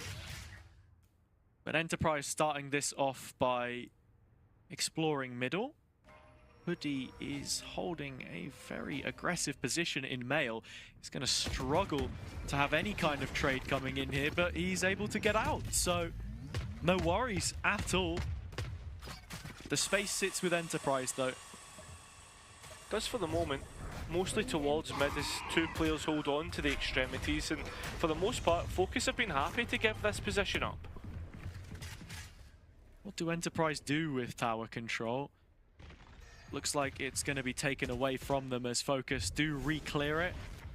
Hoodie And finding his space there again. I like this from Zus, like he's now starting to play on the front foot, being the Euro player, can easily TP away. Has the Cypher util towards A, so no cause for concern. As Enterprise are still inclined to hit the B site. It's through Doma that they will go, looking to try and make a move on the entry. Yash the one that gets things started. Instead, there is ignition behind this Enterprise execute. With less than 30 seconds, the players on spot have to hold the line for focus. 2 kills back and forth, still 2 players standing. One of them, Valorant. He's the only one who can guard the site right now, but he's done his job. He's got out. And with that, Zus slips in behind. He lands the shot. That's the spike down. And Killers has so much to do. Position condemned by the ultimate. Zus taking the timing to just win the round. And yet again, focus will be on the board through the clock. And not only that, the operator saved, the last rifle failed, and it was very nice from Zus just to use the ultimate, stare at the planter, wait until time was too low and come out of it, forcing Killers off of the spike. It's little micro things like that that show you the level of these players, right? Zus was always going to die there, and Valorante's done well to pick up the pieces. So 5-0 so far from the defense, and at this moment in time, it's giving me deja vu back to Lotus. It's definitely one way to look at it. Enterprise without a couple of rounds through a pistol and anti-eco conversion though. Still sitting on the donut. Yash heavy shielded with a stinger and showstopper. It's the Raze classic. He'll just be looking for a route to play through here, but with Zus's operator spotted, the fake out means it's heavy traffic. Still not dealt with. Showstopper in. That's the concern. Yash has opened the site up. Only Valorant here. He has stood the test before, but this time he will fall. Killers go searching, maybe surplus to requirements, but the trade is the safety net required. Starkey slow to make his way over to this site, but it looks to have been dealt with. Only Mystic left on the focus side to keep their flawless streak going. Not only that, Starkey is playing so far back and still has a star in pocket. Obviously won't want to place it early doors because of anybody tapping out. The Grav, well, Mystic now just trying to beat out a peak, and no one's given it. And there's no reason to make it easy for him either. Paranoia in hand, but he aims for the wrong corner, cuts across it. Mystic can't find the shots that he needs, but Enterprise have theirs already. Smash and grab straight into the A site, despite the op, despite the Cypher setup. As good as this first round is though, there has to be repeatable success for the East team. That's what it does, exactly right. It's repeatable success, but on split, sometimes it can feel like few and far between. And it's a nice way to answer back, like what I thought was going to have to be timeout territory once again. It's not going to be the case, but in terms of repeatable successes and ways you can do that, Hazza, through the Cosmic Divide or the Viper's Pit. Yeah, they are win conditions, but you have to get past Mystic first. The Guardian of Garage, he goes down. Doma, the mechanic, the one who was dropped by him. Perhaps a little bit more work to be done under the hood. Zus is still here though, and Hoodie by his side. A terrifying duo of players. And in finding that first kill, he's flashed back onto the angle. And it's just, you're just counting down the seconds to see him pull the trigger again and find his name in the kill feed, but it's not going to happen, and at the very least, Focus have outlasted this ultimate. They have. Killers in the meantime though has made ingress elsewhere. And she looks to move through the map. Focus doubling up for the re-clear, and Killers needs to be careful of that. Well, he has support with him, but jumping up onto the plant pot. He is killed in the tower. Yash and Zeke behind. There's no reason to give this away. Lovely tether played in by the Seas. Yash blasts back and left and right, in and out. Oh, 3 kills from Yash, and that really changes things. Zus is still holding the cross, and Zeke jumping across it is just about going to get past. Yeah. The retake coming in quickly. Little time left. Spike being denied for now. Needs the support of Yash. Has to ace this round if Enterprise want to go ahead and win it. He has found the first 4 kills, but with 4 seconds, there's no time to get the spike in. Focus get their 6th, and for the 3rd time, it comes through the clock. I just think Focus are playing really well here. Mystic being really committed to his angle. Was Hoodie there? 30 seconds. I just think right here is Focus just let the bag slip just ever so slightly, trying to swing out. Nice double stack. But again, like Focus know the objective of the round. They don't need to be fighting so much. At 6-1, things are looking very, very good.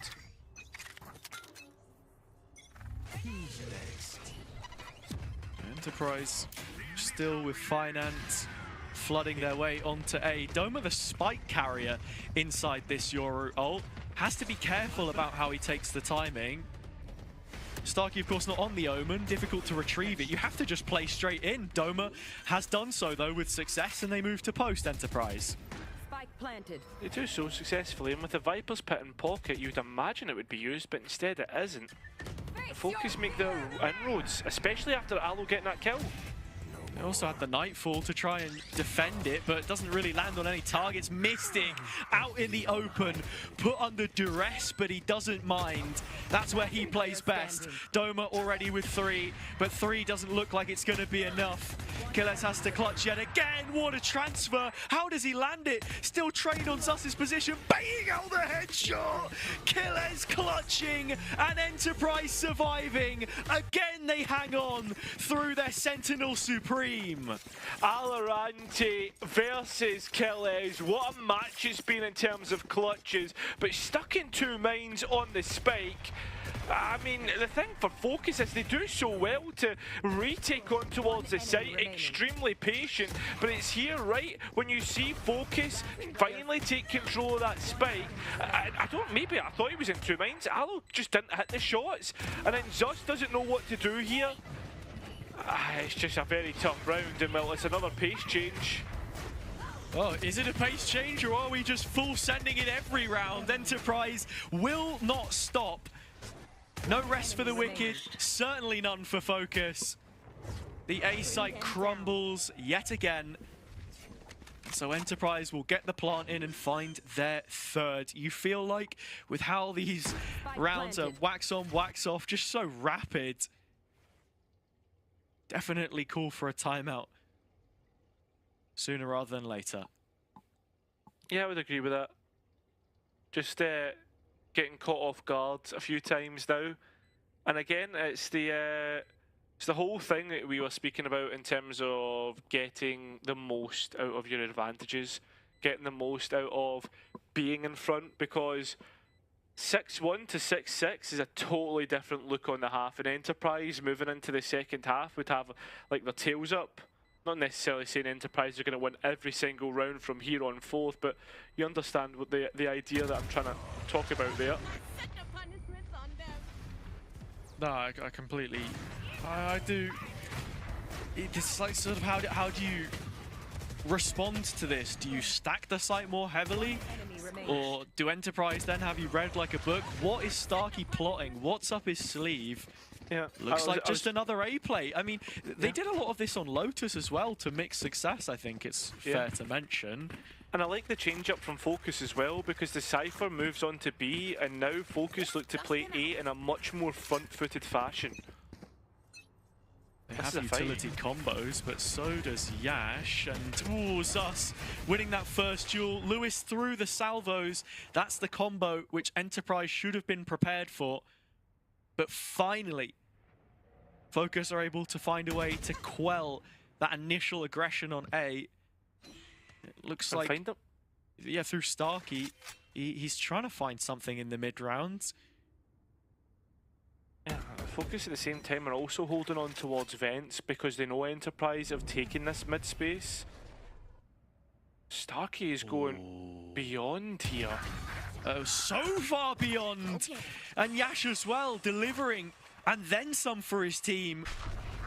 The rotation over to A will be made. Mystic on the long TP to catch off the spike. Oh my god. Yash has the support from the reveal from Zeke, but does he go one step further to clear it? He does! And Starkey and Spawn as well. Oh, it's so well played from Enterprise. Any team could clearly have been complacent there, but they accounted for every single possibility with the ult in play to the setup in Spawn. Focus need a break because this is getting out of hand. Yeah, that round is ridiculous to lose. It's like it's like taking a penalty, and when you step up to take it, you fall flat on your face, because right here is the penalty run up, and they do so well, but right there is where you go to kick it and focus. They just completely fumble the round. Like, all in all, the ideas were good, and we even said it in theory, like, switch up the Cypher towards B, play on the front foot on A. They get the value that they're looking for. But you just, how you miss out on converting from an advantage on defense on split is crazy. It's because they lose control of mid. Yeah, and as soon as Starkey finds that gap, he should also be calling to the rest of his team, okay, if there's a gap here, then that's probably where Focus will be looking to actually re-clear some space, because we saw them do it on a few rounds before. Through Hoodie, he makes the approach from Vents, and Yash is there waiting for it, just looking to give the squeeze, pull the trigger, and there you go, 2 kills picked up. The fact they are so, you know, prepared for Mystic, so vigilant there as well. Absolutely huge. And now on to Sheriff's Focus go. Enterprise in a great position to be coming out of this half, potentially at a tied scoreline, which feels ridiculous to say after how this started. Yeah. I felt as if there would be no end, and Enterprise have read this well so far. Playing it slow, as Focus are like moths to a flame, reacting to any bit of pressure that is put on the map. Yeah. And Doma clearing out towards A successfully. And while Enterprise should slowly figure out that the A site is where to end this, they are grouping up for Garage. Valorant on a very forward line. Solo as the Cypher. Still, you know, cause for concern here if you're Enterprise, because they haven't quite figured out the setup fully. No, they haven't, and they've also moved away from the A side of things, and with a player being sent out on B main, you would forgive Enterprise for thinking, well, there's one less player on B, let's send it there. But as you said, there is serious cause for concern, and time is getting low. And the Prowler has missed. Zeke, only then does the penny drop. Zus claiming a kill. That's now 2 picks found by Enterprise towards the B site, but they will continue to move in this direction. Focus want to fight Garage. That's where Starkey is with the spike. It's away from the rest of play and needs to be picked up if they want to plant and win the goddamn round. So Gilles has to catch on to this. Flash is going traded, but Mystic has the rifle. The spray's missed out. Gilles has just about enough time to get the plant in. Mystic will give him the time of day. The pick goes through, Mystic into it, Decay is there, and so is Gilles. Equal to it for Enterprise every single time. If there was a single player to rely upon, it would be him. That it would. I mean, it still gets so close there, and Focus do well to keep it brawly, keep it a scuffle between the two, and even get a Viper's pit out of Gilles, which is one less thing Enterprise have for this last round. Both teams with a dimensional drift, that situational ult of the neural theft. This is going to be an interesting last round, and just to note, by the way, Starkey is one off of the Cosmic Divide. You want to see a more controlled round from Enterprise here. Felt like a bit of panic as the pick came out, like a squid releasing a cloud of ink. Look at the reaction. Enterprise trying to force a rotation towards B, which they have done so successfully through their Yoru ult, but that's where Zus will use his own. Now reconfirming the fact that they've been completely sold a ruse here. The spike plant can come in on A. Gilles, the first of the players spotted by the cam. Focus slow on the uptake though. Still concerned about the possibility of a second layer. Yeah, and Cosmic Divide now online, and that's exactly what Starkey's going to go for. Still a deep plant though.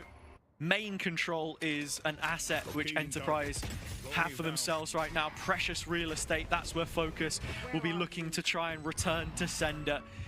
Zeke firing out the horn, little bit of info cut short. Focus investing valuable tools to try and reclaim this space for themselves, but they seem to have done so with some authority. Lewis 2 and Starkey 2 back, the captains trading in equal passage.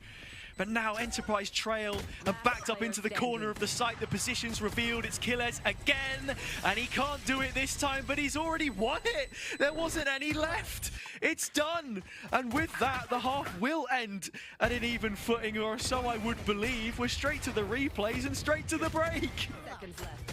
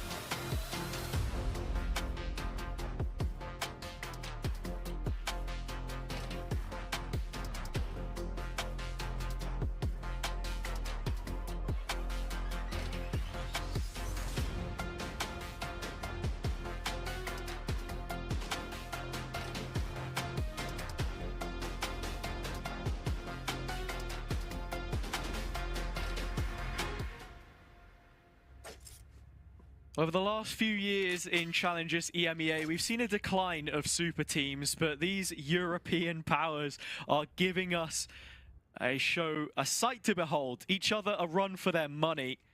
Focus coming into this, one of the few teams in playoffs that didn't have a win streak. For Enterprise, it's 7 matches in a row. If you look at just the BO3s and 5s, that could be coming to an end here, as Focus will be looking to bring it home in a deciding map for the 2nd series in a row. They held on to the group stage, and now on the attack side already, putting the pressure on towards Enterprise's A site.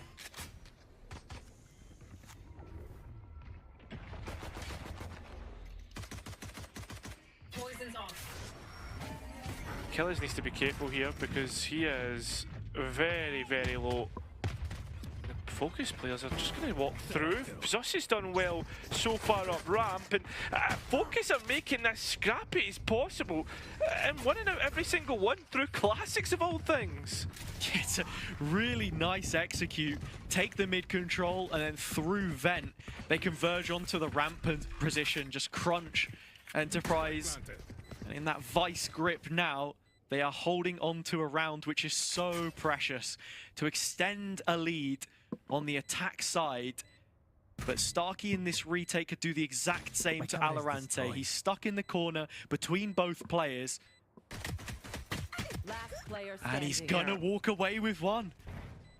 Massive stuff, and Doma, while Alo is low, he's still got to find 5. I guess from here it's all about, I guess, ultimate orbs or maybe extra credits. He'll get none of it, and a flawless round confirmed for Focus on the start of this attack. Getting closer to that first playoff win. I mentioned it several times already, and between these two, we've both seen them in interregionals before. This, again, the first time that Enterprise have made it out of a group stage. They failed in the 2023 play-ins. They failed in the first stage, albeit against the BBL Pacific and CGN side, which both showed promise. But for Focus, this is a return to, you know, a couple of years ago for themselves. That same play-ins tournament, which they ended up winning to get their spot in Ascension. And any extra points here by confirming a 3rd place at the very least go such a long way in that campaign. I feel for myself, the storyline that I was coming in with to this game, was that Focus haven't been living up to the standards that they set themselves. No. Disappointing. And right now that they look as if they are what we think of them to be, this roster that you could draw equivalents to the likes of Apex or Ascend or like big money moves, right? For big experienced players. And I hope that this continues, because right now BBL Pacific has felt like the clear favourites in Tier 2, and to have a challenger would be great if it's either one of these teams. I have no doubt in my mind that we'll see them through Stage 3 into Ascension. But while Enterprise are kept on just Classics, they've made an A rotation, Focus still feeling out the map, but finally settling on the A site. Zus, the point man, he goes down first. Molly from Killers, Zeke here as well, and all of a sudden, it's the same kind of issues we saw before. Think back to that game yesterday from Focus against KC. They won the attack side pistol, and then they lost the follow-up anti-eco. And I tell you what, Cairo, it's happened on the decider 2 days in a row. I can't believe what we've just seen. That's monumental from Enterprise, and especially after we're so complimentary of Focus. Enterprise do unbelievable stuff. The utility, the plan, everything from the get-go is so well played. And it didn't take all too much, just stacking that A site. They got Doma into a position, and B Garage, he was happy to be the solo anchor so they could afford extra player numbers. And while we sing the praises of Focus, I think at the same time, you've got to mention the improvements on the Enterprise side, as now they go up against an eco. A team which have always looked comfortable to dispatch opponents when they try and make things difficult for them. Their attack sides had improved, and it's now onto this defense where you think they should have the strength for them. This is an undefeated map, may I remind you, 3-0 at home, now brought to this interregional stage.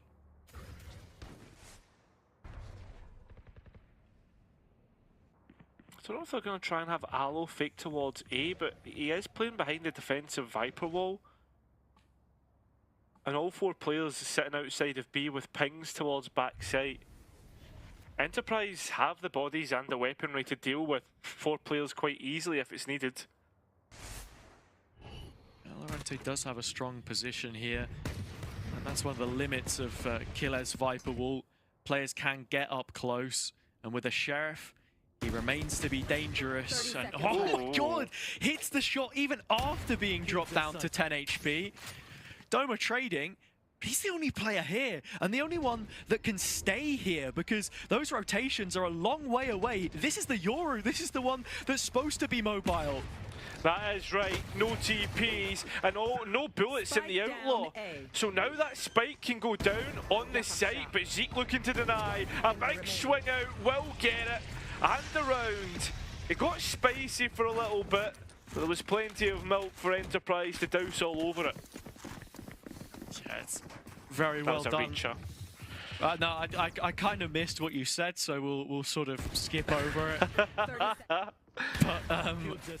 But yeah, I mean, look, this is another slightly scary round. This time for Enterprise, the fact that Zeke denies it literally a fraction of a second before the plant goes in, it's just going to deny an extra 300 credits for every player on the Focus side. In terms of concessions, Lewis is missing his stun. I'm pretty sure that's about it. Everything else is in play.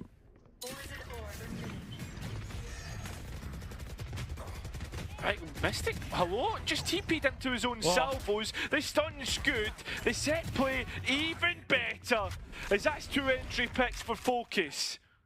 Oh, it's brilliant. And the distraction on the flash as well with the fake TP means that Killers doesn't even know while he's blinded if there was anyone there. He's spraying away like a rattlesnake, giving away their position in the bushes.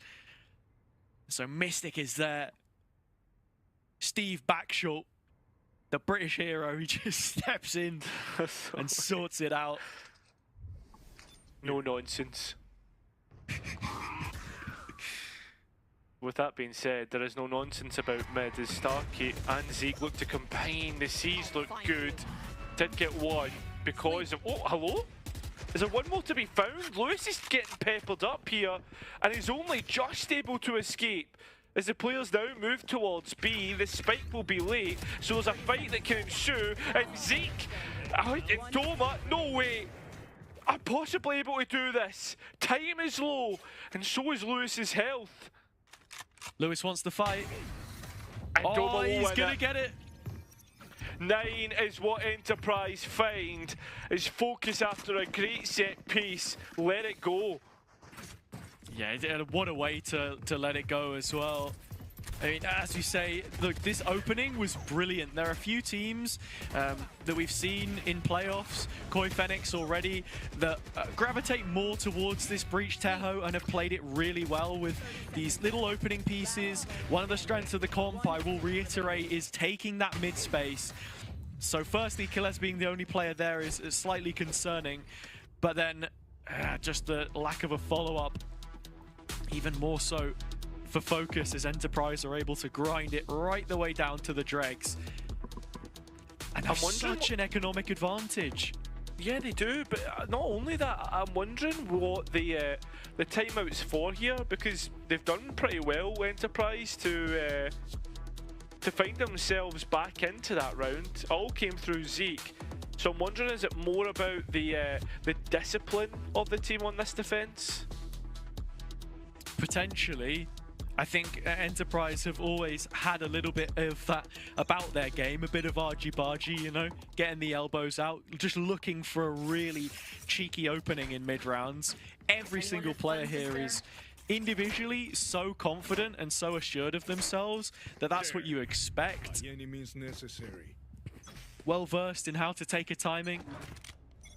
So the setup will remain the same. No, it's definitely not about discipline, because Starkey's trying to play on the forward line once again. But I don't know if that's debate for Doma, who's playing far back on the outlaw. TP arriving, salvos in, and Doma is all the way over to the other side of the map, so there are no boots on the ground on the B site itself. Still playing out from heaven here, Enterprise. Phantoms put to work, and already doing a decent job at dealing with this threat. Ah, there they are, and it continues to be the case as Enterprise are dealing with this unbelievably well. Zus' Sheriff and Garage will be found out. That's double digits after a flawless round. Yeah, and all of this still circles back to that second round loss for Focus. And it's happened 2 days in a row. It's definitely something to be thinking about, perhaps, for them on this attack side. The calling from Lewis right now, needing to try and find the antidote, the remedy to what it is that Enterprise are doing. Some really strong ults on both sides. This cycle decides the series, and who it is we'll be seeing in the upper bracket final tomorrow against BBL Pacific. As it does, Killers has no way of escape here, because if he does, he's going to be caught out, and well, Mystic will capitalise. It's the same play again from Mystic. Killers expecting the utility to come in before any player peaks, but it's well ahead of schedule, and so is the execute. Yeah, Zus is in. It's Starkey to stand up, and Yash as well. This is still doable for Enterprise in a 2v2. Big flash to come through from Doma, but isn't able to get it. Zeke will, and that's going to be 11 with no spike down either. Focus will find themselves on an equal round. It's another one where they get the entry and aren't able to finish their dinner. Yeah, so look, eco, mixed investment, whatever you want to call it, Focus are being put in dire straits right now. This is a fantastic flash from Doma, and while he doesn't quite finish his dinner, Zeke is there at the end of the day. And a Focus timeout, they're second in this map to try and deliberate, because it was the Rolling Thunder that sent them sightwards. Definitely still things to be talked about for Enterprise. I don't think Killers is going to be very happy with how he's been punished a couple of times now in middle. I would agree with that, but I think the reactions from the from how the pops have been coming through Heaven have been dealt with so well by Enterprise. And the other aspect that I want to talk about here is actually player performance, because while the round count looks significantly different from both teams with a gap of 4, you look at all the players in the server and they're pretty close to one another, Hazard. Yeah, everyone has had a piece of the pie. This is what we're talking about, the ex-VCT talent that we have here. You've got players on both sides of the server that have been to Champions events. You know, Hoodie with Giants, Mystic with Fnatic, of course, in the past. On Enterprise, they've got a couple of winners in that regard as well. So this is the best of the rest when you discount Pacific in terms of Challengers EMEA right now. And both of them are fighting tooth and nail for the chance to represent the rest of the world against them. Only Aloe found off the back of that Nightfall, and Focus are being a lot better at taking mid, but look at this fence player. It's Zeke just standing. And if the players drop in, this could be big rifles lost. It is Zus and Hoodie with the Zeke's mouth lying open, waiting for the players to drop in. Still yet to go. I mean, we're on the edge of our seats here, and Hoodie's still on the edge of that wall. When will he drop? That's the question. Well, with the utility being primed, you could imagine it should be now. Spike not committed either for Focus just yet, but Aloes went back to receive it. I think Hoodie has an inkling of an idea, but that's done out. He'll be able to capitalise. You thought it was Zeke favoured, it's not. But Focus have found themselves in an advantage before, and Doma on site. 30 seconds left. I was going to say, you'd think we'd be able to try and hold it down, but instead, no, he has to try and clutch up. Yeah, it's already headed elsewhere, and it's brilliant from Doma to find Zus. That's the one straggler. 4 versus 2 situation. Money is tight for Focus here, so any damage is good, but by the same margin, Enterprise don't want to throw too much at this. It looks like Doma is the only one willing or able to do so from this position. Yeah. Starkey's got his running shoes on, though. Seems like he fancies it. Exits. That's what it is. He's going to get in position behind them. Doma has the spawn side. Focus don't really have anywhere to go here. There are 3 players grouped up in backside, Cairo. This is slightly concerning because look at the money. Not a single player has more than 1,000 credits, and it's Doma's avenue they're going to be walking into. That they are. They've pushed him off the angle initially, but the players run through. It's only one he'll get, and Lewis being caught by the spike is another big loss. So only 2 players get through with the rifle, and now this next round looks a little bit suspect, and at least keeps Focus close to economy ruin. 30 seconds left. Yeah, they were down by the same margin of rounds against KC yesterday. They were able to get back from that one. I'm not sure what Hoodie was up to. And in terms of the purchase, yeah, it's just about there. They're cutting it fine. He's the one who has to take the hit and move over to a Stinger. As Focus should be looking to take this ramp control again. They haven't really had too much issue so far, as Enterprise haven't really been willing to fight it. No, they haven't. Yasha's Op has got a deep line on B, and Hoodie, that same player that we saw last time, teetering on the edge of death, is the same one here as Yasha's Op holds on. Who's next? Looking to move the needle with this Op, but can't find Zus before he puts the mask on. And the veil is lifted. Focus finding themselves on B. Just Zus, who's breached the gate right now. The rest are a little later to the party, but they do have it at their disposal. Plant can come in. Yeah. Enterprise playing for the true retake. It can, but the spike is placed in a safe position, meaning that Focus need to play on site. And look at Enterprise's ultimates to retake here. Oh, well, Hoodie as well on the Stinger, so he's got to get right up close and personal. Doma confirming position. Starkey has the Cosmic Divide, but what use is that? And well, Hoodie up in the face with the Op now collected. Doma has traded it, but the rest of his team are nowhere to be seen. The flash on the edge of the smoke is a flick to Lewis. Second flash, second kill. Doma with 3 on the round. and giving Starkey half a chance to close it. He knows about Zos, but still, he can't find his position backside, can't claim the name, which continues to haunt him in the feed.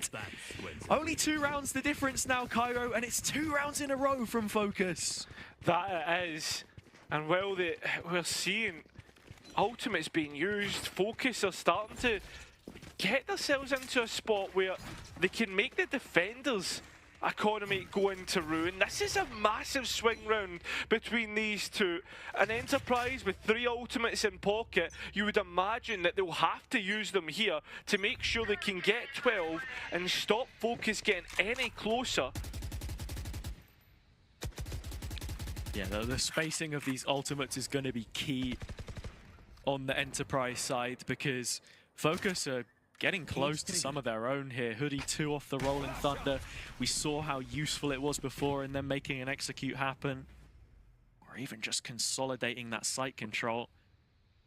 Mid is the biggest issue right now though, and if there was any way to stop the breach Teho getting in, it would be to drop the biggest smoke in the game. And there's a Judge and Showstopper right behind it. Focus are doing their usual. Poke and prod, see what the reaction is. And right now, Enterprise giving absolutely nothing away. And look how reserved the positions are as well. Starkey's playing almost towards backside on B. And Zeke's jump spotting for Doma playing behind at the Flowers position on A. So they're not really wanting to contest these mains at all. Starkey in backside. B is where he is right now, and that's where he'll surely die. The salvos have forced him out in the open, but the rockets won't kill him, and neither will Zos. Yash has one of his own, and it's much bigger than the rest. It has denied Mystic's ult, and so it's still game on for Focus. A 4v3 on spot, and Yash's Judge has skewed the odds in the favor of Enterprise and set them up for a date with Destiny, a rematch in the upper bracket final, just 1 round away from meeting Pacific there. It could be heartbreak on split, a position which Focus have found themselves before, from one of their old teammates Fizzy to some old competition. No way, for some old production of evil. Yeah, but you get what I'm trying to say here. Has a split has somewhat been here or there for Focus, and it looks like a change up of pace towards the A side. A bogey map in their history, and the ill-fated one where they may fall yet again.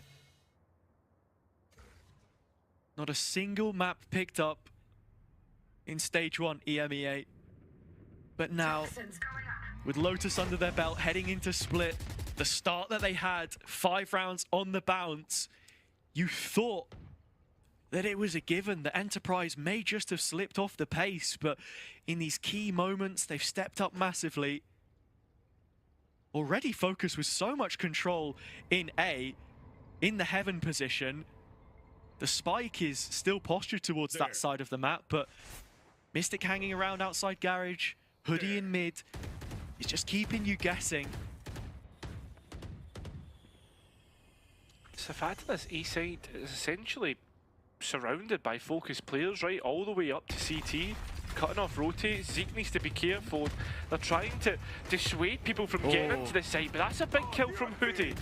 Yeah, salvo and stun, it gets the value. That's a kill back, but Yash is playing chase. A flashed Zos is able to pick up 2 more players. He gets out of the situation, and now Starkey forced to save. Somehow there is still little credit beneath this Enterprise side after the dust settles. And Focus will keep us in the game for at least another round. It's been a complete misplay for the ultimates as well. Yash's ultimate in the last one denies Mystic the ultimate. It's, I guess, well played from Mystic to bait the rocket in that direction. This one here, Starkey uses the Cosmic Divide just so late after the kills come through for Focus. So, with that being said, I'm ever so inclined to think that this could be Focus really about to make a comeback here, especially when after this round there'll be a mixed buy to come through for Enterprise. This was great work from Zus, just opening up the A side of the map. He's been such a huge pickup, formerly under Starkey last year in that Mouse side, but he swapped a white and red Mouse jersey for a Focus one this year. Starkey doing the same in a different region, a little closer to home. Can he open things up at the start of this one? No, it looks like Focus are going to put the pressure on him. Does stand for at least one. Yash the other way, gets one, gets out. Cage triggered. This ragtag buy from Enterprise seems to have life to it. And it does. Got you. But it is even on either side, and you're still favouring Focus with the guns that they have. In terms of control, look towards mid and the position Lewis has found himself in. Yeah, just waiting for that drone timing. It's the only real clearing utility in the whole of this comp, so we are incredibly reliant on Lewis finding value from this on Focus's behalf. Out in the open, caught between two mines, threat of vents, that now held as Mystic arrives. He knows about Killers, and now Zeke routed out of position as well. With that second kill towards the A side, this is where they'll look to collapse onto Yash. Yeah, and he's trying to play to break the weak arm of the push, right? He's trying to play for the single player, which is VALORANT, trying to play through the trap, but up close and personal wins that duel. And now Focus have to react, and they're a bit late in doing so, allowing Starkey into position. His rifle firing off bullets, but that's all it will be, missed bullets. And Killers is the only one with real health here to try and fight out, but he's noted by Lewis. A big performance in the last couple rounds. And Yash, on 3 points of health, I think is better to save this rifle. Yeah, just looking at the money, Starkey needs him to more than anyone else. But Yash versus 3 with 3 HP looks to try his luck. Maybe just thinking about that showstopper into the next round. I don't know if that's where his head is going, but absolutely no health to back that up. This is a big, big map and a big, big round and a big, big series. Focus need to win this next one to push us to overtime, or it'll all be for naught, and Enterprise move to the upper bracket. Yeah. And that little play at the end there from Yash, you imagine Starkey would have said, look, I'm happy to take a concession in terms of weaponry. Back yourself mechanically, go for it. But you know, even his best efforts, it's, yeah, the showstopper more than anything else being 1 point away. His death contributing to that. It's going to be a big talking point of this timeout for both teams, I think. That and the Armageddon. Looking at Zus being close to having the Yoru ult as well means that it's a really strong combination for Focus to play into if they want to make an execute happen, as both teams have called each and every one of their timeouts. Not going to be seeing a break in play unless we go to overtime. That's it. And I think this is a big time to call your timeout, but it also allows Focus to come up with their own plans, right? It's good for one, but good for both at the same time. Starkey buys that Bulldog, as we spoke about.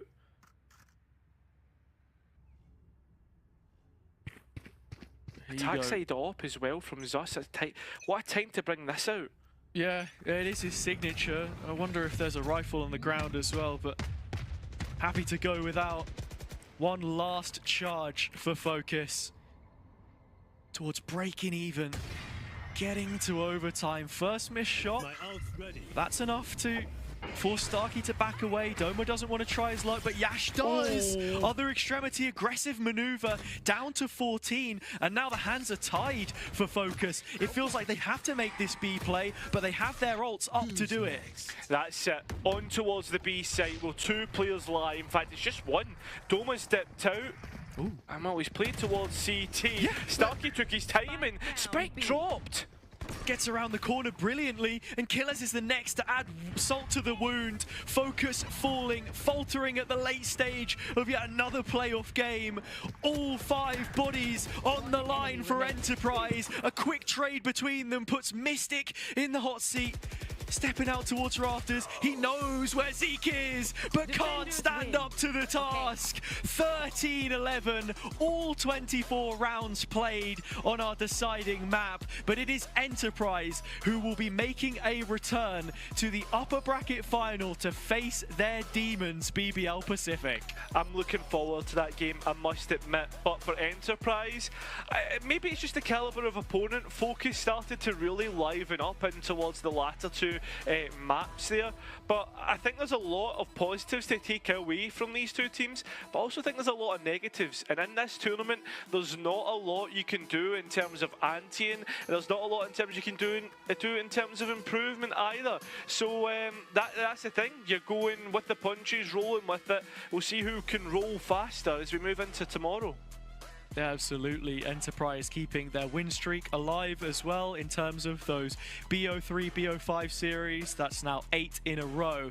But as you mentioned, development's so important from stage to stage with the 3 before this, the 3 after, including Ascension. It's only one game ultimately that's going to decide your fate as to whether your season was a success or a failure. Plenty still more to be done, plenty more to be played for Focus still. They just can't seem to find that game against BBL. The bracket drawn in the way that it is, not getting that playoff win either.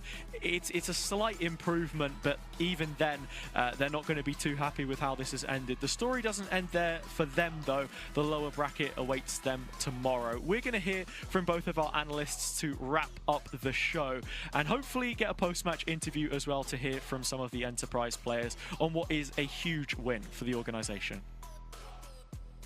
You're gonna have to excuse the tone of smile in my voice as we move into our next section here. Is obviously, I think for all of us, look, all of the other regions have their streams going on right now. I think we're allowed to be a little proud of our Northeast representatives here. Enterprise Esports, they've made it now into the upper finals, where yes, as Hazard and Cairo mentioned, they're going to be playing against the team that made sure they didn't get into the playoffs last time out in Challengers EMEA, and I think that will be a banger of a matchup. I think Enterprise Esports definitely still have some work to do before they can get a win against BBL Pacific, but they've got a little bit of time to recoup from now.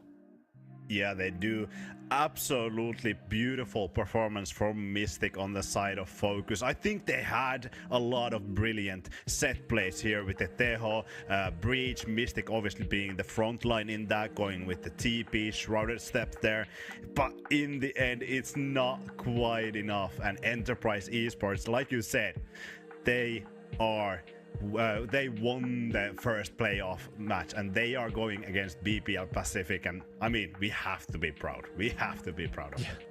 Well, I mean, hopefully Doma can hear us right now being proud of them, because we are here with the interview from Doma. First off, congratulations. Look, I just wanted to start, and I don't want to hamper the victory or anything like that. I just wanted to start with, obviously, we noticed a big difference in Lotus from the UCAM game. Do you want to comment on if there was some kind of difference there, or was it just Focus being Focus that stopped you from getting the win that time around? I think it was more so that we started on defense and Focus played a solid attack start, so we kind of got into an uncomfortable spot we haven't faced yet, because obviously you can see UCAM, it was 13-0 on attack pretty much. So I think that was the main difference, and then obviously they got a head start with a few attack rounds, and then yeah, it was hard to come back. But... Okay. Yeah, I'm gonna take you back a little bit. I'm gonna bring the time machine. I know Mystic is someone who doesn't really appreciate this time machine. So it was almost exact this day 4 years ago, back in Masters Reykjavik against Sentinels, last round of Haven, where the infamous Mystic Flash happened to you, and you finally got the revenge on Haven. How do you feel about that, and how do you feel in terms of facing against your own old teammate? Is it kind of bittersweet? Does it heighten the emotions in the game as well? I mean, it feels good. It's just like any other game, but obviously it's nice beating someone you know. Only respect to Mystic. I think he's an amazing player, and yeah, that was. I can't believe that was 4 years ago. The Flash that happened, but yeah. Time flies, and I mean, time has flown past with your agents. You have played 21 out of 27 agents in this game in officials, and now you picked up the Yoru. You debuted with that. How do you keep getting away with these agents and making it work? That Yoru was incredible in that last match. I mean, I think it's a lot about just whatever you play in your team, you just have to practice it a lot in ranked. So if I know I play Yoru, I think I have like 50 games of Yoru on this act already. So I just want to have every agent that I know I'm gonna play ready for officials, and then yeah, just practicing it in ranked really. Damn. All right, you just need to get down Waylay Harbor, Astra Club, Deadlock, and Vice. You got all of the agents. My Harbor, that'll do it. My Harbor is clean. I'll pull out the Harbor. Okay. We'll wait until the Harbor meta comes back, and then we'll see about that. All right. So look, I mean, we needed to breach the topic at some point. Obviously, tomorrow you're going to be playing against BBL Pacific. They knocked you out of the group stage last time around, so there's obviously a little bit of history going on there. How are you feeling about that game? They look good today, but you're looking well prepared as well. I mean, I think they have to thank Loita for winning the last time. Like, we had them in the pocket, as you can say. They should just be happy that he pulled 12 kills in 3 rounds. And yeah, I think they're a bunch of yappers. They're not that good. Whoa, there we go. Thank you very much, Stoma. We needed a little bit of fire coming out of our region. This is good. Okay, so thank you so much for having a chat with us, and we'll see if your actions can back up your words tomorrow. Thank you so much, man. Congratulations on the win. Thank you for having me. Thank you, Doma. All right. Wow. Okay. Let's go. They're all talk, basically. They're all talk. Okay. Doma was incredible with this Yoru. All of the aggression that he showed no fear with going through those smokes with the flashes, absolutely getting multi-kills with this Yoru. And I'm gonna be honest, this wasn't on my bingo card today, Doma Yoru, but I'm happy to see that. It was incredible. Yeah, absolutely was. I mean, this is good. Look, Enterprise, we've seen more dominant series from them against, teams that we may even expect to get more rounds from them. But that is genuinely a great performance. And look, they have guaranteed themselves at the very least 3rd position now, so they've got themselves 1 extra ascension point off of that game, and they're going to be playing BBL Pacific tomorrow. So that's going to be difficult. But depending on... Look, the thing is, even if they lose that game against BBL Pacific, they're going to be down into possibly another rematch against Focus, maybe against Koi Phoenix as well, depending on who wins that lower bracket first elimination game. So look, I think their chances are looking pretty good. I think very possibly we do see Enterprise Esports in a grand final based off of that one. I think there are definitely things to improve, right? I think as Doma mentioned there, obviously starting Lotus on the defense was not comfortable for them, right? They gave that opening away. Obviously, yeah, in the game against UCAM, starting on attack meant they only played 1 round of defense, and they did manage to win that. That was a pistol round. So yeah, I think, look, there's things that they have learned off of the back of that, and I'm sure they'll come back even stronger tomorrow. Yeah, absolutely. For Focus E, it's a rough start in terms of that they have already shown every map that they will play in this tournament, because Pearl is usually their permaban. They usually don't play that. They already played all of the 6 other maps in the pool in the past 2 days. I think that could become rough, especially when going against Movistar Koi Phoenix, who it seems like they're prepping really well in these matches. But I don't know. It's going to be interesting to see. For me, I would really love for Enterprise Esports to take that revenge against BBL Pacific as well. Yeah, I think we're going to get 2 of our best matches of the whole tournament tomorrow. So here is what that bracket looks like and what we're going to be seeing tomorrow. Obviously, in that first game, it is BBL Pacific that move forward in the upper bracket. Enterprise Esports, as we just saw, going to be coming up against them tomorrow. And down in the lower bracket, the first elimination match tomorrow is going to be Movistar Koi Phoenix versus Focus. And I think both of those games are going to be absolutely brilliant. definitely. I think the second game is going to be really intense. If you're a fan from Spain or from DAC, I think you're going to be very heavily invested in that one, and I think it will probably be a 3-mapper. Oh yeah, for sure. I'd imagine so.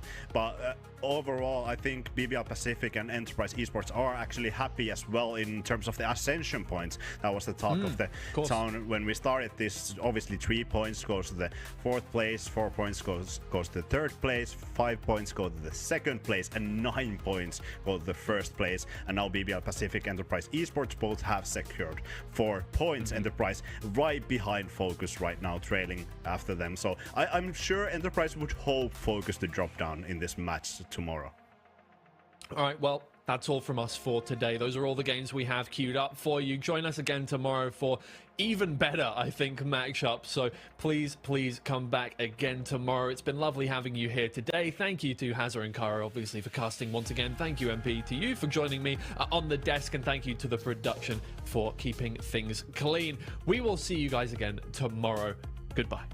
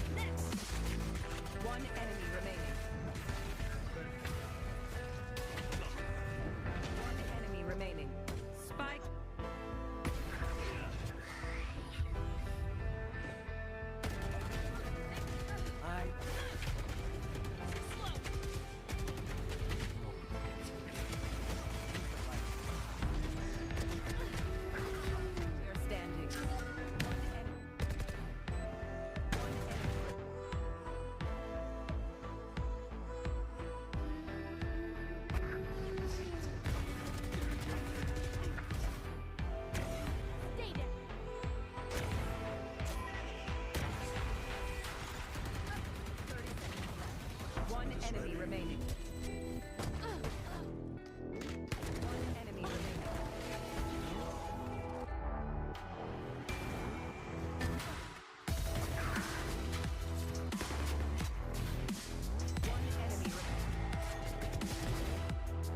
Enemy remaining.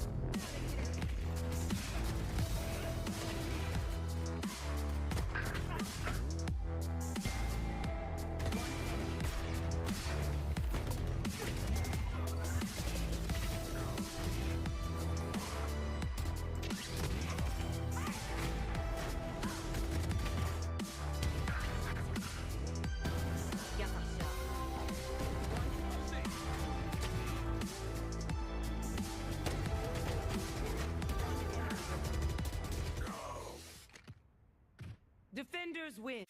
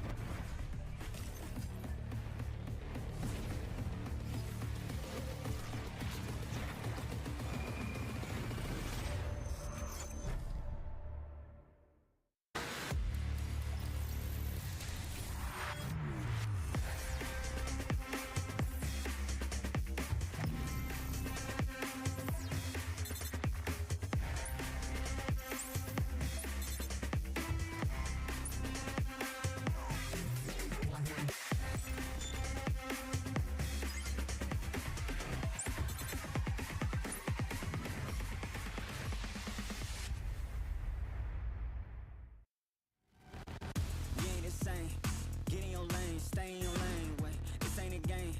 Been through the flame, now get out the way. Whole lot of change, still been the same, put that on the name. I had to go through it just to get to it, look what I became. Elevate, level up, way to the top, headed to the peak. All them boys wanna talk, hit them out of law, but don't got receipts. I do it with ease, to you it's a burden, to me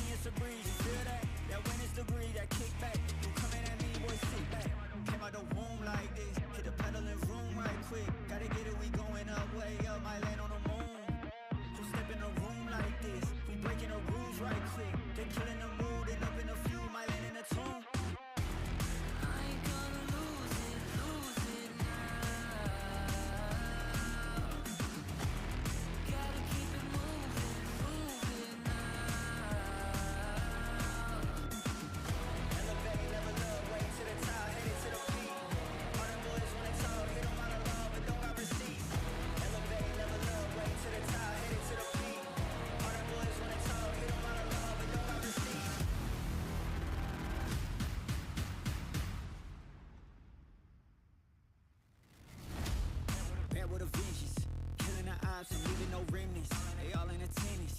Gotta go big, I aim for the fences. It's mine, I sense it. Back in the scene, I'm back to the business. Back on the front line, gotta grind. It's time, let you be the witness. At the top, turn a repeat to a 3P.